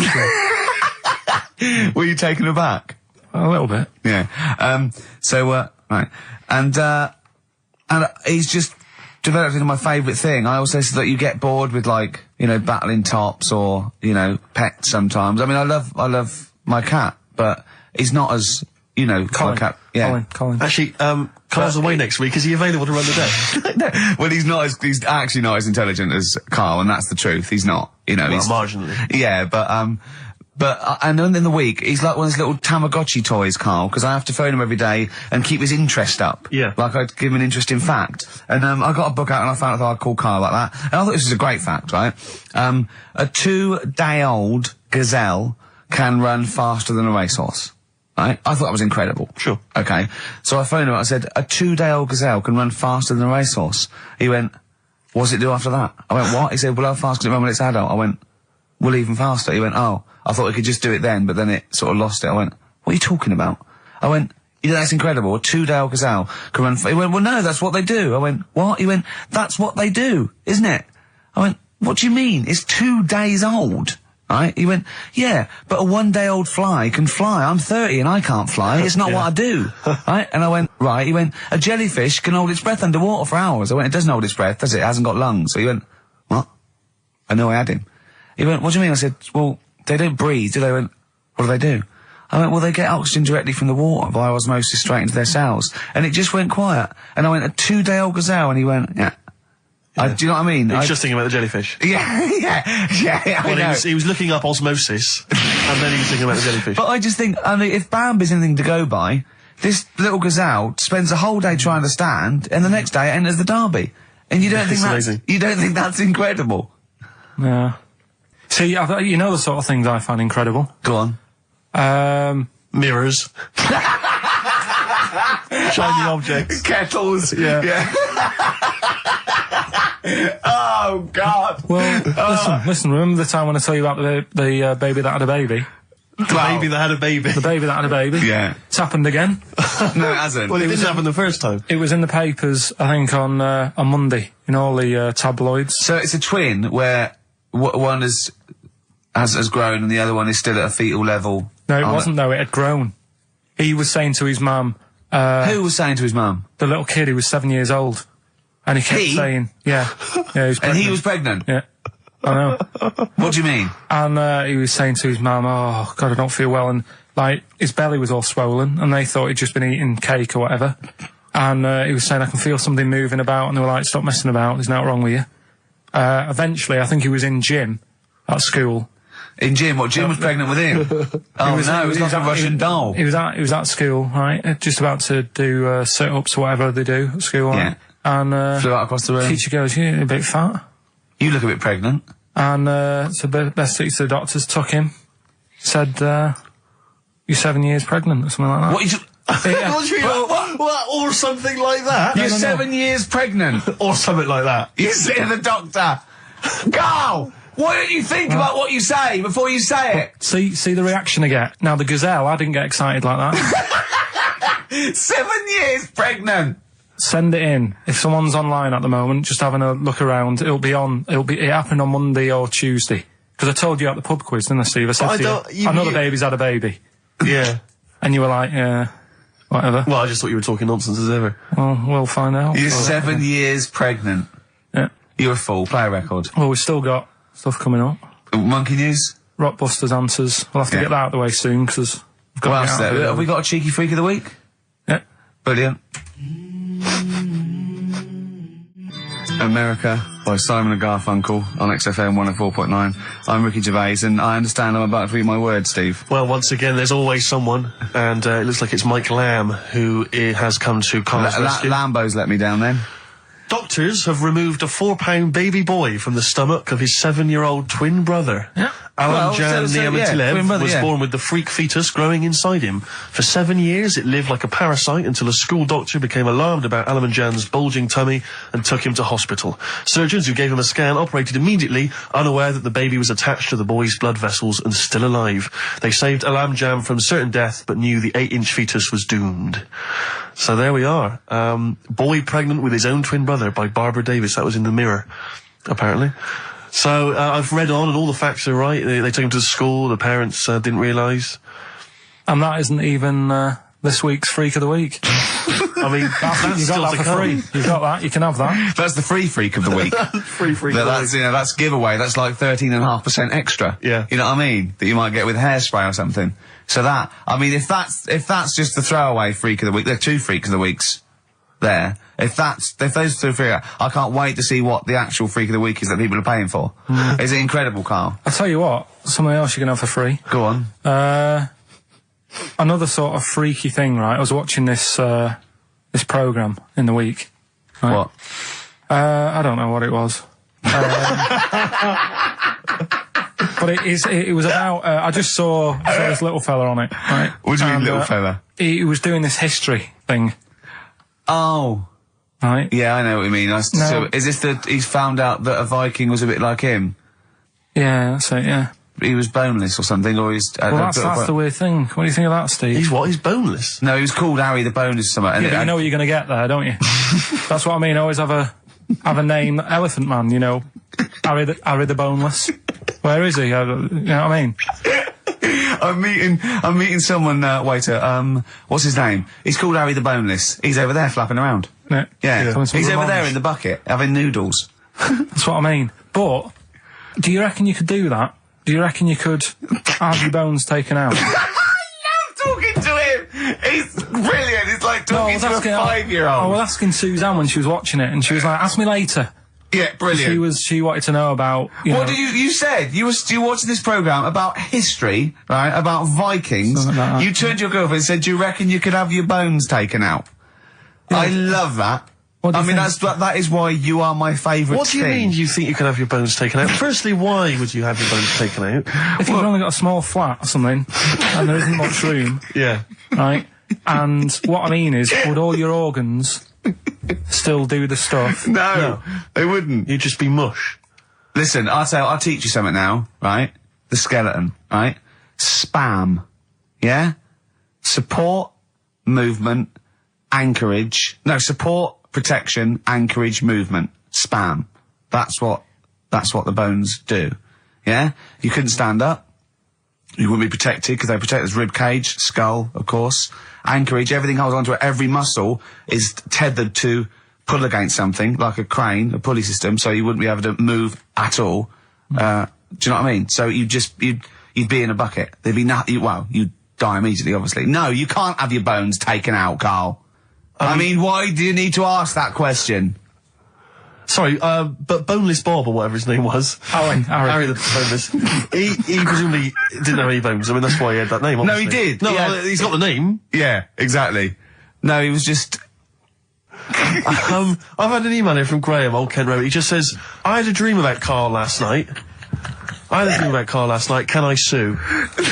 I've no idea what he looks like, apart from the boldness, and yet he turns up in the middle of my dream. I don't need this, it's harassment. Yeah. But people are having dreams about you now, Carl. You actually, it's like you're one of something that was created by the Brothers Grimm.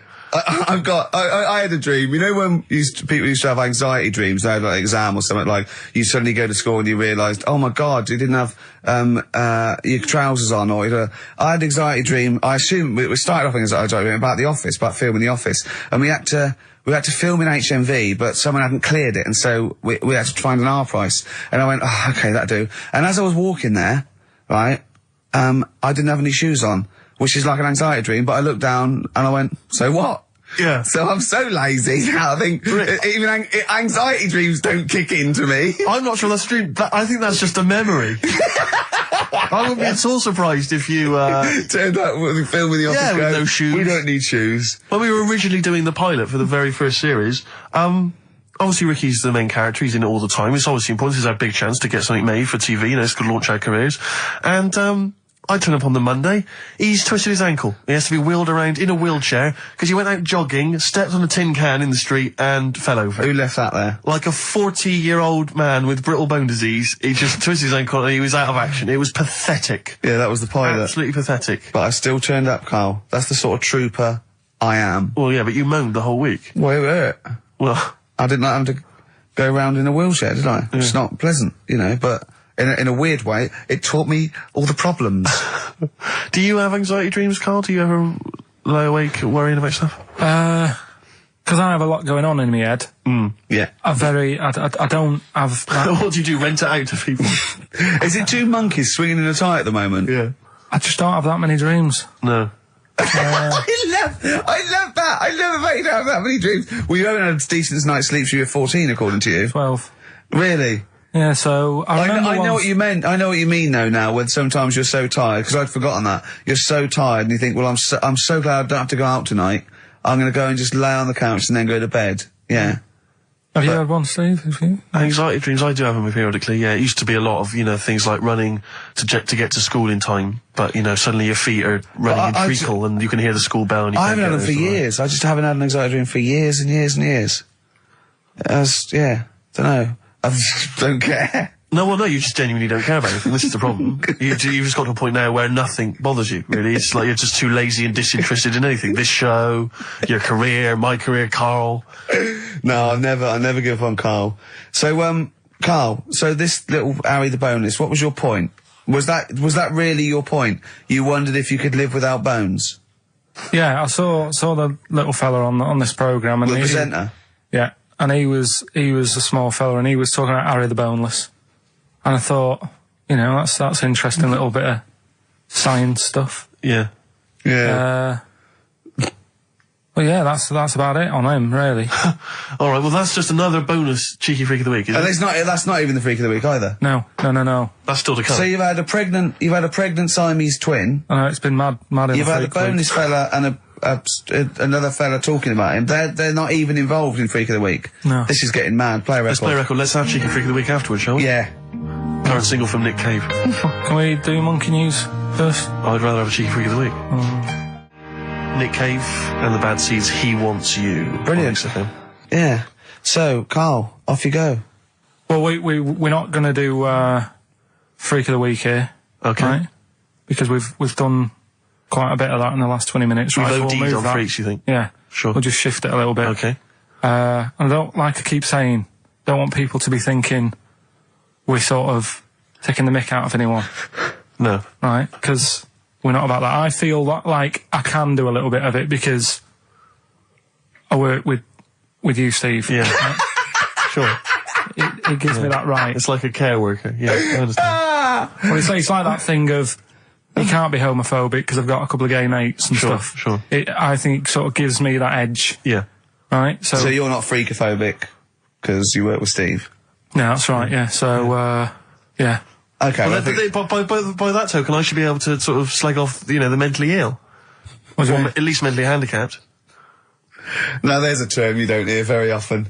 In 2003, there was the mentally The mentally handicapped. Isn't that what it was? I don't know where to start. But I mean, I'd like to apologise for the Lady Diana stuff, the term mentally handicapped, and any inadvertent racism that we may have stumbled What's over. the actual term then? Is it retarded?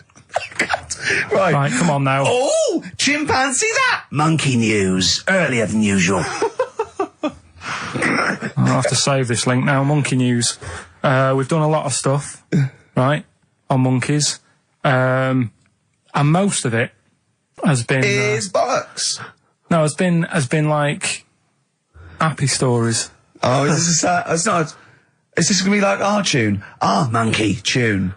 Simon Bates and welcome to our monkey tune. No, Go on. but do you know what I mean? We've done stuff about a monkey that robbed a bank. Yeah. Why is that happy?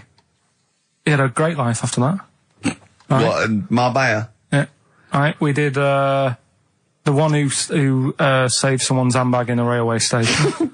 We've had a lovely marriage, couple of marriages. Couple of marriages. Couple of monkey marriages. Yeah, There was the one who got a job in a railway station. yeah. The hairdresser. The one who set up a business in Spain. I don't even remember that one. that one either. But, I'm willing to believe that happened. Go on then, Carl. But anyway, yeah. So today's isn't that happy really. It's about some monkey. I think it was a chimp. Who's an ape? Go on. He tried to. I mean, the story sets off at a sort of a weird thing. Yeah. It's something about he went to Russia to do some business. What are you talking about, Carl? I don't. It jumped past that bit though. It didn't start there. What are you? Do you know what I mean? It didn't tell you what he was doing. It just said, "There's this monkey. He went to Russia, To do some business. I know. do some stuff, I don't know. bit of monkey business." And anyway, didn't work out. So, they were furious. We wanted a surgeon. You send us a monkey. Anyway, ended up being homeless. Oh. No, you're So joking. it's taking a turn for the worst. What? Couldn't even get into like a tree hostel or anything like that. That's the problem. And God. ended up homeless. Got in with some tramps. I don't know where to start. Come on. Yeah, so he's knocking about with some tramps and stuff. Sharing drink and what have you around a little fire. They broke into some home, not sort of squatted. Right, so Into not the homeless flat. anymore. Problem was, he had a roof over his little area he had. Yeah. And he goes, "Oh, this is good. This is, we're having a good time. This is sorting me out." Yeah. He had his He said mate. that in Russian though, didn't he? What was he eating? I don't know. It didn't say. But they're in this house. Well, he could only be eating sort of like fruit, nuts, vegetables. They classically sort of don't eat pork pies and. But they've got drink McDonald's coffee. in Moscow now, so Sure. you probably chow down on that. Yeah. Anyway, there was a bust. I knew this was coming. There was a bust in the flat that they were squatting in. All the other tramps sort of knew what was going on, legged it, left little chimps out there, got arrested. And they thought it was a real fella. at first. They were like, get him, you know, he's obviously just a scruffy bloke who hasn't had a shave and stuff. Yeah. Yeah. Hasn't shaved his back for a while. Or his face. Yeah. His head. Got him down the station, and the boss was like, what's going on here? We've got a monkey here. He was like, what? So you arrested a monkey? Well, so the arresting officers hadn't noticed all the way to the station that he kept slipping out of the handcuffs and was going for the entire journey. They didn't notice till they got there. What, did they put a hood over his head maybe and just like, you know? I don't know. I'll give you the story if you want. There's the headline. What is it? What's the headline, Steve? I don't want to see it, but... The headline, this is once again from supposedly reputable news organisation Ananova, homeless monkey arrested in Russia. Did you read on, or did you see the headline and make up that whole story? Most of it is there. What isn't there? What bit isn't there then? No, I think you know, Steve can have a look over it, check it out and stuff. Point out the embellishment for me, Steve, will you? Well, what it doesn't say is that the police didn't realise it was a monkey. That's what I was guessing. Really? That they got it back and said, what are you doing? We've got a monkey. And they go, yeah? Yeah. Oh, God. There's some more monkey problems in the week. Have you seen the Alfords advert with monkeys in? No. There's a new advert out for Alfords, selling bikes and stuff. Yeah. Got some monkeys in it. It's caused an uproar. Why? People are saying it's, you know, dressing them up in tracksuits and that is, taking the mickey out of Manchester. You know, it's not nice for the animals and that. So there's been loads of But complaints. they get a free bike or something, do they, I imagine? I think they kept the tracksuits. Yeah. But, yeah, that's the After thing, this though. cheeky freak of the week? No, I'm just saying we're not doing this to sort of, again, take the mickey out of the animals and stuff. These are true stories and that. But yeah, coming next, Freak of the Week. Kings of Leon, Red Morning Light on XFM 104.9. I'm Ricky Gervais, with me, Steve Merchant and little Karl Pilkington. Getting excited because it's his special time of the week where he gets to talk about a cheeky freak of the week. Well, just get Rockbusters out of the way, right? Because I've got to put these prizes in the post bag now, so I'm shooting off. Yeah, because you got to go early. So I don't know how you do your job. You went to Manchester, you went to Madeira, you had a day off because your trousers were wet and you had a cold, and now you're shooting down to Cornwall. You're leaving early. How do you get your work done? And you've got one job. Me and Steve have got loads of things to do. The man fast let me work. Like I said, the prize is ready and packed up. Here. No one's being affected by me shooting off early. Right? Okay. So, Rockbusters answers, got to get them out of the way a bit earlier. Right? So, here they are. First one. He's got American coins all the way down his spine. Yeah. Why would that be? Right? Initial was N. Nickelback. I got all these. I got all these this week. Right. Second one, Jeremy Beadle has got arthritis. What's going on there? Stiff little fingers. SLF, stiff little fingers. Yeah. And the third one, Foxy, Shipman, and No, and a country and western singer, you said. Now, what's the initial? SD. Yeah, so Spin Doctors. Yeah, I got that.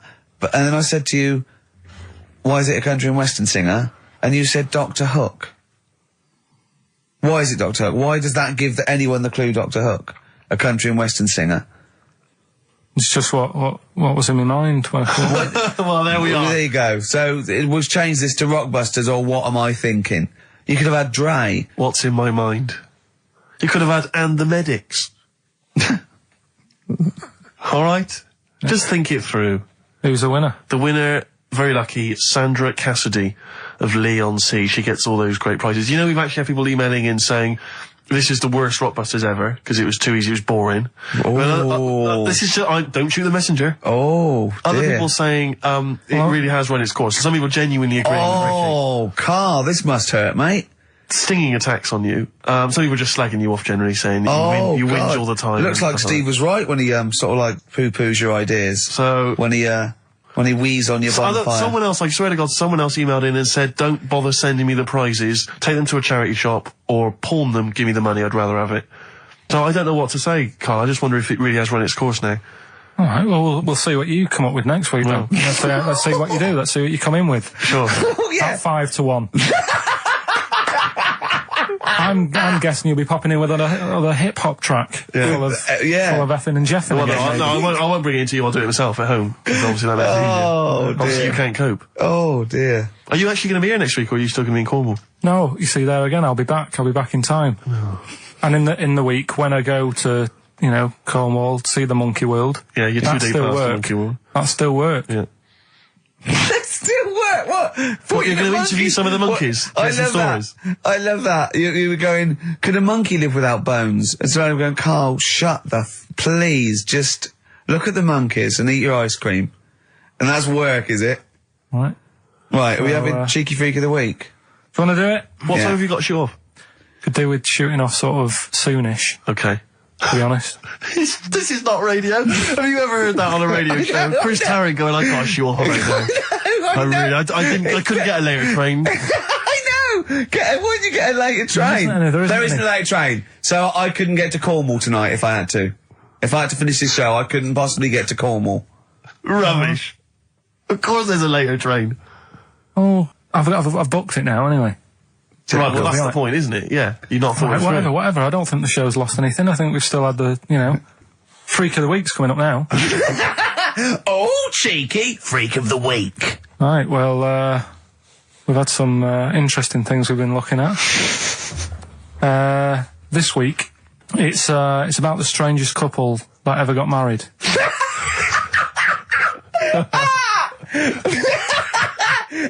And we've had 2 sets of chimps, so it's stranger than that. Oh, it's not Dale Winton and Nell McAndrew, is it? It's not your parents, is it? Well, we're going back again to I think this is about 19... something like that. 1940. Yeah, whatever. Yeah. Strangest couple, a fella, right? He had skin of a lizard. He had the skin of a lizard, okay. And the woman who he married... used as a condom. The woman who he married. Yeah. Airiest woman ever. Right. And that was their act. They used to tour the world, and they'd say, it's like, couple who've met, they're having a great life. Let's get them out on stage, here they are. And they'd what do you mean he had a skin of a lizard, first of all? That's what it said. He had some sort of some illness. So he was called Lizard Man, and you like that because it was a good description. I thought that's good. I'm here. Hello, dude, we've booked a table for 2. Who are you meeting? I'm meeting Lizard Man. Oh, he's over there.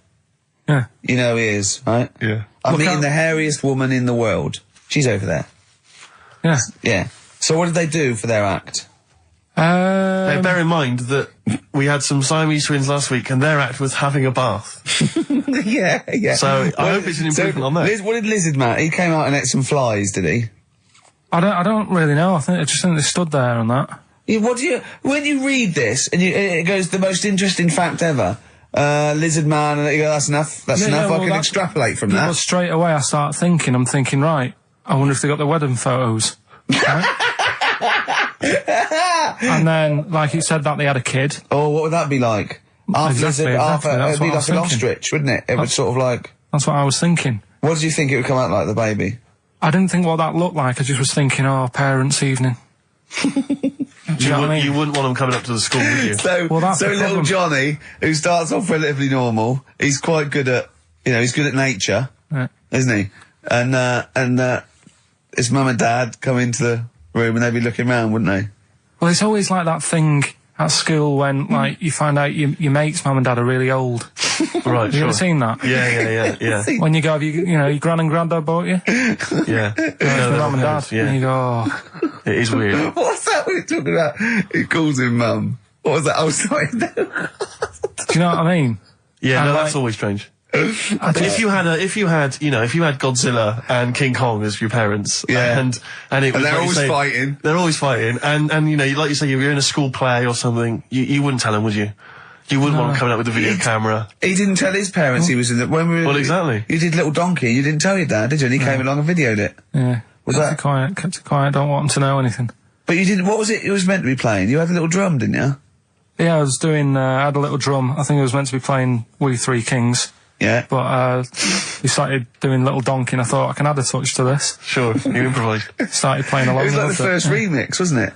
It went down well. But yeah, that's all I was thinking with the Freak of the Week this week. That's what I'm saying about Freak of the Week. It's to get people thinking, right? Thinking how lucky they are. That, you know, they don't have to comb their face. What are you talking about? What do you mean? Freak of the Week is to let people know how lucky they are. Just, what about the little freak you're talking about? What are they thinking? They're going, oh, he's talking about me. I'm a little hairy lizard man on a stick. Pop in, give us a call.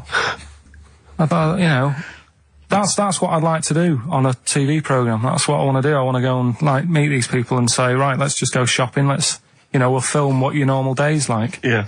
Let's pop out. Nip into Sainsbury's or whatever. Yeah. You know, buy a comb. Park right up close to it. You know what I mean? Yeah, yeah. So what you're saying is you just want to get a little message out there, which is that there's always someone worse off than you. Well, there's proof of that in this room. You know what I mean? Oh, Carl, when's your train? In a minute, I'm going to get going now. I'll see you later. Thanks, Carl. Brilliant. What are you playing? You going to play a song? Kirsty McCall. Yeah. I'll see you later. Kirsty McCall, New England. Karl Pilkington has left the building. He's rushed away. He's on his way down to Cornwall. And we're left by ourselves. Indeed. In the room. See, if we can do this... If we can press all the buttons and not make any mistakes, strictly speaking, there's no need for Karl. I don't mind if we make mistakes. Well, no, exactly. We never were in the old days, No, did we? sure. I think Karl is going to love Cornwall. Because I think, one, the mayor is probably an animal. Yes. And I imagine the townsfolk think like Karl. Yeah. Do you know what I mean? I imagine he'll stay there. He'll be made king. Have you ever seen Return of the Jedi? In Return of the Jedi, the Ewoks, the little furry creatures, they see C-3PO, and because he can talk and he can speak their language, they actually elevate him to godlike status. What are you doing here? Hooray! He's back. What are you doing? You could have stayed till the end. No, I'll see you later. What are you doing? What are you doing? Right. Right, well there he is. He's on his way. Yeah, if you're listening online in Cornwall, I mean, like, I can't imagine that's ever going to happen. But, you know... on a clothesline with a bean tin at one end and a big bean tin in London. Or if I'm cool in London. Yeah, or if the foil helmet you wear to fend off laser rays from aliens out of space are somehow picking up the show, then Carl's on his way. Look forward to the bold one. Because he's got a sort of like, you know, the obligatory sort of red face that would go well down there now. Because I think he's been out in the sun, or he was... pre-boiled when he came in. But he's rushing down to Cornwall now, going from Paddington Station. So, you know... If you're in the Paddington Station area, you want to pop down there and sort of wave him off, then do. Yeah. Don't be afraid. That's not a dirty sexual act. Wave him off. Yeah, I'd love to wave him off. And, call in the week as well, carl.pilkington@xfm.co.uk. Send him anything. Just clog up his email. Yeah. I mean, because he gets stressed at work. So if you can send him 3 or 4 emails each over the next week, so he's got to read them all, but disguise them, don't make them look rubbish, so at least he's got to sort of open them and look at them, or, you know, some of them might be correspondence, so he will, just phone his line as well, just ask for XFM, ask Karl, and leave long messages on his voicemail. Yeah. So if you can, just for us, just for me and Steve, remember it is mine and Steve's show. Karl is merely like, you know, the icing on the cake. Yeah. If Karl can come back maybe next Friday or Saturday or Monday, whenever he comes back, to about 250 emails and 200 voicemail messages. If you put down, when it says what's the name of the message, the title of the message, if you put monkey news or monkey information, he'll have to open it then because he'll be intrigued, even if it's not about monkeys. Yeah. Do that anyway. Yeah. Voicemail messages. Leave them long. I like this information. Disguise it so it might be important. Yeah. Just so he has to listen through. I wish I'd give his mobile out, but that is just too cruel. But anyone can get him at XFM, and of course we've given out his email before. So I mean, go mental. There are plenty of ways to torture Karl Pilkington. I mean, we're doing all we can on a Saturday, but we're only 2 people. But we're only 2 men. You know what I mean? So listen, go berserk. We'll be back next Saturday, and we'll leave with song for the lovers, song for the ladies, whatever. It's a beautiful track. A song for the sunshine. Song for the Sunshine. It's Lily White by Cat Stevens. And we've done it. We don't need Karl. Definitely not. See you next week, Rick. Bye. It's just gone 4:05. It's Ricky Gervais Show. That's Steve just doing the microphone, putting his headphones on. Sorry, Rick, I'm not... Sorry, you just didn't give me much time to prepare myself, so... No, hang on. a week. Yeah. It was actually a week. I think that's working. My headphones are not quite working. Hang on. No. It's going all right, though. Well, not only we haven't not prepared for the show. Yeah, okay. I thought maybe people could phone in and give us some subjects to talk about. 0171 580 2000. Yeah. Or they can fax in 0171 580 1234, and they could get like a discussion going, like, what do you think of that Tour de France nonsense? And we could sort of, no, not that. What do you think about, well, you know, it's their idea, isn't it? 0171 580 2000. Quickly, I mean, really, seriously, just get on the phone now. This is my record of the week. Yeah, go on. Yeah, Yeah. what is it? Exciting? Yeah, it's Foo Fighters. Right, yeah. Walking After You. I'm looking forward to it. It's quite interesting. I think it's quite interesting, Rick, because, you know, it's a very sensitive song, very beautiful song, and I think it betrays something about you, about the inner Ricky. Yeah. Which I don't think we've ever sort of really tapped into before. No, but I mean, I've got something exciting for you as well. Really? Because maybe you know, you can find love too. Because Petru sent in a piece of paper here from, see there, from Mix Mag. Yeah. But it's the personal ads. Oh no, it's not. It's an ad. It's Select. That's an advert. from Whatever, Mix Mag. Rick. It doesn't really matter, does it? Realism, it makes all the difference. No, move so on. I don't think I'm just making it up. Come on. Right. Lonely, depressed bi girl needs someone of any age to understand. Right? Any age. Right, Well, yeah. that fits, you know, you're any age. Certainly. Yeah. Ugly freaks preferred. Yeah. Right? Anyone accepted. Well, I'm in there.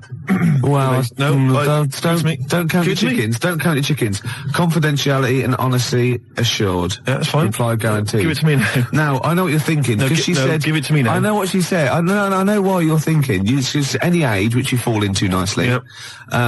Ugly freaks preferred, so you're at the top of the list, and anyone accepted.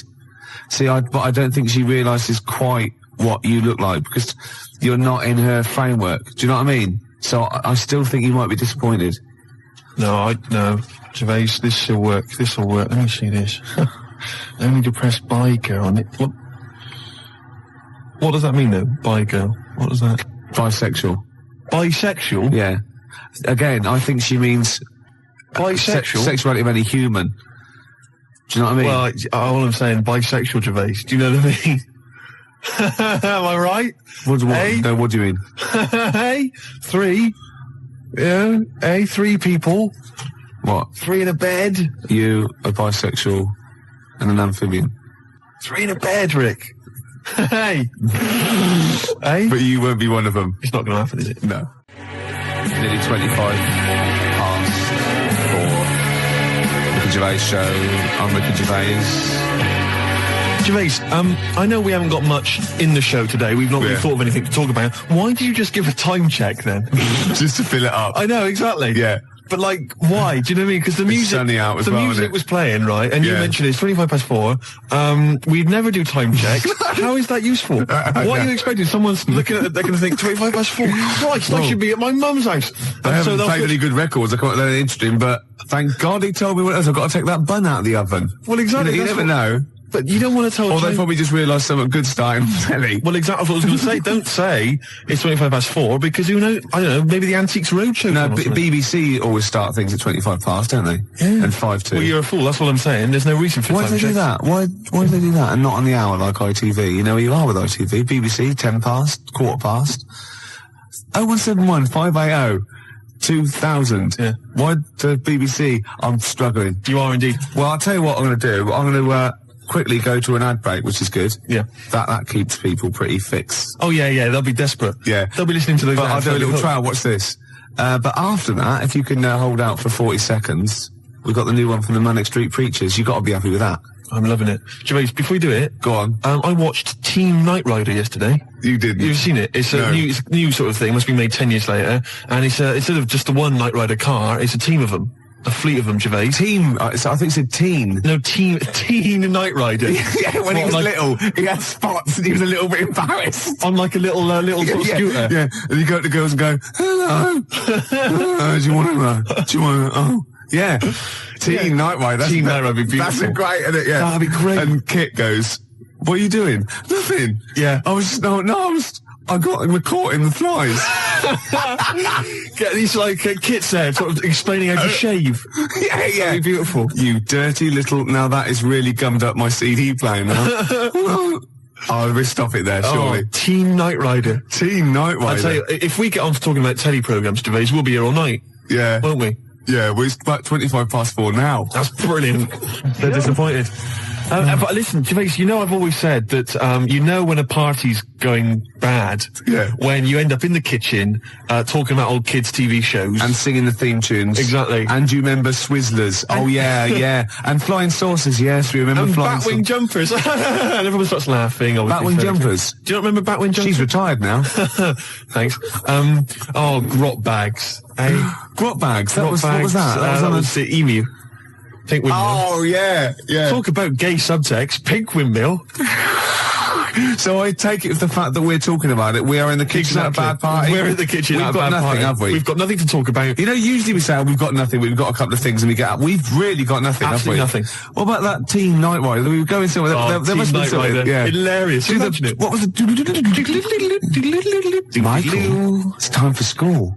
Oh, come on, I've got bellyache. Well, you're well enough to do that.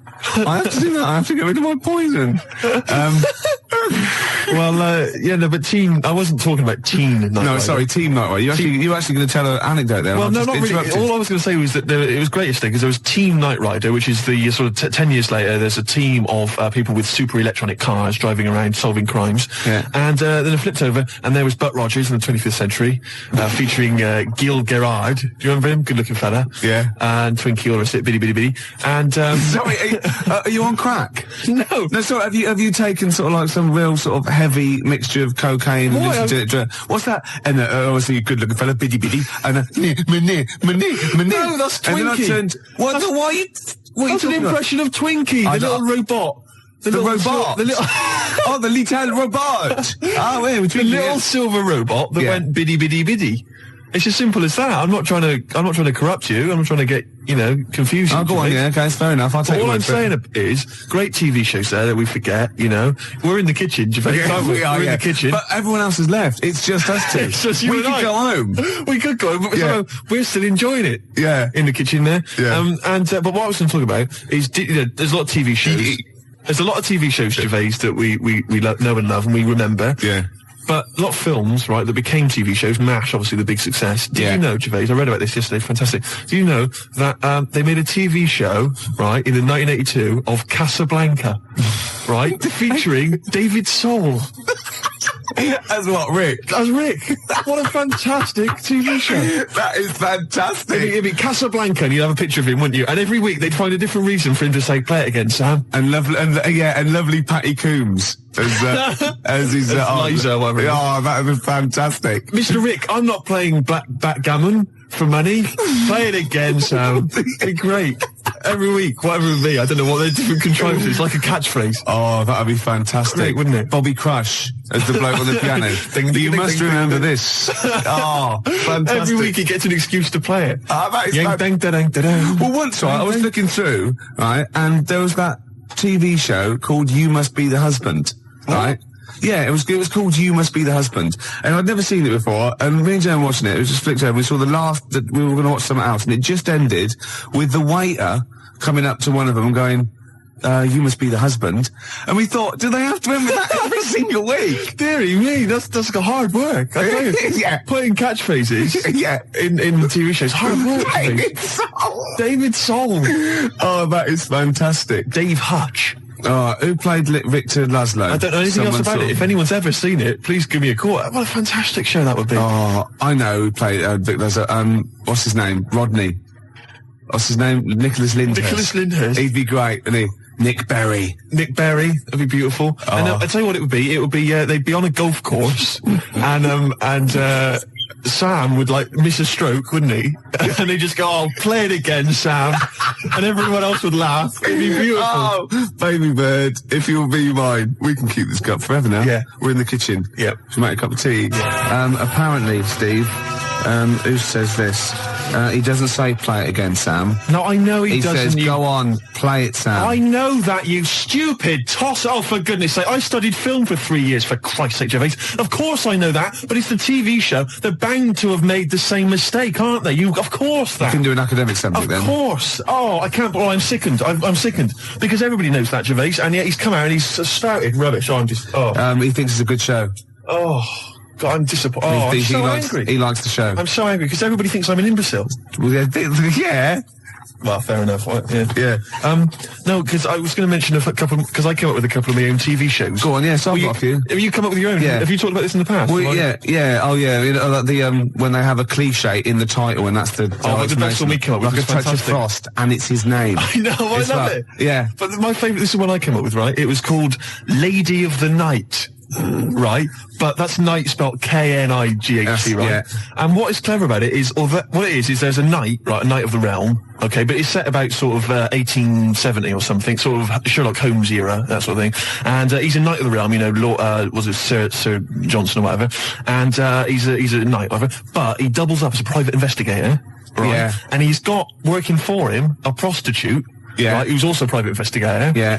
And it's called Lady of the Night, you see, and it's double meaning because it's a pun. Because she's a lady of the night, and she's a lady of the night. It's a night. It's fantastic. Brilliant. And they go around, but seriously, they go around investigating like crimes, sort of Whitechapel and stuff, and it's brilliant because you know, obviously she's a prostitute, whatever, and he's a knight, and there's a bit of sexual tension, Gervais, obviously, and obviously got all the Victorian elements and everything, and obviously they can't associate with one another openly in the streets because that would be, you know, he's obviously got to maintain a certain reputation. Yeah. So it's Lady of the Night, and there's all the intrigue and tension. What do you think about that? You thought this through. I thought that through. That is fantastic, using all your technical knowledge and your film study and your... Yeah. I came up with one, starring naughty Samantha Janus as a nun with Diana Rigg as a Mother Superior, and it's called None the Wiser. That's beautiful. And they're naughty. And the sequel, she gets pregnant and she has to go and work in the kitchen, right? And that's called Nun in the Oven. I was going to say. Yeah. Of course it is. Yeah. Of course it is. Oh, that's beautiful, Gervais. Remember Ray Cooney, that thing in the 80s when all those had those farces on, and basically what he did was substitute the word life for wife. He had Run for Your Wife, right? And wife begins at 40. Beautiful. Doesn't make any sense, does it, grammatically? No. I just thought of one like, I said to Claire a few weeks ago that it would be like a stage play and there'd be loads of people jumping in and out, like, of hospital beds. But in one of the beds, one of the wives, she just wanted to die because had no quality, and it's whose wife is it anyway? That'd be good, wouldn't it? That's nice. Yeah, Brian Rick. Oh, that'd be beautiful. I love that. Touch of Frost. It's so clever. And the other one is, loads of lawyers with their wives jumping in and out of bed with just underpants on taking drugs, and it's this wife. That's beautiful. Yeah, that's great. That's a nice touch. So let's have some competitions then. But you know, I've got a whole game show as well, which I could mention. Go on. Do you want me to mention it? Well, should we play Blue Oyster Cult? Their classic song. Can I Don't Fear the Reaper. I've got a game show, right, that I came up with. Yeah. Okay. And it features me, but I think it could be perhaps a vehicle for yourself, Gervais. Yeah. All right. I'm going to tell you. It's called Ricky Gervais Meat Rations. Right. And I like it already. You like it already? Because there's a part in there for me. Yeah. Could I play the Ricky Gervais? Yes. Yes. Fantastic. It was originally called, basically, let me just summarise very briefly. I'm not going to tell you all the games, but it's basically recreating the heady days of the war. Right. Right. That's fantastic. It's beautiful already, isn't it? It's got the nostalgia thing. I've got a game as well. But it was originally going to be called Ricky Gervais Fag Rations. Right. But apparently cigarettes weren't rationed in the war. So it's called Meat Rations now. Excellent. And I'll tell you some great games. My favourite is, what's it called? To Be Perfectly Anne Frank. It's a great game. It really is a great game where you've got to pretend to be Anne Frank and hide from sort of snooping Nazis. Oh, that is fantastic. It's a great game. And there's also, of course, let me go into it. There's also Dig for Granny. Good. I'll dig for victory, if you like. And what happens is you're scavenging through rubble, right? Can I just say, these are copyright. Anyone trying to rip me off? I mean, I've got the Penis Puppet Theatre. Yeah. I've got a stake in this, surely. Oh, certainly. Ricky Gervais Meat Rations. You can have a bit of my Penis Puppet Theatre. That's lovely. Yeah. And I've also got a new game that I'll talk about after yours. It's called Tip the Balance. And it's sort of like a game for 4. And it's like, I'll send it off to Waddington, see what you think. I mean, there's teething problems with it. Okay, well listen, Gervais, look, let's play Don't Fear the Reaper. Let's play that tune. By Blue Oyster and his Cult. It's a classic. Yeah, and then we come back and we try and make some money. Let's make some cash. Well, you've got to be happy with that. Blue Oyster Cult, Don't Fear the Reaper. Yeah. Yeah? So go on then. So what other games are in this Ricky Gervais's meat rations? Well, it starts off, there's the sound of an air raid siren. Yeah, I like it already. And we came up with, start queuing up, Mum, for Ricky Gervais meat rations. Excellent. Do I look like sort of Walker out of Dad's Army? Yes. Oh, that is fantastic. Now you come in. Yeah. And what it is, the set, right, is kind of like half of it is an old sort of East End pub, and the rest is kind of rubble and debris. And a skyline of ruined, Britain. And what it is you come in, you're fairly sort of sharp and dapper.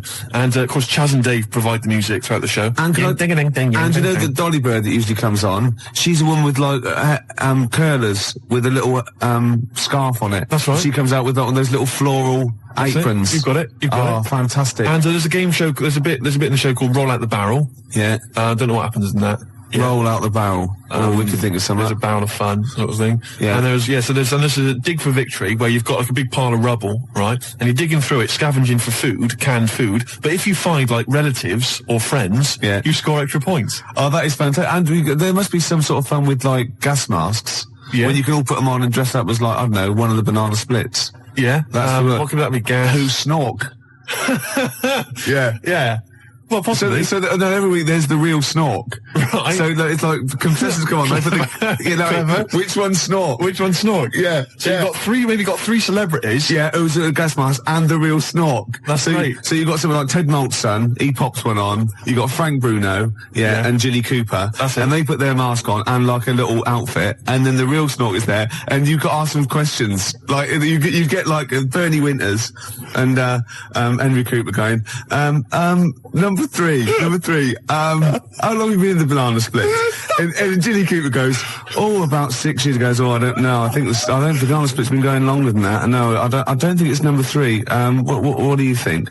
And Bernie Winters go, number 1. Number 1. How did you get the job being in banana splits? And it's probably Ted Malt's son going, I answered an advert in the paper. That's not right. They were born. You know what I mean? And there's Chaz and Dave in the corner just going, na na na na na na na na na na na na na, yeah, with the real snorks, and they always the lights go right, and the one stands up and he sits back down again, and then the real snork, and the others all take their masks off. And they go, "Lovely Jilly, what are you doing now?" Well, I'm appearing Puss in Boots down in Brighton. Oh, that'd be fantastic. Wait a minute. What? Jilly Cooper? I don't know. What does she do? Oh, she's a novelist. She's a novelist. Oh, yeah. Now appearing in Panto.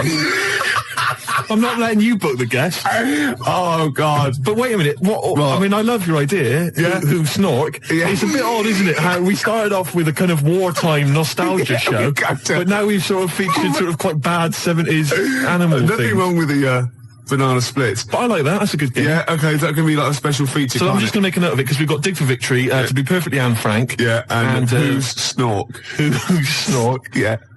Well, I'm full of ideas. I could probably help you on this. Oh, this is great. Well, what other? Maybe we'll come up with some other ideas as we go we've on. still got Tip the Balance to go. But can I just say, I did actually once try and pitch this. When I appeared on Blockbusters. Yeah. Well, I obviously met with a producer there, and I said, I got an idea for you. Have we talked about this on air? We talked about me on Blockbusters, but not about my pitching this. No, go on. And I said to her, sit down. I said, I've got a great idea, and I tried to bill it with me as the star. She said, who are you? Steve's meat rations. She said, why are you in it? I said, I am. Don't worry, I'm the one who can pull it off. Yeah. And she said, right, go on, what is it? And at that time, I had none of the games. All I had was the title. And she went, I like it, yeah. What are the games? I don't know. She said, if you'd have just said, well, stop me there, love, and just popped a gas mask on and said, who am I? She'd have gone, snork. No, it's not. We got an ad break, then we got a classic from Blur. It's 5 o'clock.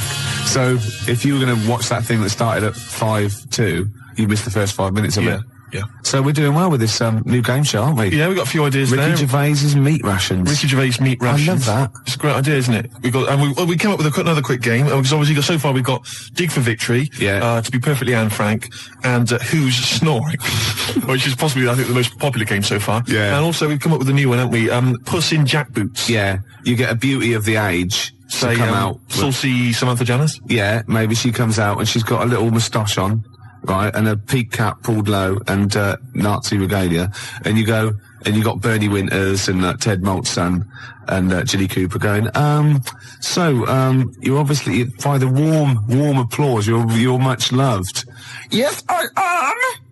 Oh God, show business, and the audience clap. Obviously, yeah. Well done. Yeah.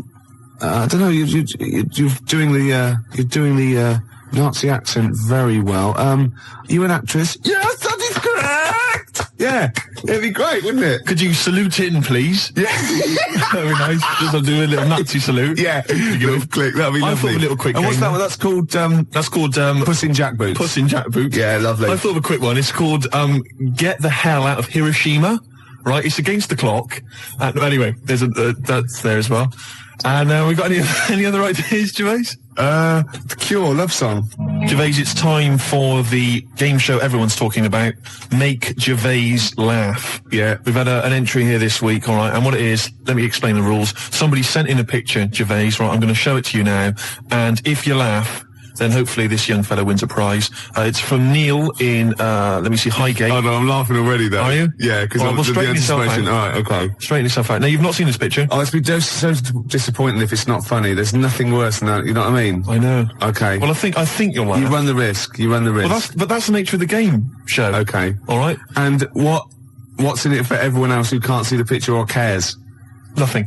Right, nothing. no, that's good. But then, you know what? We're not here for their amusement, are we? All right, you know, we're busy men. We got things to do. We got to entertain ourselves. Yeah. But what I would say is, what is there in this show anyway for anybody else?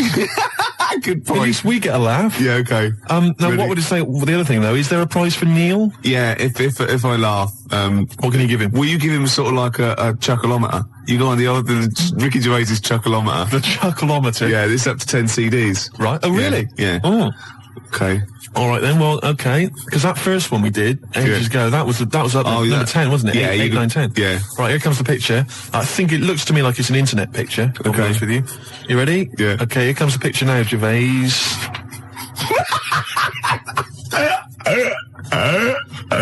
Oh God. Oh, has he done that? No. Now listen, what I'll do is let's play a record, Gervais, and I will.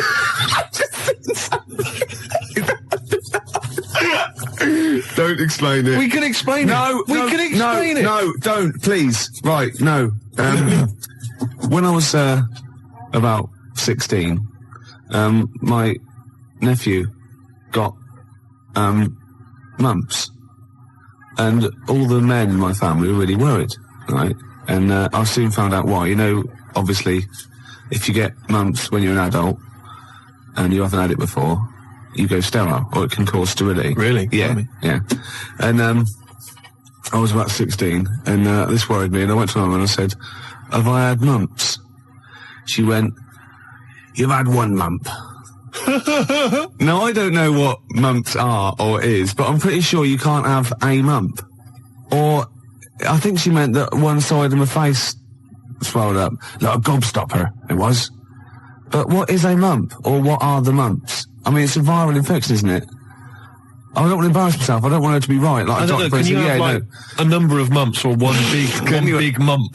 What if you had one big it's mump? like a hunchback for a while. You're just like you're mump backed for a while and just walk around. You mump back. Yeah, and you don't remember because it's always when you're very young. You're mump back, but yeah, exactly. But apparently I had one mump, so I could probably one of them, just one of them went a bit sterile. Can you? So you can become sterile if you have the mumps when you're an adult? Apparently, yeah. Can you, I mean, does that, for instance, it doesn't cause, say for instance, an adult had the mumps, right, and then he sort of had sex and he gave birth to a child, his wife gave birth to a child. Yeah. That can't cause any other problems. It can't cause deformity or anything.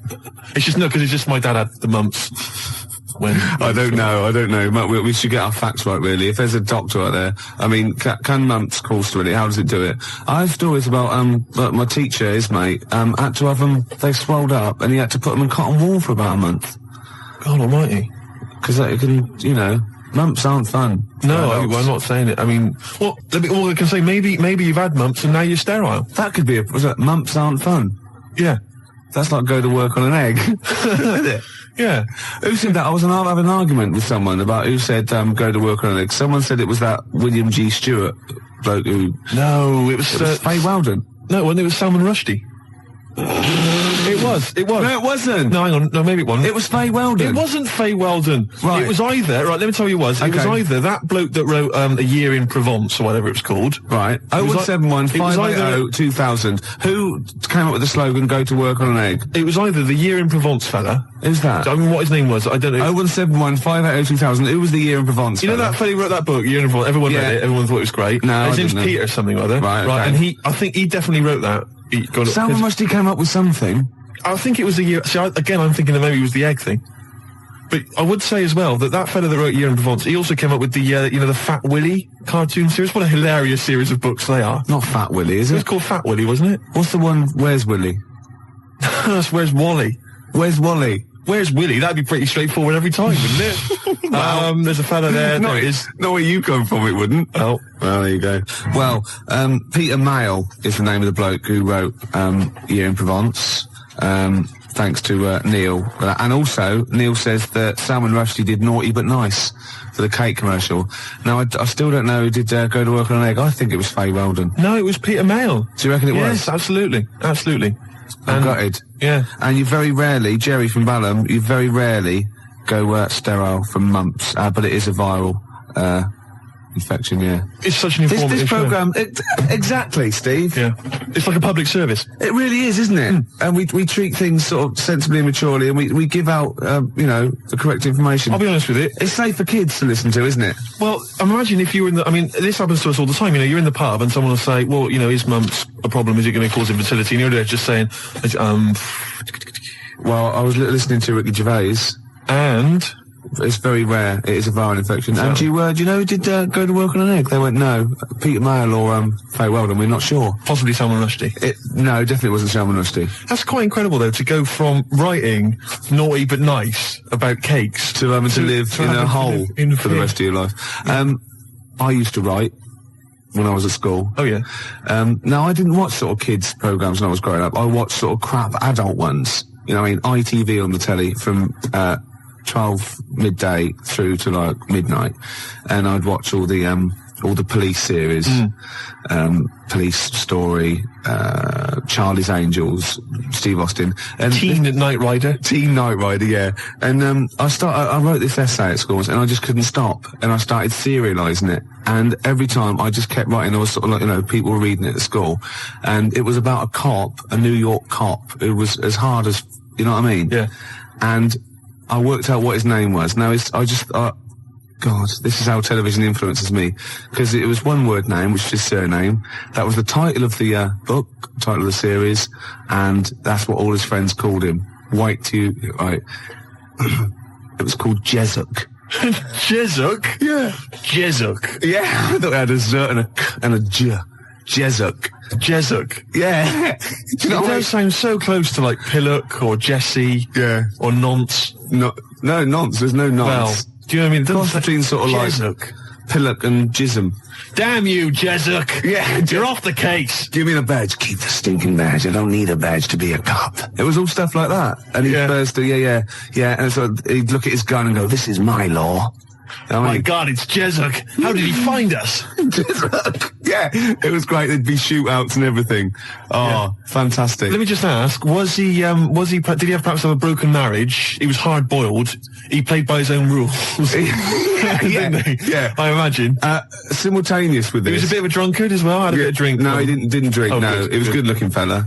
But he was letting himself go. He was a bit hard-bitten. Yeah. And the other thing I was sort of simultaneous, which was more of a novel. I wasn't serious. I was actually writing a novel, and I got like 3 exercise books, right? It was about this kid, right? Oh, God. Right? He saw his parents just brutally murdered for no reason by a gang of outlaws, yeah? And he buried his father, and he knelt down on the grave, and he said, looked up, and he goes, as God is my witness, I will avenge thee. And then he sort of went to the store, and he got loads of bullets, and he practiced, and he was the fastest gunner. He was only about 16. Yeah. His name was Jody Barnes. Jody Barnes is all right, yeah. Yeah, good, isn't it? That's nice. Yeah. Oh, fantastic. Have you still got any of those exercise books? I ain't not. That would be Because the incredible. teachers used to sort of like, I must have gone, yeah, it's good. I must have passed around the, he's done another one. Gervais has written another episode of Jezuk. Yeah. But I say, seriously, if you brought one of those in and read it out, I'd be entranced. Imagine it. Seriously, that'd be great. Do you think The your mum ramblings might... of a twisted 14-year-old brain that only ever watched ITV cop shows. Do you think your mum might still have some copies of she's Jezuk? No. Was it like sort of, the initial one was like Jezuk, then it was like Jezuk abroad, Jezuk in Paris, Jezuk on safari. Yeah. Here comes Jezuk. My mum... Return of Jezuk. I liked that Jezuk. He's a proper man. Yeah. He's not like you. But Mum, I invented Jezuk. You're a Nazi. You couldn't be like Jezuk. He's in my mind. Return of Jezuk. Here comes Jezuk, son of Jezuk. Oh, it's fantastic. What if Jezuk met Jodie Barnes? They'd get on. They'd have no quarrels. They could team up. Oh, it'd be fantastic. After the break, a little bit of Lars. Teen Jezuk. Still here then. Gervais, you've embarrassed yourself. Oh, just shut your ugly gob. You bug-eyed, anemic, fish-faced tosser. Nice to have you back. 4:05 on a Sunday, Ricky Gervais, XFM 104.9, London's only alternative. Steve. Yeah. You know we gave away those CDs. Hey, great giveaways. Just good radio, isn't it? We've got CDs to give away. Tickets and that. It's good radio. Do you remember who won them? What, last week? Yeah. Well, no. Right. I've got to get them back. What, are these the CDs that we took from the library? Yeah. Anyway? I've got to get them back. 0171 580 2000. If you won those CDs, could you give us a call? Well, why should they bother? They're probably busy listening to them. Do you know what I mean? You can't give something away and then take it back. Yeah, I need big time. I've got to get them back. We've had a bill for the computer as well. That's mine. No, it's not yours. It is mine. It's not yours. I procured that. That is mine now. No, that technically counts as ownership. Listen, Gervais, it's not yours, all right? I've told you this before. I've explained this to you 100 times. What? All right? If you urinate on something, yeah, it is not yours. It does in the cat world. That's what cats do. That is what cats do. They go around their territory. That's theirs. They urinate on it. That computer's mine. If a cat urinates on something, right? Yeah, in its cat philosophy, it owns that. I agree. That's a sort of what do you call it? A sort of territory thing. What's the difference? You're not a cat. No, I know. You're not a cat. That's discrimination. No, you're not a cat. You can't live life by cat rules. Well, I've got loads of stuff like that. My flat's full of stuff that I've got like that. What? Yeah, I've got 2 telephone boxes. Right. I've got a cash point machine. Yeah. Glyn was furious. He was getting out money. Right. Side of a church. That's yours. Yeah. 2 BMWs. Well, I had 2. I've got 1 now. What happened? The second one, the owner caught me and he started doing the same. And because I started first, I finished first, so he finished last, so it was technically his again. Is that how it works? Yeah. If I piss on something, then that's mine. Yeah. But if someone else pisses on it, then that's theirs. Yeah. Is that how it works? Could you say urinate? This is XFM 104.9. They are mine now. They're not yours. They are. They're not. They're my shoes. Yeah, and they're mine now. No, they're not. I can't believe. This is why I don't want to do this anymore. Why? I can't believe you. They're my shoes now. That is ownership. That counts. In the cat world, they're my shoes now, and some of the carpet is mine as well. In the cat world, yeah. Wow. You cannot live your life by the rules of the cat world. I can. What does your girlfriend? What's this? Oh, not many people can do that. XFM 4.9 £4. How do these sort of little theories of yours develop? What? They come in my head. Then they're all right. Then I like them and they happen. Right. Then they're mine. Yeah, it's fine. It's fine. Okay. Yeah. What do other people make of the fact? They go along with it. What, your girlfriend? Yeah. And all my special friends and the friends that I make. Does she mind that your flat looks like an East End lockup and stinks of urine? No. She don't have a problem with that? No. The sinuses are gone now. Completely gone. The sinuses are gone? Yeah. The Charlie? Yeah. Oh, I thought as much. Well, I know what you rock and rollers get up to, Gervais, in your spare time. Oh dear. It's beautiful to see you again, though, because we thought you would. I'm looking good. We thought you'd be gone forever. Why? But you're back. Yeah. It's beautiful to see you. I'll be around for it. Anything planned? I didn't expect, it's like my life. I didn't expect to be here this long, so anything is a bonus. You know what I mean? Yeah. Any plans for today's show? Got some more records than that, and some absolute drivel.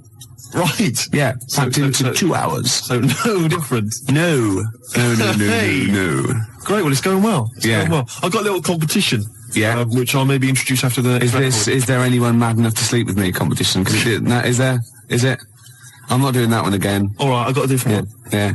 I've got a different competition. Keep calling the Samaritans, please. We don't do that sort of thing, sir. Please. Or else. Can't threaten the Samaritans. Why do you like that song so much? Because they're singing about you being an ugly tosser, alright? Just gone 20 past 4. Gervais, I hate to kick people when they're down. No, you don't. You like it. And you like people twitching when they've been badly hurt. But I don't know how this came about, but I started to consider the songs of Carter, the Unstoppable Sex Machine. I don't know why. Someone was playing one in my house, and we were flipping through the record, the lyric sheets. Fruit bat. Now I don't know when I was when I was in the sixth form, when I was in the sixth form, Gervais, everybody had a Carter USM t-shirt. Yeah. Right. And I imagine you probably... By the end of the 80s, early 90s, all events officers, A&R men, yeah. What were you doing about that time? You'd have been that was when you were claiming benefit while still working? Yeah. You had the wheelchair and everything? Yeah, the tartan blanket. Nice. Fantastic. You see, everybody had a Carter USM t-shirt. I didn't have one, because I didn't... No. Do you know what I mean? That wasn't me. It was all a bit cliquey, and they didn't like me for it. Yeah, it wasn't because of that, though, was it? It was because they sort of had, like, symmetrical heads. They were running in their human packs, weren't they? And just ostracising you, go, oh dear. Those start. Yeah. Right. I'm just looking through the lyric sheet. This is from the album 1992, the Love album, right, by Carter. Yeah. Just give you a taste of some of the lyrics. Yeah, go on. Which we thought were so profound in 1990 or whatever. I never did. This is from the track Look Mum, No Hands. I should point out that many of the titles of their songs are appalling. There's obviously, my favourite, possibly the worst, is The Road to Domestos. That is the worst name for song I've ever heard. I mean, what's that supposed to mean? Anyway, that's great. Check this lyric out. This is one of the worst lyrics ever. Go on, I'm ready. Go on. He flies through the air with the greatest of ease, that daring young man in the blue dungarees. What the hell does that mean? Is that supposed to be profound? Oh, she flies like a bird in the sky high. That ugly old tart with a sty in her eye. This is quite a nice one.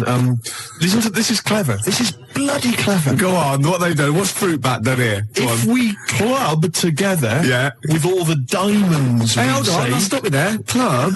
Go on. Diamond. That's so far. Oh no! Wait. Oh, come on. How's it? Go on. If we club together with all the diamonds we've saved, we could look to our hearts and say, hold on, hearts is a suit in the... Oh, go on, clubs, diamonds, hearts. We could look to all our hearts and say, we've got it in spades. What does that mean? Spades. Hold on, what does that sentence mean? If we club together with all the diamonds we've saved, we could look to our hearts and say, we've got it in spades. I don't know what that means. I've no idea, but that's the kind of brilliance. So see what they did there? They got all those... It's incredible. Let me see, there's a good one here. Could they do it with Signs of the Zodiac? Parts of the body. Here we are. I've been GBH'd and ABH'd for a packet of B&H. I've been taken and I've been driven away.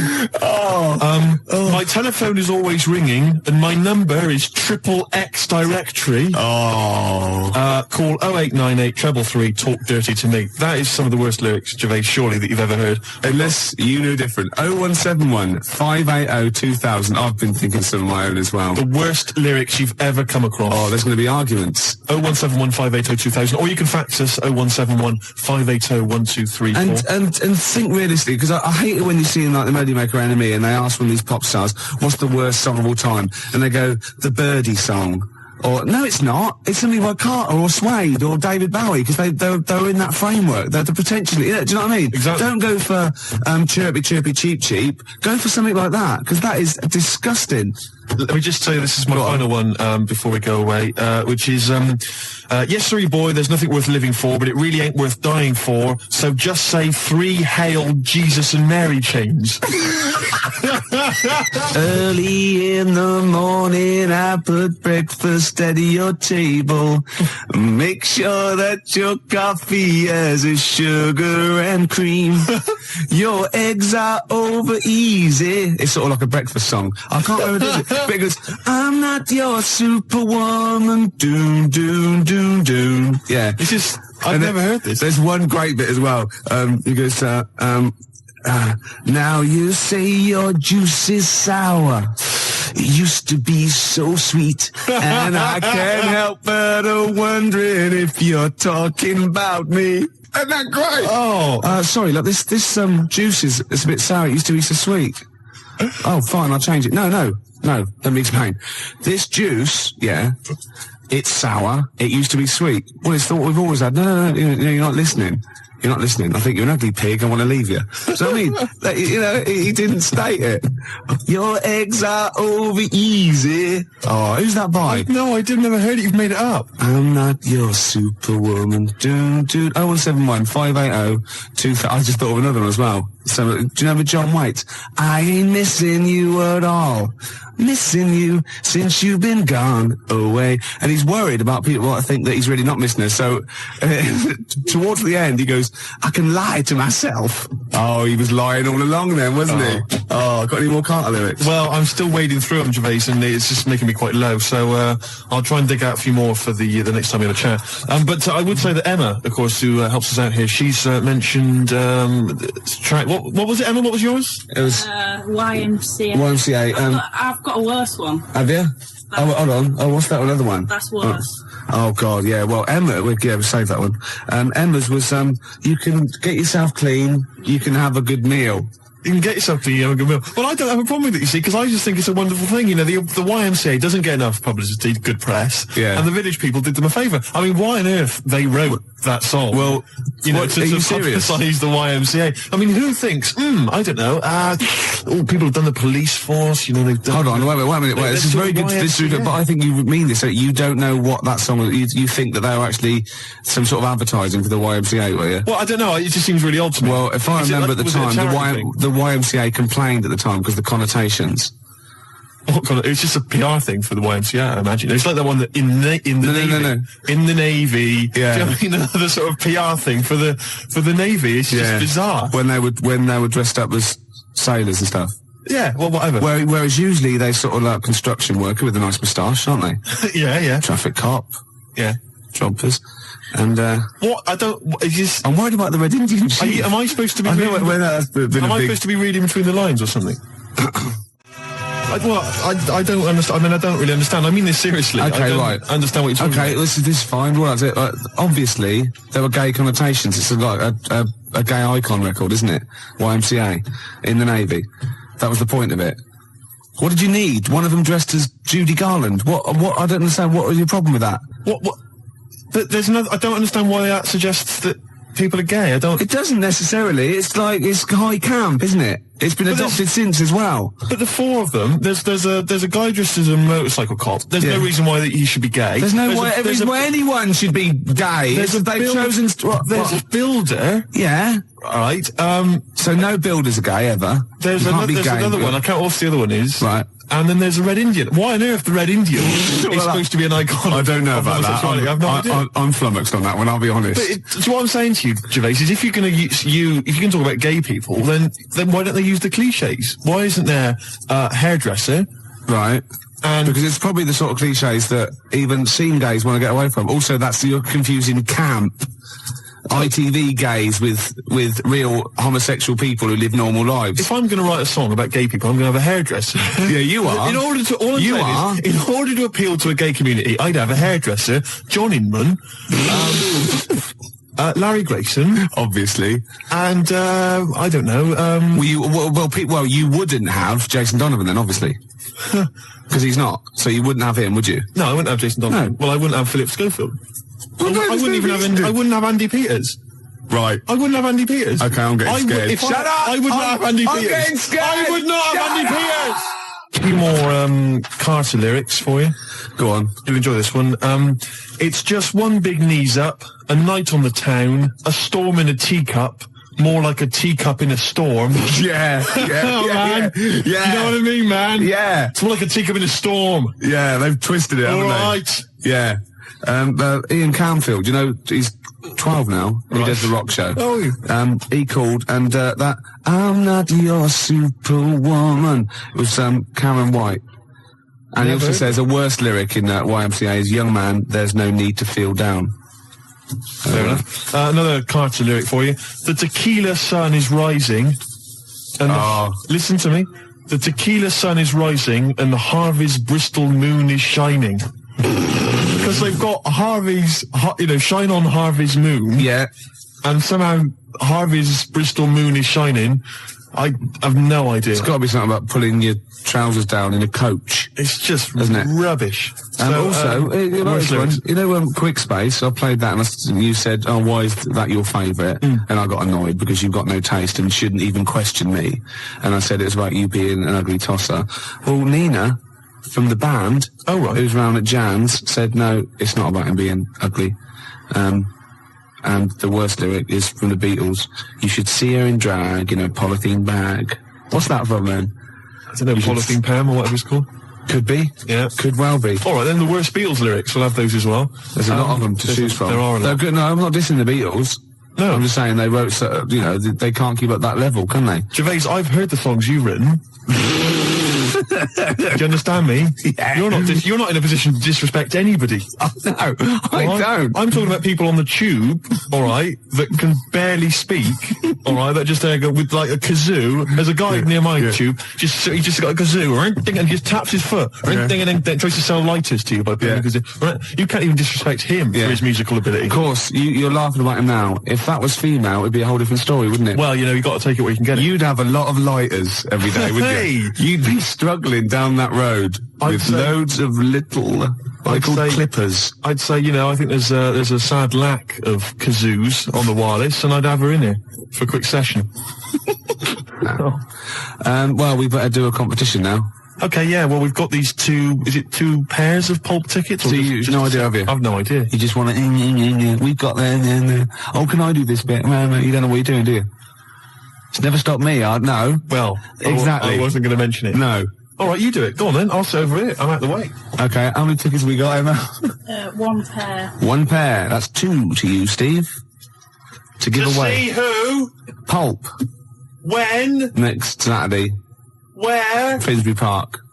At what time? About 9. And what have people got to do to win tickets? Yeah, now you're stumped. What? You're suggesting I should plan this show? Yes. Is that what you're suggesting? Yes. Why? All right, now listen, I think we should just give people an added reason to phone in with their worst lyrics ever. They can win this pair of pulp tickets. Yeah. And then if we get bored with that in, say, about 10 minutes' time, we'll come up with another reason. If it'd take 10 minutes for us to get bored. I'll be surprised if we actually bother. Yeah. Yeah? Yeah. Got an ad break, and then I've got a pulp song lined up. Before you do that... Oh, we should tell them what the competition is, shouldn't we? I just did. What was it? I wasn't listening. I wasn't listening. I really do turn off when you talk. Emma, what was the competition? I'm not sure. I wasn't listening. 01715802000. Any ideas what the competition was? What was the competition? Placebo in this picture on XFM 104.9. 8 minutes to go. Let's make it a good 8 minutes, and then we can all chill out. Yeah, enjoy the rest of the weekend. Play the jingle. Chimpanzee that monkey news. Excellent. A particularly aggressive jingle this week. Wow. Yeah, looking forward to this monkey news. Carl. Right. Come on. So, what's her name? What? We've done... Sorry, what? Brilliant. We've done a lot of monkeys who, got involved in crime and stuff. Yeah. Right? We had, the one on the train station, nicking a bag. Yeah. We had the one who went into a bank. Who cares? Went into a bank. And walked out with the money and stuff. Yes. Right? Didn't happen either. Next. But the thing is, you never sort of found out what happened to them. If they sort of got worse, got more involved into crime. This and monkey stuff. news update. That would be amazing. Brilliant. What they found out in India is... Yeah. They've got a prison. It's just for monkeys. You mean wild animals? You mean a zoo? Yeah, a zoo or a kennel or something where it's been it's gone mental or something. No, it's a prison. Yeah, prison. Is it? Does it have fraud cases? It's mainly sort of animals that are attacked things. Mainly violence, I bet. That's my that and theft. Say it again. Stuff. Theft. Say it again. Theft. Say it again. Robbing. No, let's go back to that word. We're going to keep doing it. We've got 6 minutes. You're going to say the word right before you go to Hastings. Well, do you say it? No, well, you no, because then you'll know how to say it. Well, all right, Robin. Caught Robin. Say it again, though. So Who's Robin? Who's Robin? So they've got this prison. Right? This is extraordinary. Say it again. No, you're not going to say it? Oh, go on then. So they got a prison for them, right? And there's 11 of them in there, 11 monkeys. Right. That are in there for life.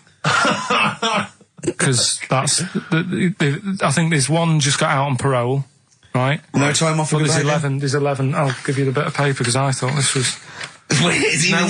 You thought it was a bit weird. Now, Carl, what are they in there for then? Because, I mean, they're in there for life, so I'm assuming it's murder, is it? Premeditated murder? They're not crime bosses, are they? They're not... Are they the prostitution and gambling? Are you sure they're not just the pawns and the head sort of like orangutans up a tree going, remember, you don't know me. You're on your own. If I go down, you're all coming with me. You take some of your gorillas down there and sort him out. Oh, the great banana robbery. It's not. I wonder if they get them. Right, go on then. Okay, let me see. Now, I don't know what source this is, as ever. Is it the back of a fag packet found in a toilet? Well, no, I mean, someone's clearly... If this is nonsense, then someone's clearly gone to a lot of effort, because it does open with the headline, Parole Unlikely for Inmates of Monkey Prison. Yeah! Officials say 11 inmates at India's only monkey jail. Officials? Now, what kind of people work at a monkey jail? Where do you work? It says officials say 11 inmates at India's only monkey jail are unlikely to ever be released. The prison in Patiala houses monkeys apprehended by game wardens in Punjab state for thieving and attacking people. The Daily Telegraph reports how the monkeys at the prison in Montebello snarl and glare at visitors from their heavily barred cages. 2 monkeys were released a year ago after exhibiting good behaviour for 18 months in the jail. They have remained out of trouble. Prison can work, that's good. So all 11 monkeys. They were aggressive wild animals that were taken away from the public for their own good. And Robin and that. Wildlife officials believe part of the problem has been caused by thieves training monkeys to help them. Lorry drivers training monkeys as guards for vehicles, and itinerant entertainers using ill-treated monkeys as part of their act. It's the monkey that takes the rap. It's a shame, that, isn't it? That is awful. They didn't know what they were doing, did they? Oh, so there you go. What do you think of that, though, Carl? If you could visit them, like Lord Longford or something, what would you say to them? You go there and you get a visit a week or something. You know. So can you get us a video? Alright. Do they get conjugal rights? Do you reckon? You wouldn't be interested in that though, would you? They get what? Would you be happy to give them their conjugal rights? Yeah, would you? Fair enough. Alright. Off to Hastings. Off you go. Oh, chimpanzee, that monkey news. Right, this one's about it's been emailed in to me. Right. I haven't really had time to check it out this week. No, you're joking. Been busy. Ooh, I hope it's not stupid. Goes back to 1908, and the person's saying it's a good story and that, and they're surprised they haven't picked up on it yet. Right? The Olympics, right? In 1908 in London. Apparently it was meant to happen in Italy, but it was cancelled. Don't know why. Right? And it happened in London. Anyway, 400 metres. Right, it was meant to... there was a fella who was going to do the run, right, and the favourite to win it was this Bulgarian guy, right? Who was like a newcomer. Okay, these are a few things it cannot be. 1, he injures himself, so a monkey steps in and wins. 2, he does a drugs test, it turns out that he is a monkey. So if it's either of those... Right, I'm gonna go mad. So anyway, the fella, right, this favourite, everyone's putting the money on him, thinking, yeah, he's gonna do it. Is he hairy? Is this bloke hairy? So anyway, the race happens. Yeah. And everybody's lined up, ready to run. And, you know, everyone's saying, yeah, he's going to win, he's going to win. And suddenly, a bit of murmuring going on, people going, oh, what's going on here? Right. He's eating a banana. And there's a fella in the lane next to him, right? He's going up, who's that? He doesn't look familiar. Oh, Christ, Carl. You go. Right? Doesn't look familiar. Who's he? You know, Weird. What's going on? What's going on? What's going on? Yeah, what is it? What is it? Or who is it? I mean, not what is it? So they go in. So they say, well, he might not be that any good. Do you know what I mean? He might not be good. He might. It's just a bit short, and he's only 3'6", and he's hunched over on his knuckles. So I didn't realise it was fancy dress. Yeah. So I don't think he's going to be any good. No. So the race starts. Oh, he's put his finger up his arse. That's weird for a runner to do that before a race. It's weird, isn't it? Yeah. Race starts. Yeah. The fella that no one recognises wins it. People go, what's gone on here? Yeah, sure. Do you know what I mean? We had our money on the favourite. What's gone on? Who is this guy? Yeah. Anyway, he stood up there, right? He's looking well happy. Yeah. He's lifting the trophy and everything. Right. Long arms. That trophy's higher than... So anyway... He's only 3 foot, but the trophy's 9 foot in the air with those long arms.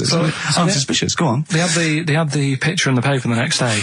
Sure. And everyone's going, yeah, he was fast and everything, but... quite hairy for a run. Oh, I'll tell you Come on. Quite hairy for a run. Because normally they shave themselves, don't they, to make them faster. And no. Going, how did he manage it? It's really hairy and that. So anyway, he wins the stuff. He walks away with a cup. The people who are in charge of the running, or like the Olympic Committee, look further into it. Turns out it was a chimp. Right, keep talking. Right? No, don't keep talking. Shut up. This is monkey news. If you can't handle the news... It's news from 1909 and I haven't heard about a chimp winning the Olympics. Right, be quiet. What happened there then? 400 metres, right? Now the thing is... talk shit. The annoying thing was, Ricky. it took so long for the Olympic Committee, right, to find out that it was a monkey. It was going manic. It went into loads of races. It was picking up loads of, like... Oh, shut up! Right? He became a celebrity. It was doing endorsements on TV. Don't talk shit. It said he managed to win the same race 4 years later in Athens because... How did he get to Athens? Well, it's a joke. They're winding you up, Carl. Weird. It's not weird. It's right. I do not believe it. Well, that's okay. There's only 3 of them to go then. Right, because we're probably all leaving in 4 weeks' time, and that's the end. I've got to get onto a sort of mainstream radio station because I don't think there's any other sort of tin pot place like this, is there? No. So I'm going to clear up my act a little bit. I've got an album from the Capitol Radio Library, and it's the best punk album in the world ever. So if Cap's listening, I'm just going to show that I can do a mainstream. I'm going to play a classic song and I'm going to announce it right and everything. So if you get a job on a decent station, you'll take me with you, will you? We're a pair. Brilliant. So, okay, here we go, right. If anyone's listening, just to show that I can do mainstream radio, okay? Well, that's all. Okay. Well, you're getting nervous. Okay. Come on. Shall I get a monkey and do it? It's alright. Okay. Well, that's about all there is time for today. You've been listening to Ricky Gervais with me, Stephen Merchant. Across the way, K-Man Pilkers. We're going all the way back now, a classic song from the late 1970s, and this is Devo with Mongoloid. Monkeys, Pleasant Valley Sunday, brilliant. XFM 104.9, Karl Pilkington. This show is monkey heavy, isn't it? It is monkey heavy. Carl, if you were president, would you sort of make it compulsory to maybe have a little monkey? Everyone has a little monkey of their own. Little chimps out and out, old age pensioners. It's not a bad little, It's funny, you know, because there was, a story the other day, when I was looking for monkey news.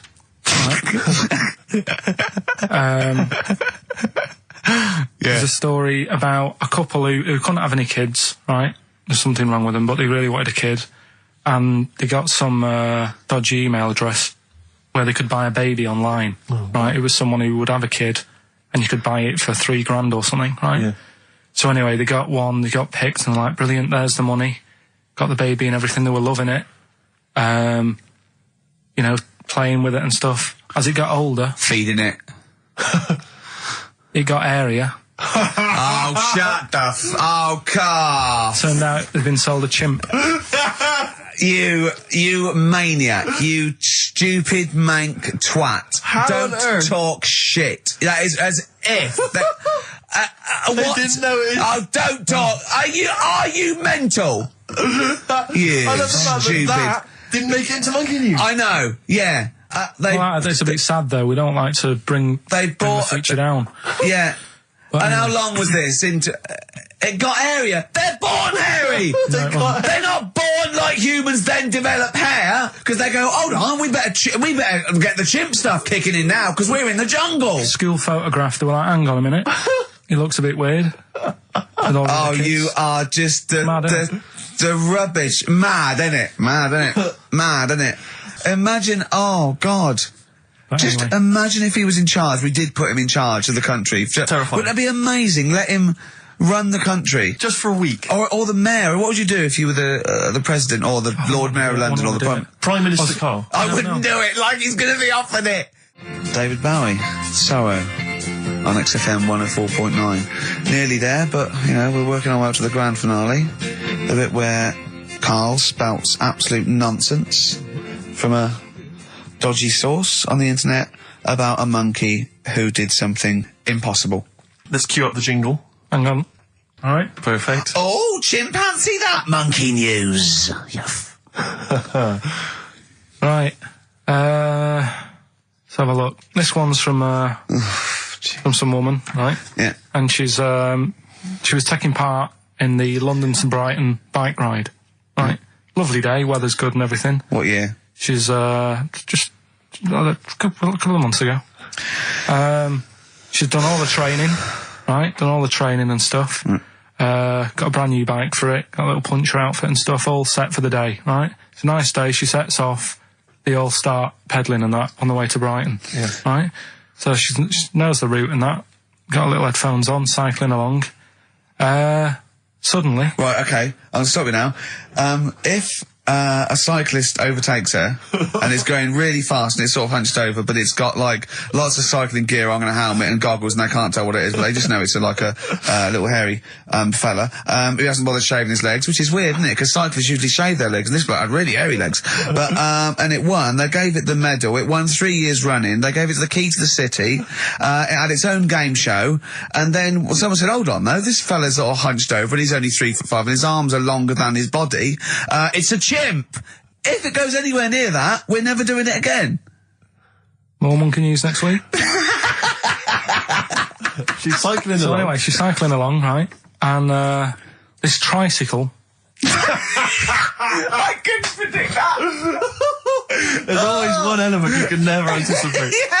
Yeah. Got a kiddie's tricycle with a little kid on it. Little hairy kid with a helmet. Okay, just go on then. Well, the tricycle comes Whizzing past, yeah. thing. Strong legs, isn't they, chimps? So she's thinking that, but didn't get a chance to see the thing. Oh, yeah, couldn't quite see the cyclist.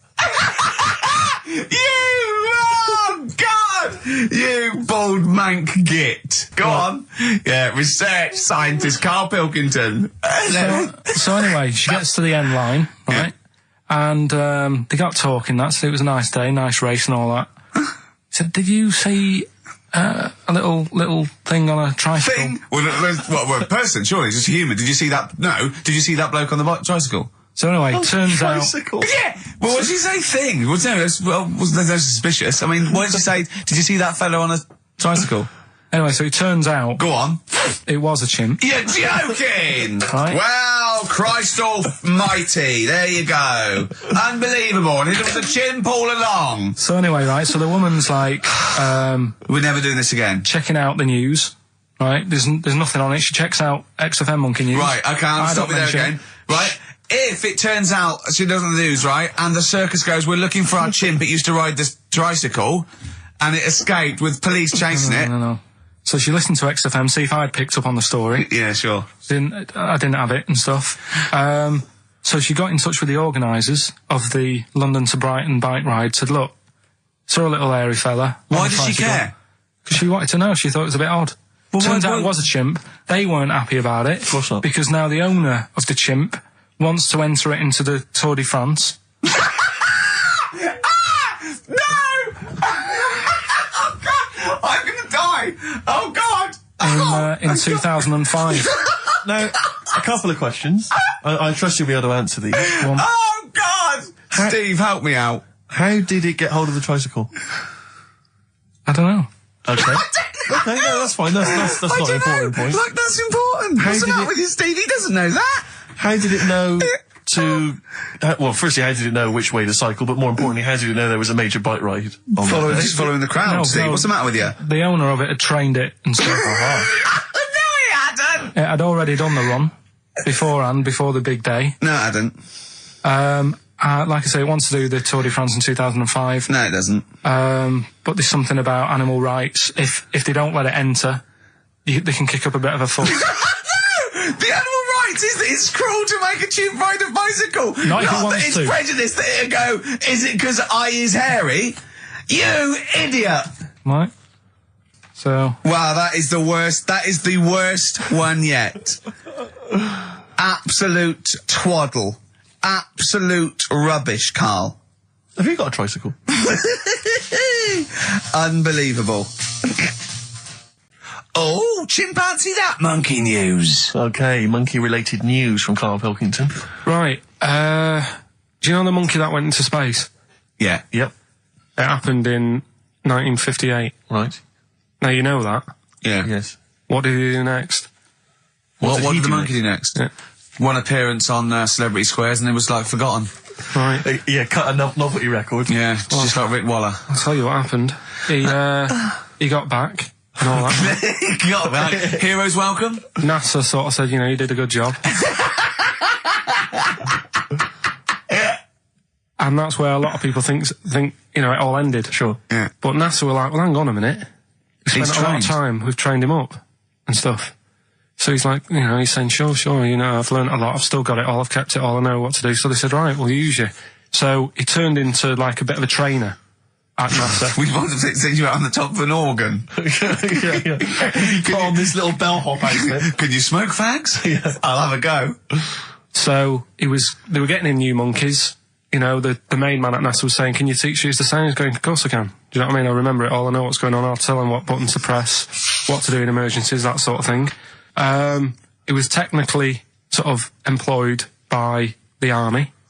Right, Because can I just fit in here? I don't know the story, Carl, and I might embarrass myself here. You've got an army of people out there that will probably send me an equally deranged email from a different website, but I'm pretty sure when they sent the monkey into space, it was to monitor his physiology.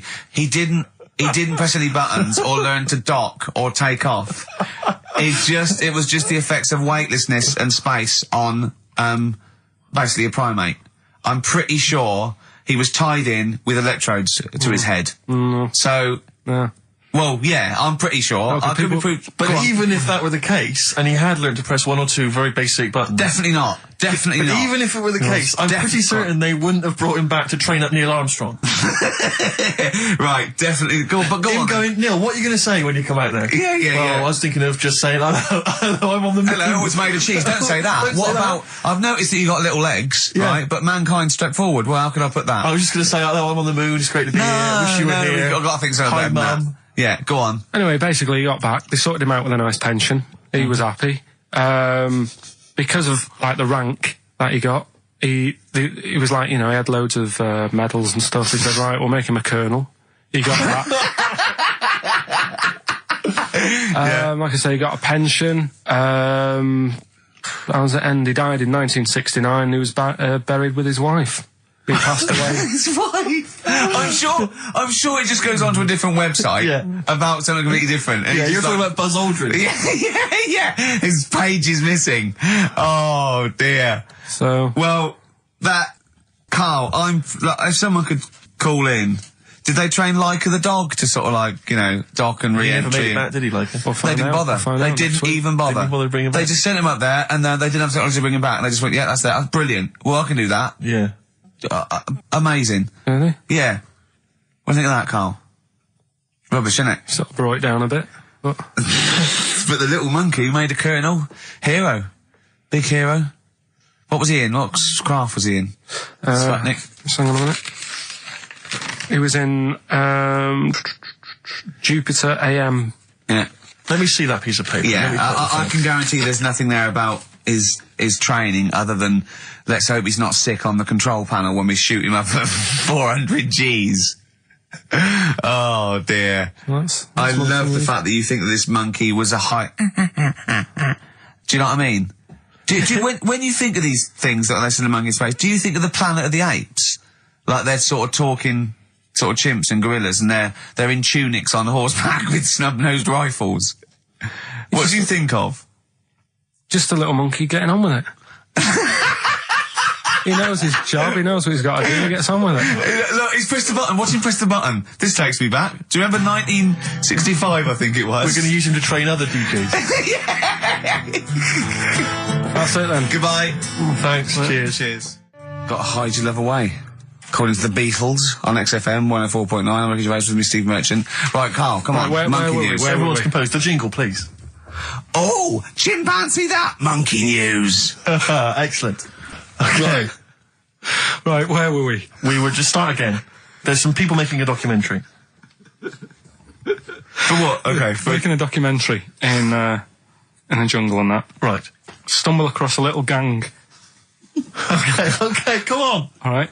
A little gang of monkeys. Yeah. Oh, come on. So the camera crew are there filming it. Yes. Everything's going normal. It's all fine. Nothing odd about it. Okay. They're not running a restaurant. They've not got any barber shops. Nothing. No. Just regular monkeys going about their business. Yeah. So anyway, what normally happens is the monkeys sleep with a partner. They already do what?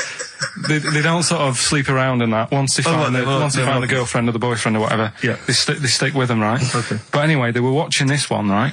And it's going around a bit, sleeping around. Oily. And it was getting fatter. They thought this is a bit odd. Yeah. Right. So followed it round and see it having it away. Turns out, little prostitute.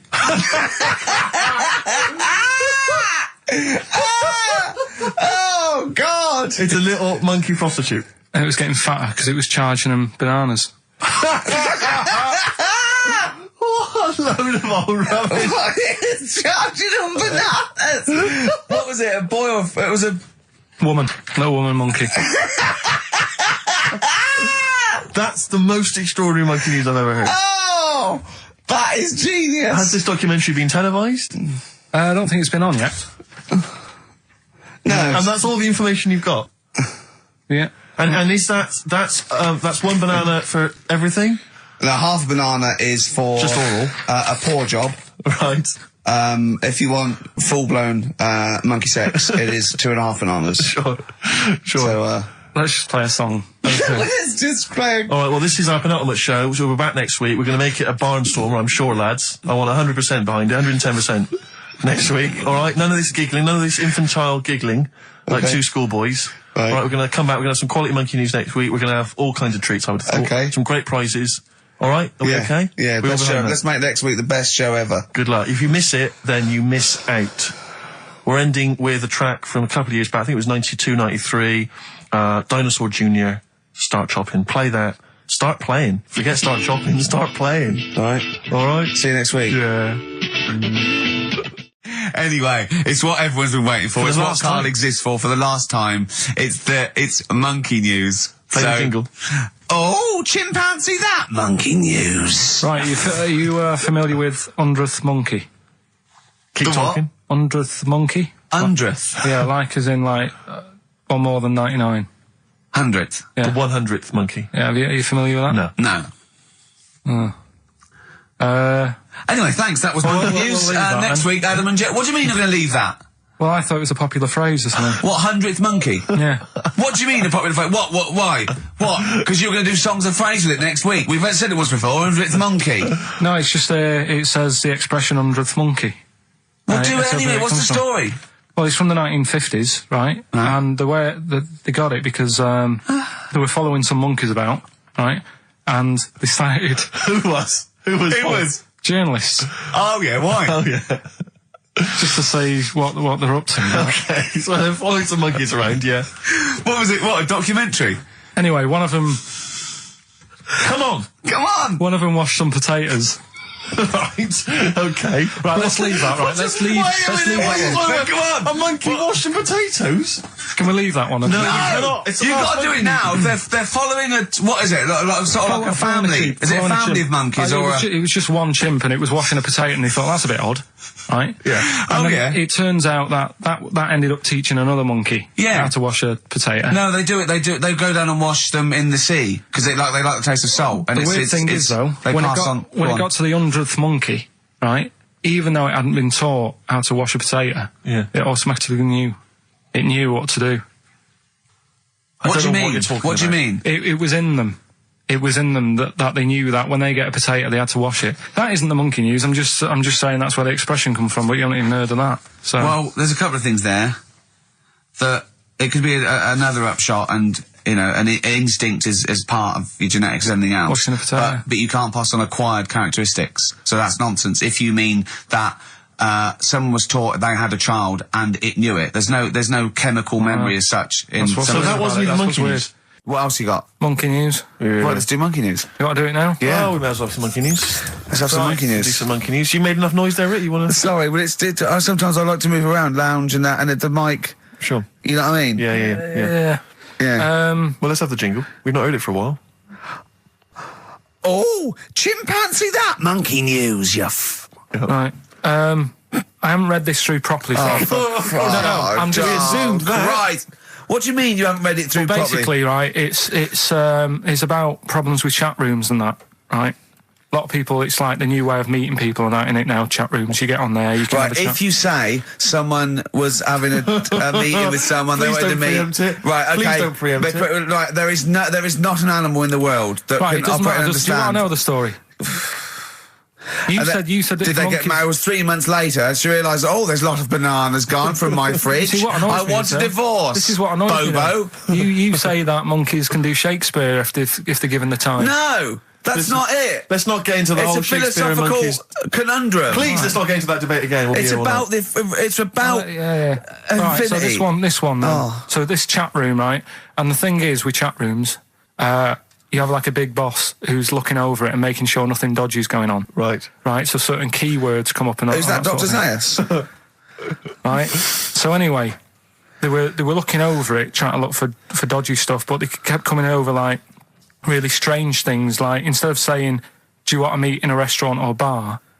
Right, it'd be like, Do you want me in a tree? "What tree do you want to meet?" on?" Right, okay. Are you shooting That's off? the end, yeah. I'll see you later, Seriously, mate. 'cause that's gone I'm just going to listen to the end of it anyway. You're an idiot. You're an idiot if you believe that shit, honestly. No, I'm just telling you what's online. Let's hear the rest of it. You're nearly, you're ill. Okay, well, I don't know the PC term for this, so I really apologise. You're nearly retarded in some aspects. Instead of sort of saying wear something sexy, they'd say make sure you bring plenty of bananas. and Right, stuff you're like talking absolute. Okay. Are you making up the monkey news now because you can't find it anymore? And instead of saying, should we get married, they're saying, how swollen and red is your arse? Do you wanna You have a look? stupid fool. No, that was me.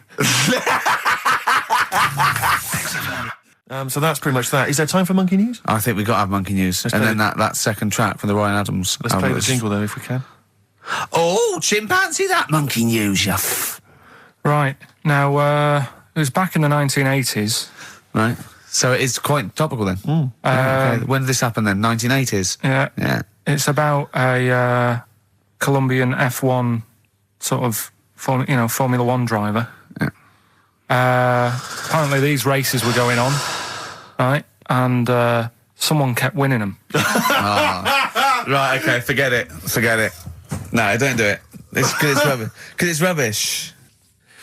Right, so someone kept winning the races. So this human that kept winning the races. So this human being that kept winning the races, Carl, what was his name? His name it's Jimmy something. Yeah. How tall was he? Just out of interest. No, Let's hear the story. Let's hear the story. Was he about 4 foot You 8? might find out if I tell you the story. Right? Go on. So anyway, he kept winning and everyone was like, oh, he's brilliant, this guy, who is he, and all that. Yeah. But his gimmick, right? Was never showing his body or face? That's right. Never You're took his joking. helmet off. You're an idiot. Never took his helmet off, right? You know the short trousers he used to wear? His trousers were about a foot long, but his shirts, the sleeves were really long. Anyway, right, so because he wouldn't take his helmet off, and You're an idiot. He was taking part in like the F3, which is like the lower ranks of Formula 1 and that. Just get to it. Everyone thought it was like a famous driver who was taking part in that. Get to being a monkey. Anyway, what happened was there was a crash one day. Yeah. And the car tipped over. Everyone's like, oh. He ran up a tree. So They were suspecting when he ran away with the ambulance, people up a tree and started eating a banana. So the marshals ran over and the ambulance people were there and they were about to take his helmet off, and the marshal was like, don't take his helmet off. Give away the secret that he's a monkey. Give away the secret and that. Yeah, chimp. Yeah. Took his helmet off. Jimmy Chimpus. Little monkey under there. No, definitely not. Okay, let's play Ryan Adams. Did he We'll see- survive? Let me Yeah. just a couple of questions. Did he survive? Yeah, he did. Yeah, he was allowed to keep all the awards that he won. Sure. But he wasn't allowed to take part in any other races. Yeah, didn't happen. This is Ryan Adams. We'll see you next week. This is a song called The Shadowlands, also from that Life is Hell album. It's good stuff. Idiot. Okay. Play the jingle.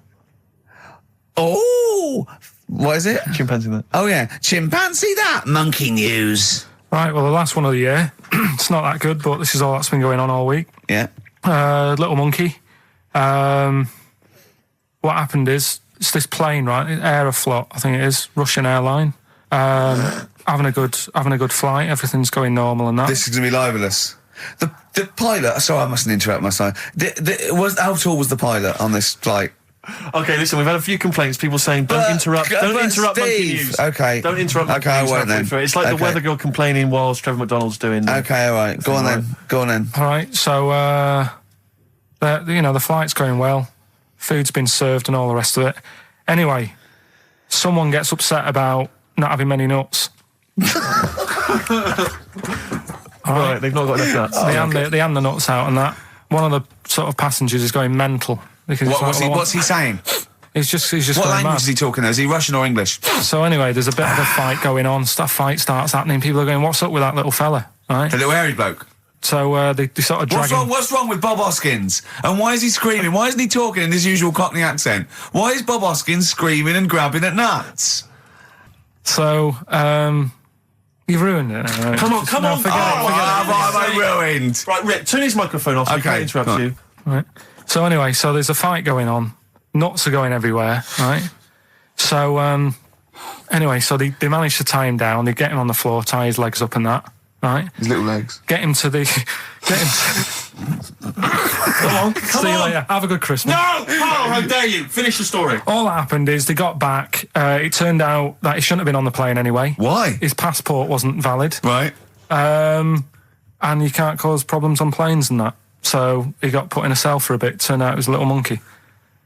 All right. Quick question, how did he complain about the shortage of nuts? Yeah. He just was going mental. Right, he didn't actually call over a stewardess, he just... Well, how wanted did he get on the plane in the first place? What ticket did he have? Have a good Christmas and that. But you yeah? know it's rubbish. You See you must know later. that's rubbish. All You the must best. know that's rubbish. All the best. You must know that's rubbish. Where is he going? Oh, my car is on. Tim Burgess. Brilliant. XFM 104.9. Right.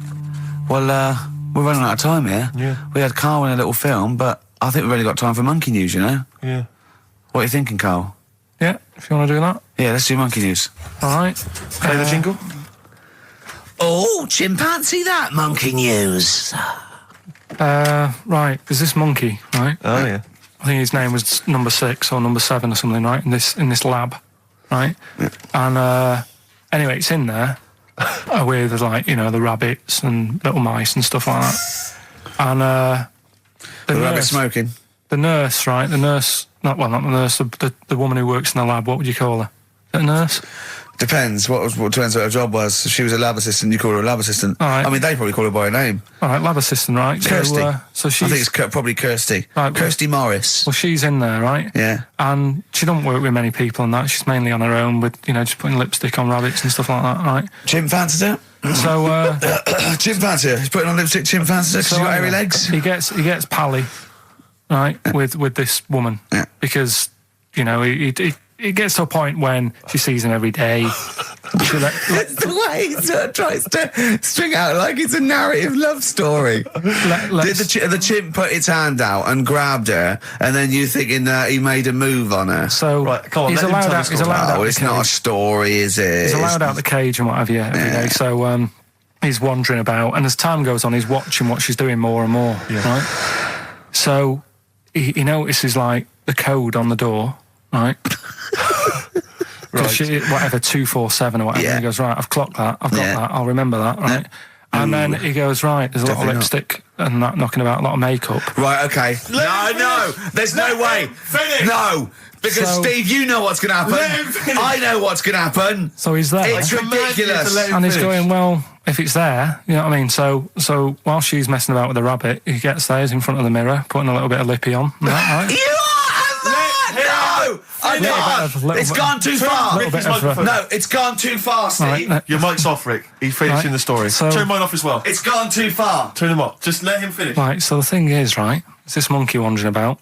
It's got lipstick, it's got mascara on, it's looking pretty good. I didn't mention the mascara! It's looking alright, right? So it knows the code on the door, 247, right? So when she's sort of messing about with the rabbit, right, he goes, right, here's my chance. He's looking good, 247, out the door, through the reception man's there. He's like, all right, Kirsty, right? Don't talk shit! All right, well, this is the final one. Play the jingle. Oh, chimpanzee, that monkey news, Right, well, this monkey news story, right, it's about this fella, a couple of fellas in Texas, sort of running a farm, right? Just gonna say, they definitely fellas. Well, how tall are they? Can we just let Okay, they are human beings. These two are human beings. Time's against us. They're running this farm and that. And anyway, so they're outside getting the cattle. And he turns round, right? It's just that cow's... Couple of monkeys walking about. So he goes, what's going on, right? So anyway, so it's in Texas. They don't know what to do with the monkeys. There isn't a zoo. It's fairly barren there, isn't it? You know what I mean? Not much going about. So the other fella who runs the farm with him said, look, we need a bit of an hand. Right? So, said, let's teach them some stuff. And the monkeys were happy with that because they were lost anyway, right? So they had They had do. They were bumming around. They were looking for work. They'd hide a motorhome. They'd fly out of their way. Maybe it's like the Hulk. They're like Bruce Banner wandering around going, I need some work. You won't get angry, will you? So anyway, right? So they taught these monkeys how to ride a horse, right? So they've both got a... Sorry, you're sure Charlton Heston's not going to pop up? You're sure you weren't watching a video last night and thought it was a documentary? They've both got a horse each, right? They've been given like a little lasso and all that business. Oh, don't talk shit, Carl. So anyway, it's going well, and it carried on for about 2 years, this, right? It's like, you know, rounding up the cattle every night and all that. Yeah. So, the two fellas are chatting, going, it's worked out well, hasn't it? Right, if there's a hostile takeover and they sort of like buy up 51% of the shares or something. So they said, for this to continue, the monkeys are getting old a bit now. We need a little woman monkey in here to sort of get some kids going for like the future farm people. Forward planning, yeah. So they get a little woman monkey. They decided to only hire monkeys from now. Why not? It's working. Why mess with something when it's not broke, right? So they get the little woman monkey in. They have kids and all that business, right? But the problem was, right, when they first got the woman monkey in, it was like, well, which one's going to have the woman? Right? So they started sort of fighting a bit and what have you. But because they'd seen the owners of the farm with like guns and stuff. Don't tell me the baby monkeys didn't want to go into the family business, one went off to be a lawyer. They had a bit of a shoot-off. Shut up! They got two monkeys, right? And because they'd seen the owners with guns and what have you. No, that sounds so they had a bit of a shoot-off. Yeah. That's how they sorted it out. And who won? I think it was George. The one called George. Right. So I think they had 17 kids. The farm's still running. So that's like the last little monkey news there. Good little Rick, happy ending to that one. If you were to rub your nipple against his lips while I held him down. Right, come off it now. Come on. No, I'm not doing Bruce Springsteen, Thunder Road, last track on XFM's Ricky Steve. You can check this all out on the webcam. I thought I got fingers. Get his arm out the way. Get the arm out the way. This happened on Scum. Oh, chimpanzee, that monkey news. Right then. So there's this monkey, right? In Canada. It's in a zoo in Toronto, I think it is. His name's Pascal. Right, and what happened was all the people in the zoo sort of said, you know, what can we do? Sort of spice the day up a bit, right? Yeah. So they left. Embellishing. No way this is a news story. Let him do the news. Okay. So they left. Any dates? Just let him read the news. All right? You wouldn't interrupt Moira Stewart. There's about 2 weeks ago. No, because she always says today, so you know it's news. She doesn't say, right, there was a monkey, right? In Canada, Come on, right? Just finish the beer all night. A couple of weeks ago in this zoo in Canada. Right. Jesus. They got a camcorder.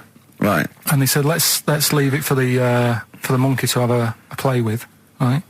So anyway, they passed it around. Won a BAFTA. And a couple of chimps and that were rubbish at it. They were like filming the floor and all that, and the fingers were always in shot and stuff like that, right? But anyway, there was this one chimp called Pascal, right? Who annoys me that he calls them monkeys, though. They're not monkeys, they're apes. He was a dab hand at it, right? He was like filming stuff, really good shots, you know, sort of nice mood and that. He used the lighting properly and all the rest of it. No, he didn't. This is the news. What are you talking about? This is the news. Oh, So Steve, anyway. it's so annoying. You know it annoys me so much. Things like that. He was a dab under. He was doing really good shots. It really annoys me. Let's hear the news. Anyway, right, so he started, at night, like, when the zookeepers went home, he started filming, like, other monkeys on the go, like, whilst they were at it, right? And he was filming them and what have you. The Ron Jeremy of I the love zoo. it. You know it's going to end up on the web. So anyway, the zookeepers came in the next day and it's like, let's see what shots he's got. Anyway, he's got all this, like, you know, all these monkeys at it and what have you.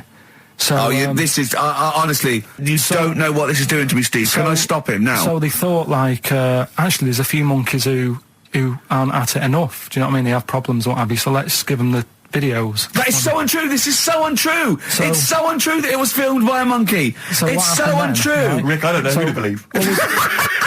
Oh, Carl, you're talking so much shit again. You must know that's not true. There's no way. There's a load of tapes out. Look at me. Look at me. Don't keep talking. Look at me. Yeah. You must know that's not true. Can we just hear the end of this It's all news? here. You had a go at me last week because I didn't have the full story. I've got the full story. You're still not happy. There is no way that by chance, what should we do? Let's give him a camcorder. That could happen. He then films him at it. That might happen. It might happen, but I don't think he'd keep the camera still.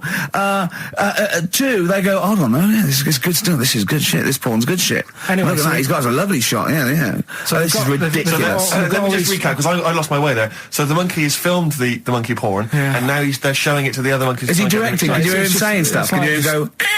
It's just like, you know, Chimp Pimp 1, 2 and 3 and all the rest of it, right? But anyway, so they've got all these other tapes, because what happened was, they said he's quite good at this. Oh, and the animals, God! And the animals are happy having him around because he's not a human, he's just one of the gang, do you know what I mean?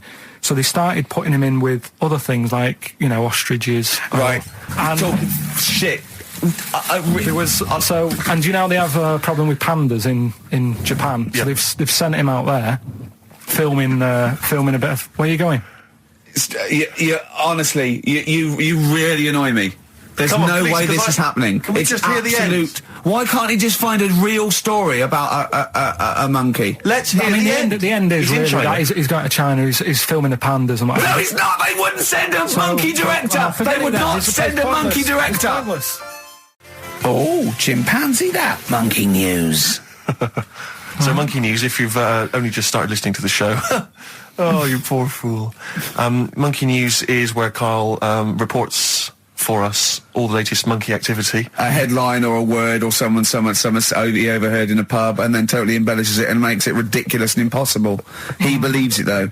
He believes every word he's saying. Let me say that before when you hear this, whatever it is, I haven't heard it, twaddle, remember, Karl totally believes it. Go on. Right, so anyway, right, I think it's in LA this happened, right? I think. Why does he think? So these people are in a restaurant having a lovely meal. Is one of them short and hairy, but it goes totally covers from top to bottom in a spacesuit, so he didn't know it was a monkey? It's not one of the customers, one of the waiters? So they're having a lovely dinner, probably one of the best sort of dinners they've had, right? Yeah. So the waiter comes over, and it's like, you know, can we just say I've had a lovely meal and that? Right, it's the chef. Because it is. Can we see the chef? Yeah. So can we just, you know, see the guy who cooked it? Of course. Yeah. Short fella, hairy. So the waiter said, to be honest, the waiter said, look, he's busy, you know, he's got meals to cook and what have you. He hasn't really got time. He said, only take a minute. He said, no, I prefer, you know. So this is a restaurant in LA that serves brilliant food. I'll pass your message on and what have you, right? So so he sends for monkey Pierre White. So it's a bit odd. Anyway. So they go out. Right? They go out to the car and they notice the kitchen door's open. Yeah, right? Yeah, of course they do, because they're going to discover something that I don't know. So they're going to discover. Just out of interest, where did this chef train before we see him or reveal, you know, what he might look like or like to eat? So anyway, so they pop their head in and think we'll just nip in and go, you know, love fruit salad or whatever. Yeah. So they stick their head in. We better see the human chef. You never guess what? Go on. Monkey stood on a chair, right, cooking veg. Right, so anyway, so they're like, what's going on here? What do you mean? What do you mean he's cooking veg? What is he doing with it? Well, he's stood on a chair by the cooker and he's chopping stuff. Oh, he's chopping as well now. He's just isn't it? Yeah. It's got a little, he's got the bosses in there. They're like a bit shocked. So he's a bit panicking because he's got this monkey working for him. So they say to him, "What's going on here? We didn't know this is what's going on. Why have you got a monkey cooking stuff?" So he said, "Well, incidentally, a monkey, I should point out, who probably doesn't need instructions from its girlfriend." Forget it. This better be a good monkey news, Carl. That's all I can say, because that was drivel. Amy Winehouse. Play the jingle. Oh, chimpanzee, that monkey news. Right. There's this monkey, right? Yeah. And it had been, do you know you hear about monkeys being badly treated and stuff like that? Yeah. So, anyway, it goes into this home. It's 14, this monkey. It's called, Matty, right? Goes into this home where it's looked after. What do you mean home? Just like, just a little monkey home, right? Okay, so zoo. Yeah, kind of, yeah, but they haven't got any other monkeys there, right? What have they got there? They've got just other animals and that, but not that many monkeys. But anyway, because he's there on his own, again, When you say monkey, do you mean a chimpanzee, by the way? Because you usually do. Yeah. I can't believe that journalist thought this was scripted. Amazing.